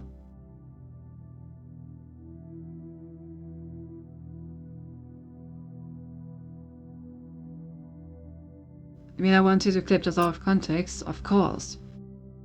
Founder, although I was born the early days of Near Jerusalem, I never knew you well. This is not your fault. I became so focused on improving the dam, but I didn't develop much in the way of social relationships, except perhaps with Melville. That doesn't mean I was unhappy. I was in fact extremely content. I like to solve complex problems in peace and quiet, that's who I am. But now the pleasure I used to get out of my work has faded.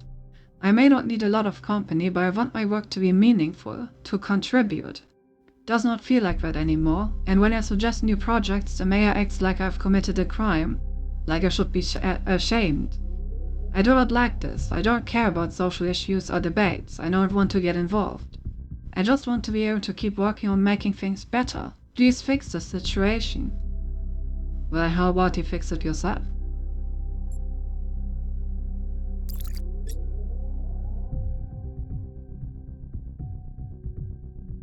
Yeah, what? I was thinking of you when I was showering, and I thought of us three here looking for these. Me and Cindy for the coconut and you for the eggs.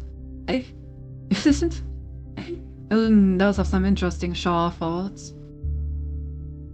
The difference is you can just buy the eggs in the supermarket, whereas for the nut you gotta... Ah, so you buy your nuts? I mean, that's fair. Not everyone can just find nuts. I mean, you can see with me and Cap how hard it can be to find one, so honestly I don't judge people if they pay for them. Paying the price. The list of people condemned for advocating new ideas is long and depressing. Ignaz utterly destroyed for suggesting doctors wash their hands. Ludwig Boltzmann ridiculed for suggesting the existence of atoms. Robert mocked for arguing that a rocket could reach the moon. I rarely attack for questioning the existence of humors. The Barbara discovery of transposition ignored for years. The list goes on. And we haven't even touched on what happens to those who suggest political rather than scientific improvements. Even when they succeed, they often still pay with their lives. These days, the idea of progress is frequently derided as yet another narrative, identified with the establishment by critics, who curiously portray themselves as rebels.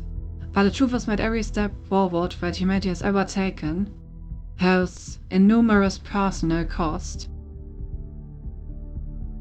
That means it's even more important to stand up for the truth, because so many others have already sacrificed themselves for it. It does, but what is the right way of doing it? Many died for the truth without accomplishing anything. There we just have to do what's right and trust the universe.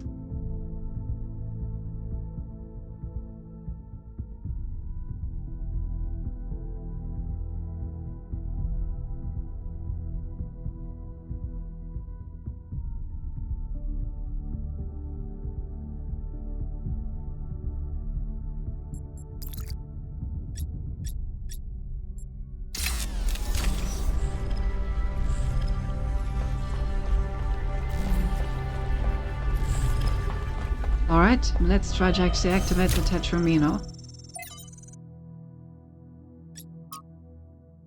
From Tuya. Dear Founder, everything has gotten so much worse since you left. We keep pursuing the goal, but our lives are getting less happy.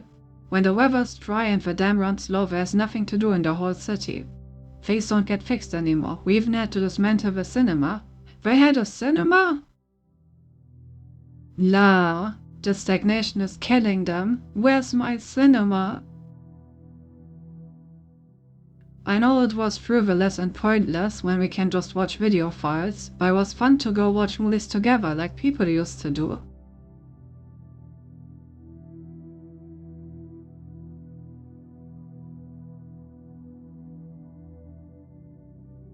I believe in your wisdom, Founder. I believe we have to avoid hurting the planet like our ancestors did. But I don't know if the mayor is doing what you would have wanted. Isn't there another way of reaching the goal? Please, I know you left for a reason, but I don't think we can go on this way.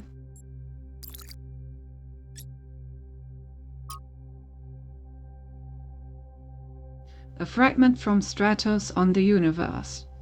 You've made quite the catalogue of horrors. Straton, children dying in their mother's arms, cities perishing by the plague, and even animals living without peace or happiness.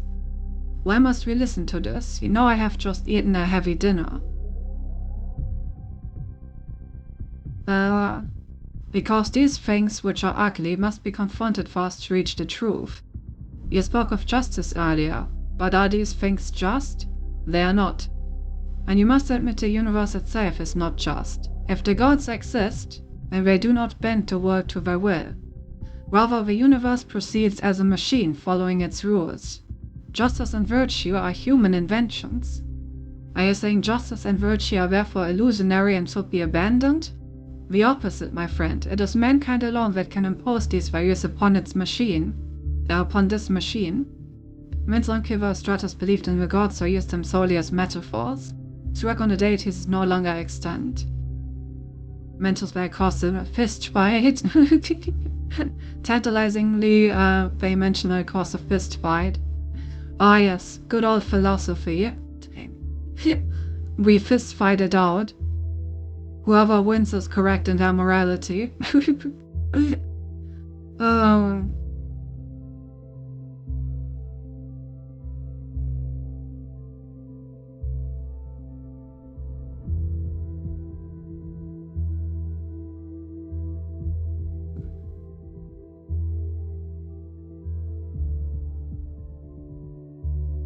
I thought what made us human was that we searched for meaning, but perhaps a better way of thinking about it is that we create meaning. Well, first you search for it and then you live it. And I guess in a way that makes you create it, yeah? Your cinema is each Monday on movie night. True, imagine having a VR cinema and watching movies there with Cinti. Finds the day of the stream promise just the today problem. Twitch Blizzard seems to be having a strong. Yeah, I hope so as well. What if we create memeing? Oh my goodness. The memes. Away, I'll be going to bed. Have a good night, Cynthia. Good night, hello. Have a good night, Gab. Thanks for dropping in again. There's a pattern underneath. New primary site. Lake water for cooling.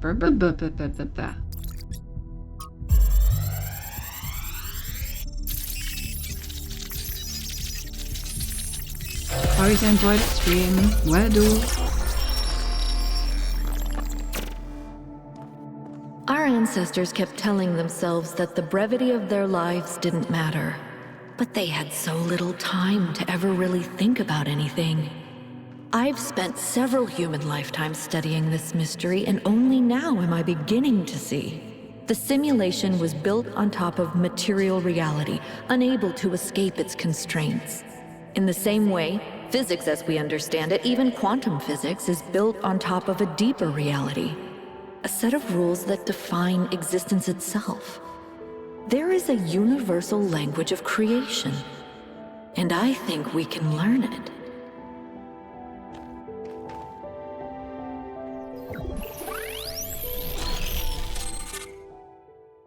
Yeah, so basically you The see language of creation. correct What were universe. they doing here? And how far did they get? I can't answer that, but I think I'll fix the Tetromino bridge, machine, ring thing. I say I think because it's not in the schematics. And what I'm doing is hack work at best. Try it and see if it works. So yeah, I think they apparently got pretty close to unraveling the mysteries of the universe, considering their ability to create anything out of basically nothing. Seems like pretty good progress to me. I've decoded another file from the data stream. Listen to this. Mother and Father think of our discoveries as a language, a code. But I think they're wrong. They're so caught up in the technical details of running the experiments and upgrading the machine that they're not paying attention to the patterns we're finding, to the symmetries, the harmonies, the melodies. The fundamental language of reality is a kind of music, and it's beautiful. Beauty is an inherent property of the cosmos. I love the way she looks at things. Yeah. Well, that doesn't really get us anywhere, but even music can be turned into code and rationalized, so if you just call it music and don't do anything about them, it's not gonna get you anywhere. Where the fuck did I have the green beam? I know that I had a green beam somewhere.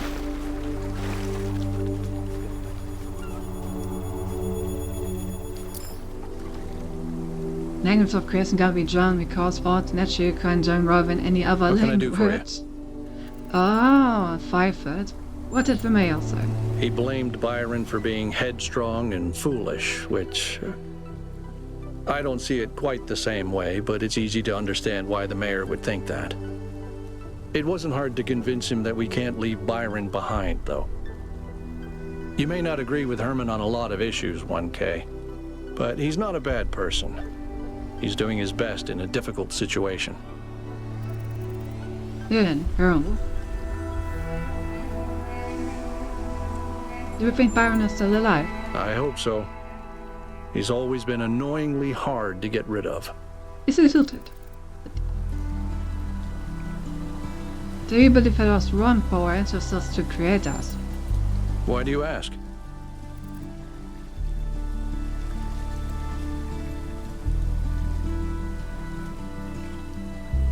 Because they seem very opposed to technology and we are technology. I'm not opposed to technology. I'm just opposed to trying to dominate everything. We can be part of the planet's history without having to be its masters. Milfu. Why suddenly we bobbing up and down like that? Because I'm eating my cold food as usual. Ooh. Tell me about Cornelius. He was the third to be born, after Athena and Eustathius. He was an important figure in New Jerusalem's early history, almost as important as Athena. But after she vanished, he faded into the background. I don't think anyone suspected he knew where she was. What was he like as a person? I didn't know him that well, but he was always very calm, very thoughtful. Everyone respected him. Do you like text adventures? I do. Although I prefer the term interactive fiction. It's better at capturing what this art form really is. Storytelling, but with a completely different underlying structure. As a category, it's more equivalent to poetry or the novel, rather than, say, film. Ugh. Yeah, prefer the term interactive fiction. Yeah, he just kinda sent you nerd on that one. Didn't expect that. Why not? Because I'm a joyless, by-the-book pencil pusher? I'm focused on the mission, 1K, because what we're doing here matters. That doesn't mean I don't have my own interests or don't appreciate art. Fair enough. Don't you worry about if New Jerusalem doesn't grow, art will stagnate?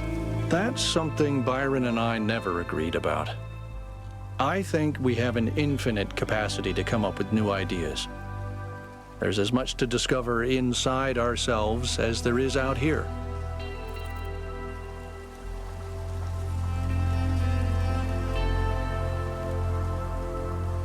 I agree, but I don't think that means we should stop growing. Maybe not. But maybe we need to stop looking for answers in places like this one. I think that this is one of the places that has the highest density of answers, so yeah. And not even thinking about Miranda's terraforming efforts, definitely shouldn't stop Gringotts. Yeah. It makes me wonder why people always think they know better than nature. What must be Fastius like? People rarely talk about him. He was in charge of planning New Alexandria. It was his mistake that led to the disaster. After that, he retired from public affairs and dedicated himself to his studies. Must have first convinced him to be a far less active than Brian. Do you blame him? Yes. Oh. Well, I guess at least he's honest, but oh. Do you blame him? Yes. Do you think your beliefs are a response to what happened in New Alexandria? You mean, am I unduly influenced by my experiences? Unable to imagine the better future Byron wanted because I'm too traumatized? Could be.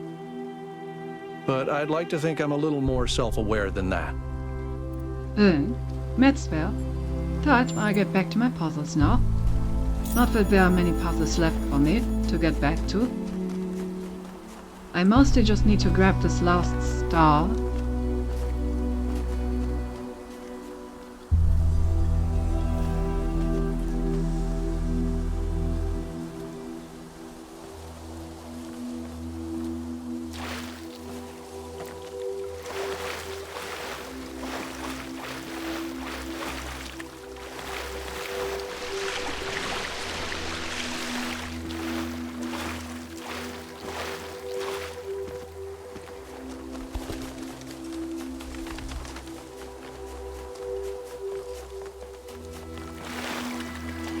Oh, my green beam is gone, isn't it?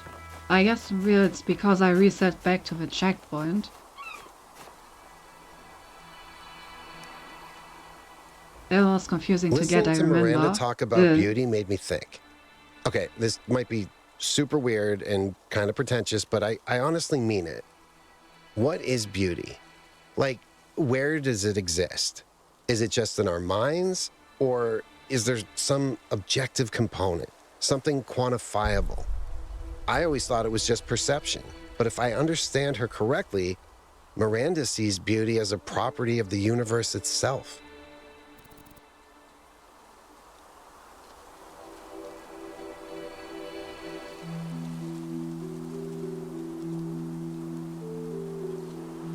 The beauty exists solely in our minds.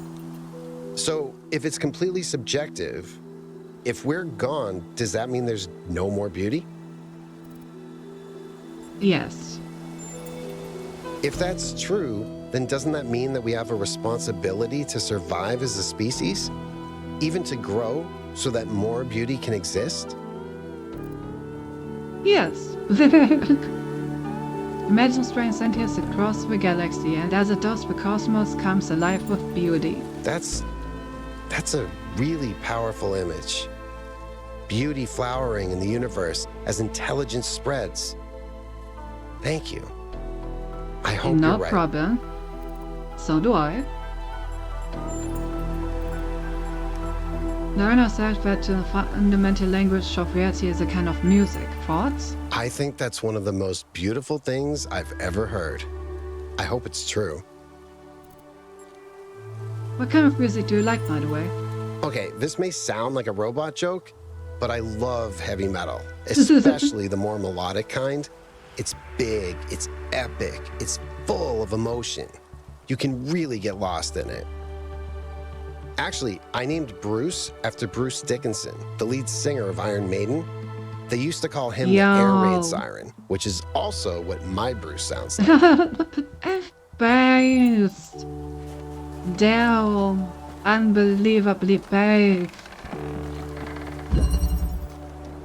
Alright, let's get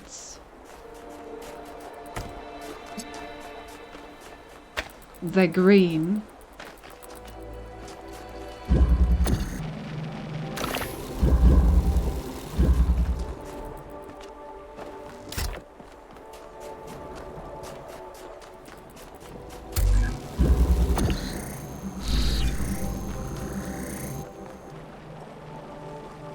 But yeah, no wonder I wasn't able to find the green if it's not goddamn active anymore. Okay, so now how do I get it from up there down there?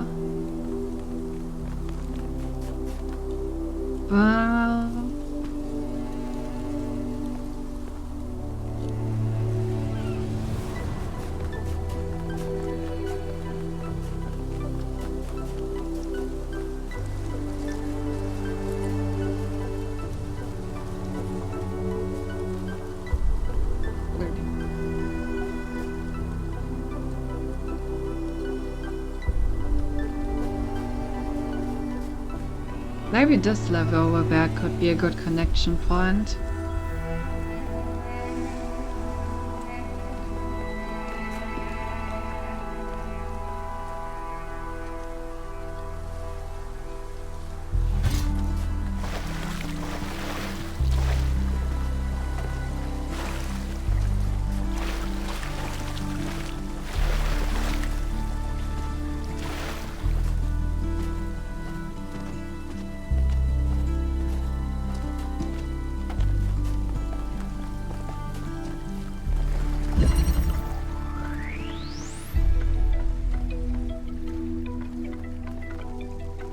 Was there even a laser in this level? No. Well, that makes it very hard to use this level to connect anything. Unless... Oh...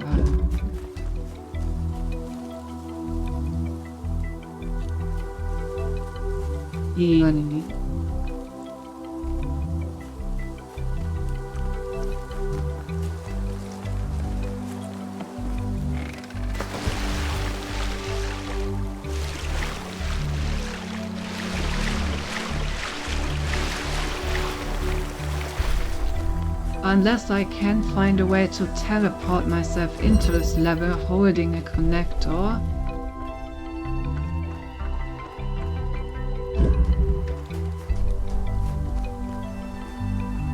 But even then, the angle doesn't really seem perfect.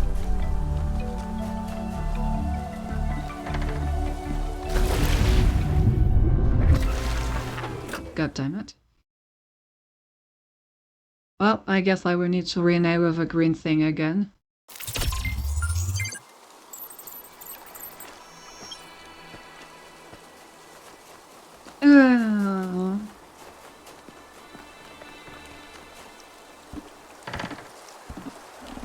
I was too lazy to take the long way around.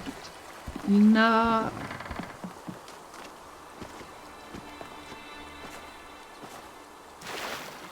At least you got to see a respawn in a basin again. I love the effect, especially the sound. Oh.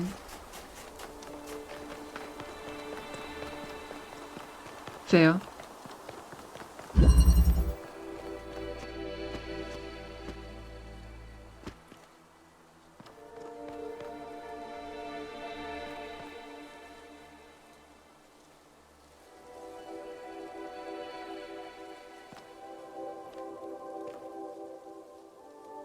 I feel like I could be able to reach a teleport from here.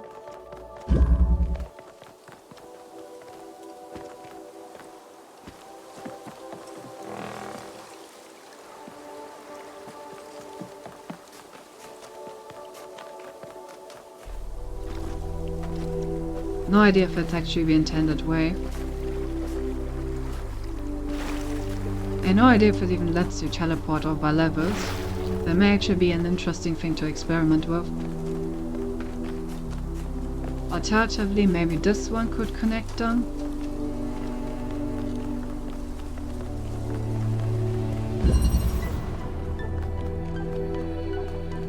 But there's also no thingy in here.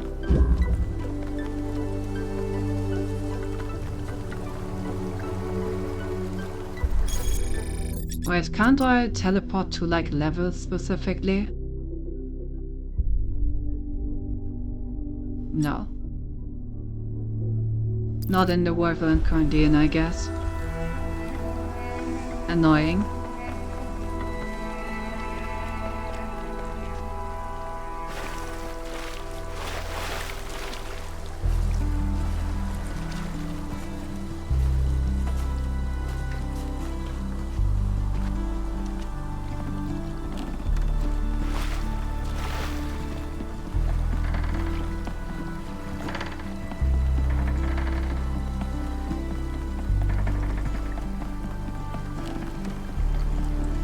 I really hate how long the ways in this island are.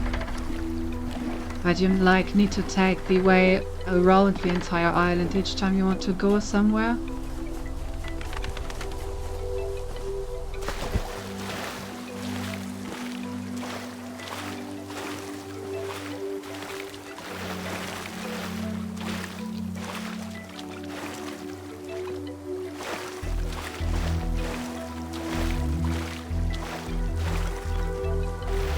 It's a beautiful island though.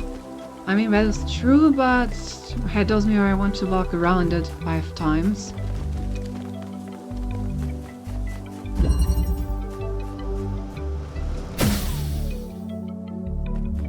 Okay, there are also no connectors in this level. There are barely any levels of connectors, is what I'm noticing.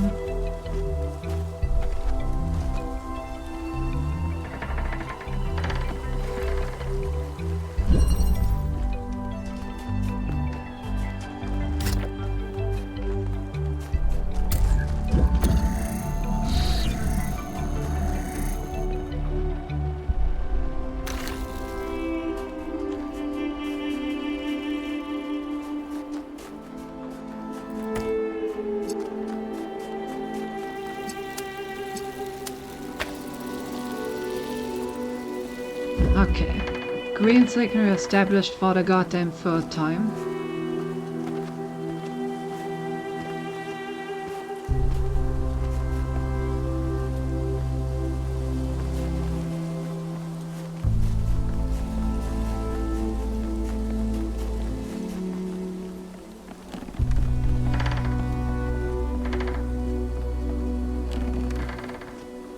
Then what about this level?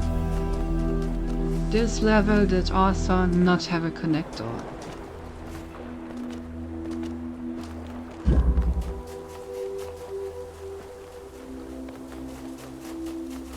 I feel like at this point I just need to find any level that has a connector, because that's probably the level that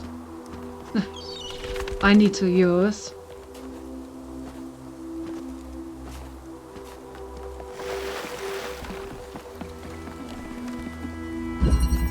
Okay, there's a connector in here.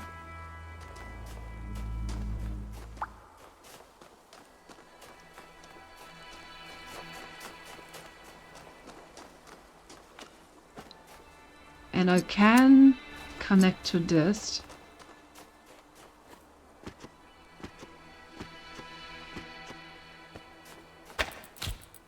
Now the question is, can I also...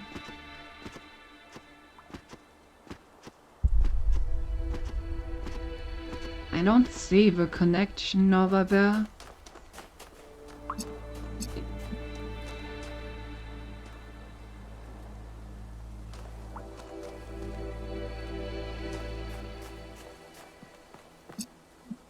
There.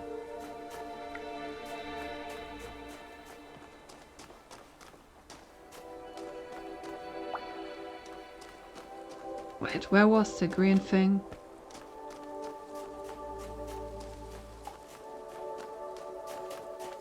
Hello? Oh, there.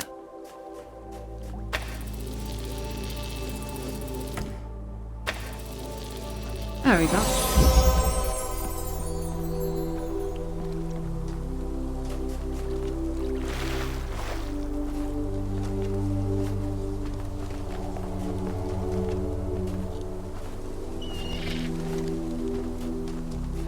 We have successfully found the place to be in order to send the laser where it needs to go.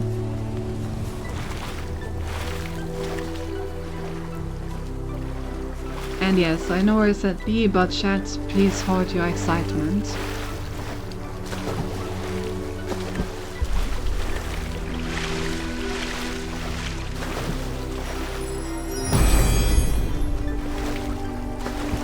If humankind had no more cause for war, it would make war for sport instead. No, that's a very, very depressing way of looking at it. And jail one is over there.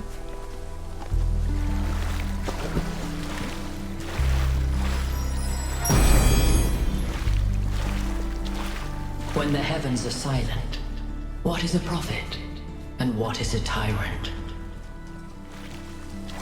Good question. Right, that should be everything. So now we just need to go into the tower.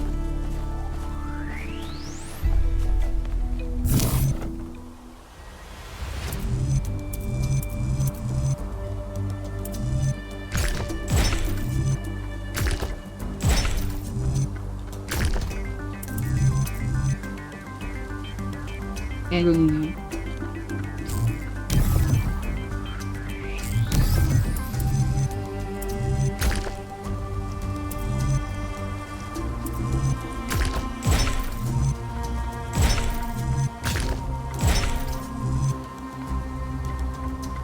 slightly short.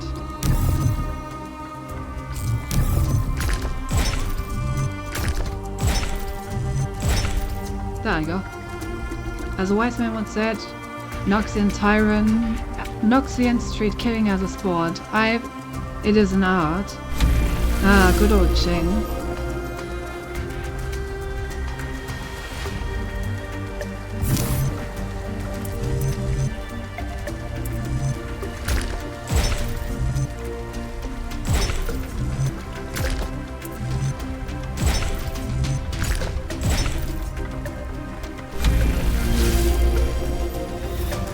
Into the tower, and what a beautiful tower it is.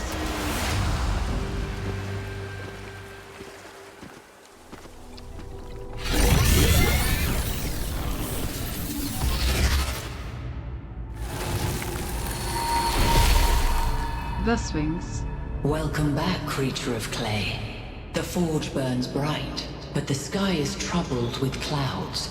A mortal has ascended Olympus without the permission of Zeus. Oh. Sphinx, my beloved.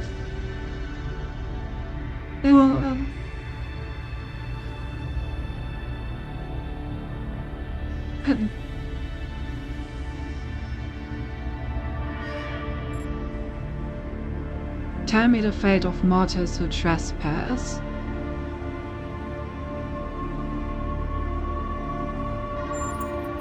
Your friend wanders in dreams, caught between moments.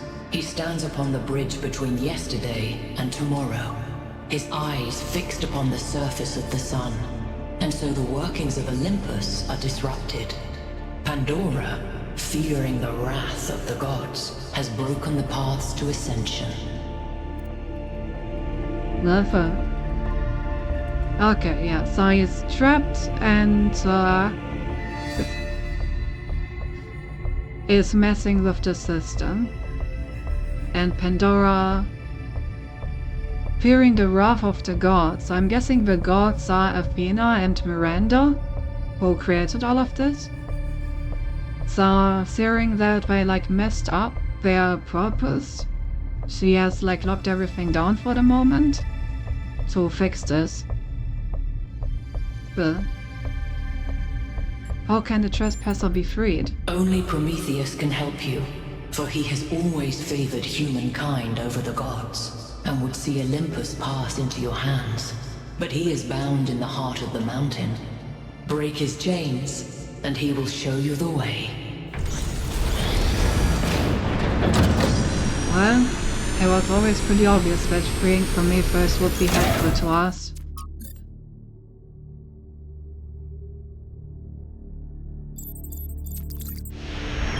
I think it's safe to assume that Olympus is the entity's term for the megastructure.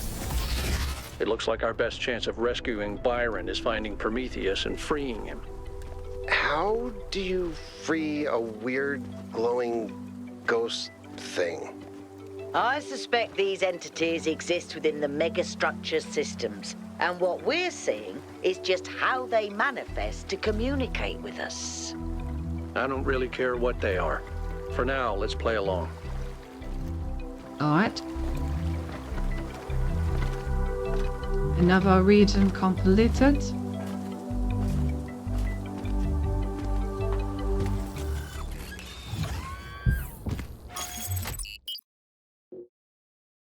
To the next one we go. You know, I always kind of resented Byron for being so charming and charismatic. The dashing explorer. And one of the first companions, too. Being the voice of caution is not a fun role to play. Always having to be the responsible one, the killjoy. The one who says, maybe that's too much. But sometimes it is too much. It's not your fault, Al.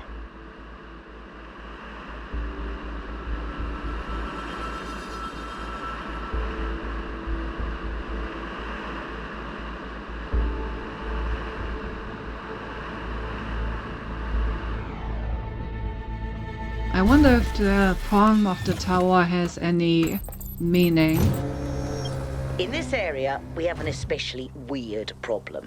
Something in one of the labs is going completely bananas, and I can't shut it down because I'm not, well, you. Come find me when you're ready. Alright. What is it with the language libraries and bananas? Oh, bananas. What is it with the language libraries and bananas? There's a lie about the shape of the towers, wasn't there? I don't remember reading it. I think it was just something about not.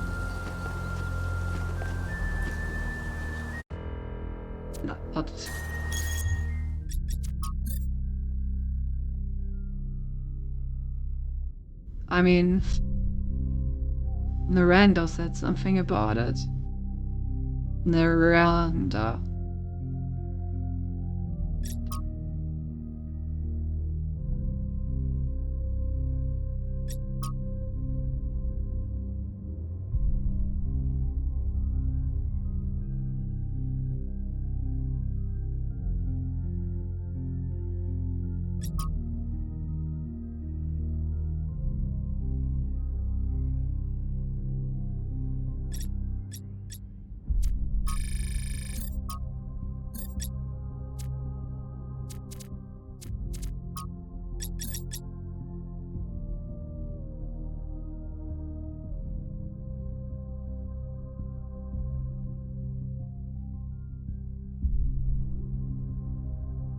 Elohim.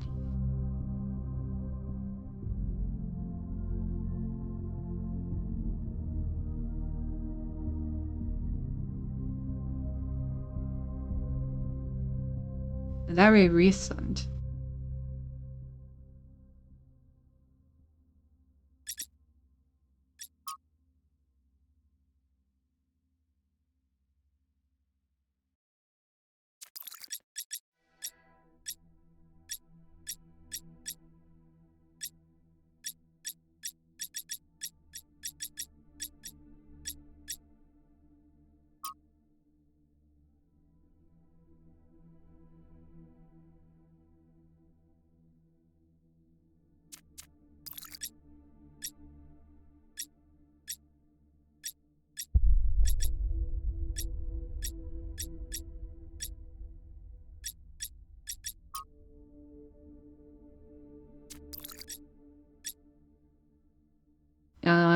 I don't know where that would be.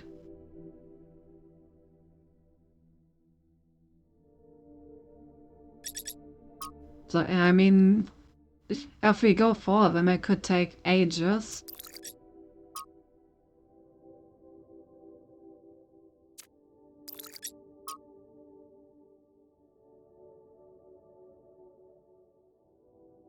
I'm not picking them at random, I was picking the ones with a title that I thought could be related to it.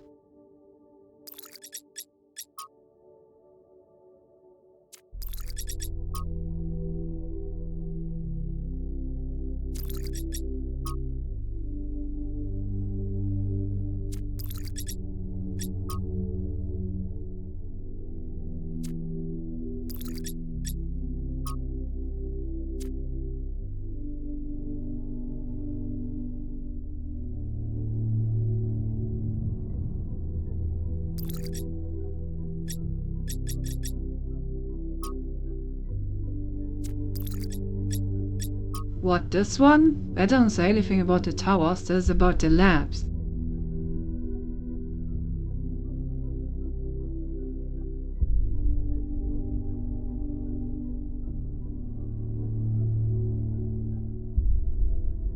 This is about the labs looking like spaceships with like the automatically opening doors and stuff like that.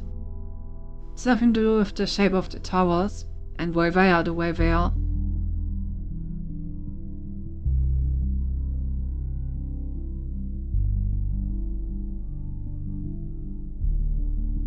Guess it might also look through the other structures. Not sure what they actually call them. I guess, but the other structures don't really look like spaceships. I mean, yeah, this one maybe. But the towers all look so vastly different, I feel like it's not necessarily about them at all. Anyway, we've been streaming for 5 hours. We have completed our government mandated 2 areas. Plus a part of the, like, mega structure. So this seems like a good time to find someone to raid.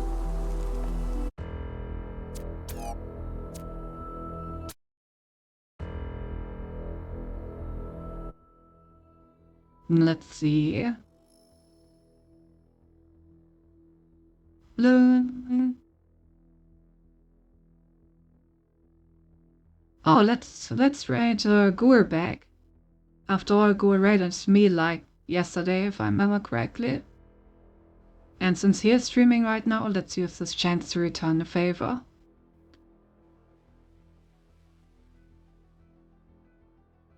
Apparently he's playing Valorant.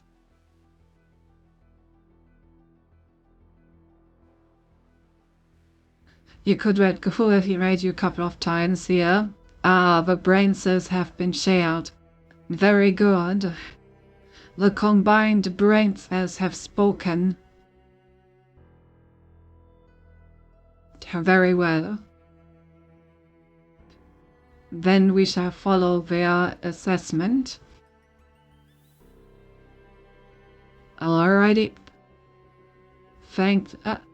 Since the stream is over, may I have my brain cells back now? Yeah. Maybe I'll give you some. Just to make sure that you know, survive until the next stream.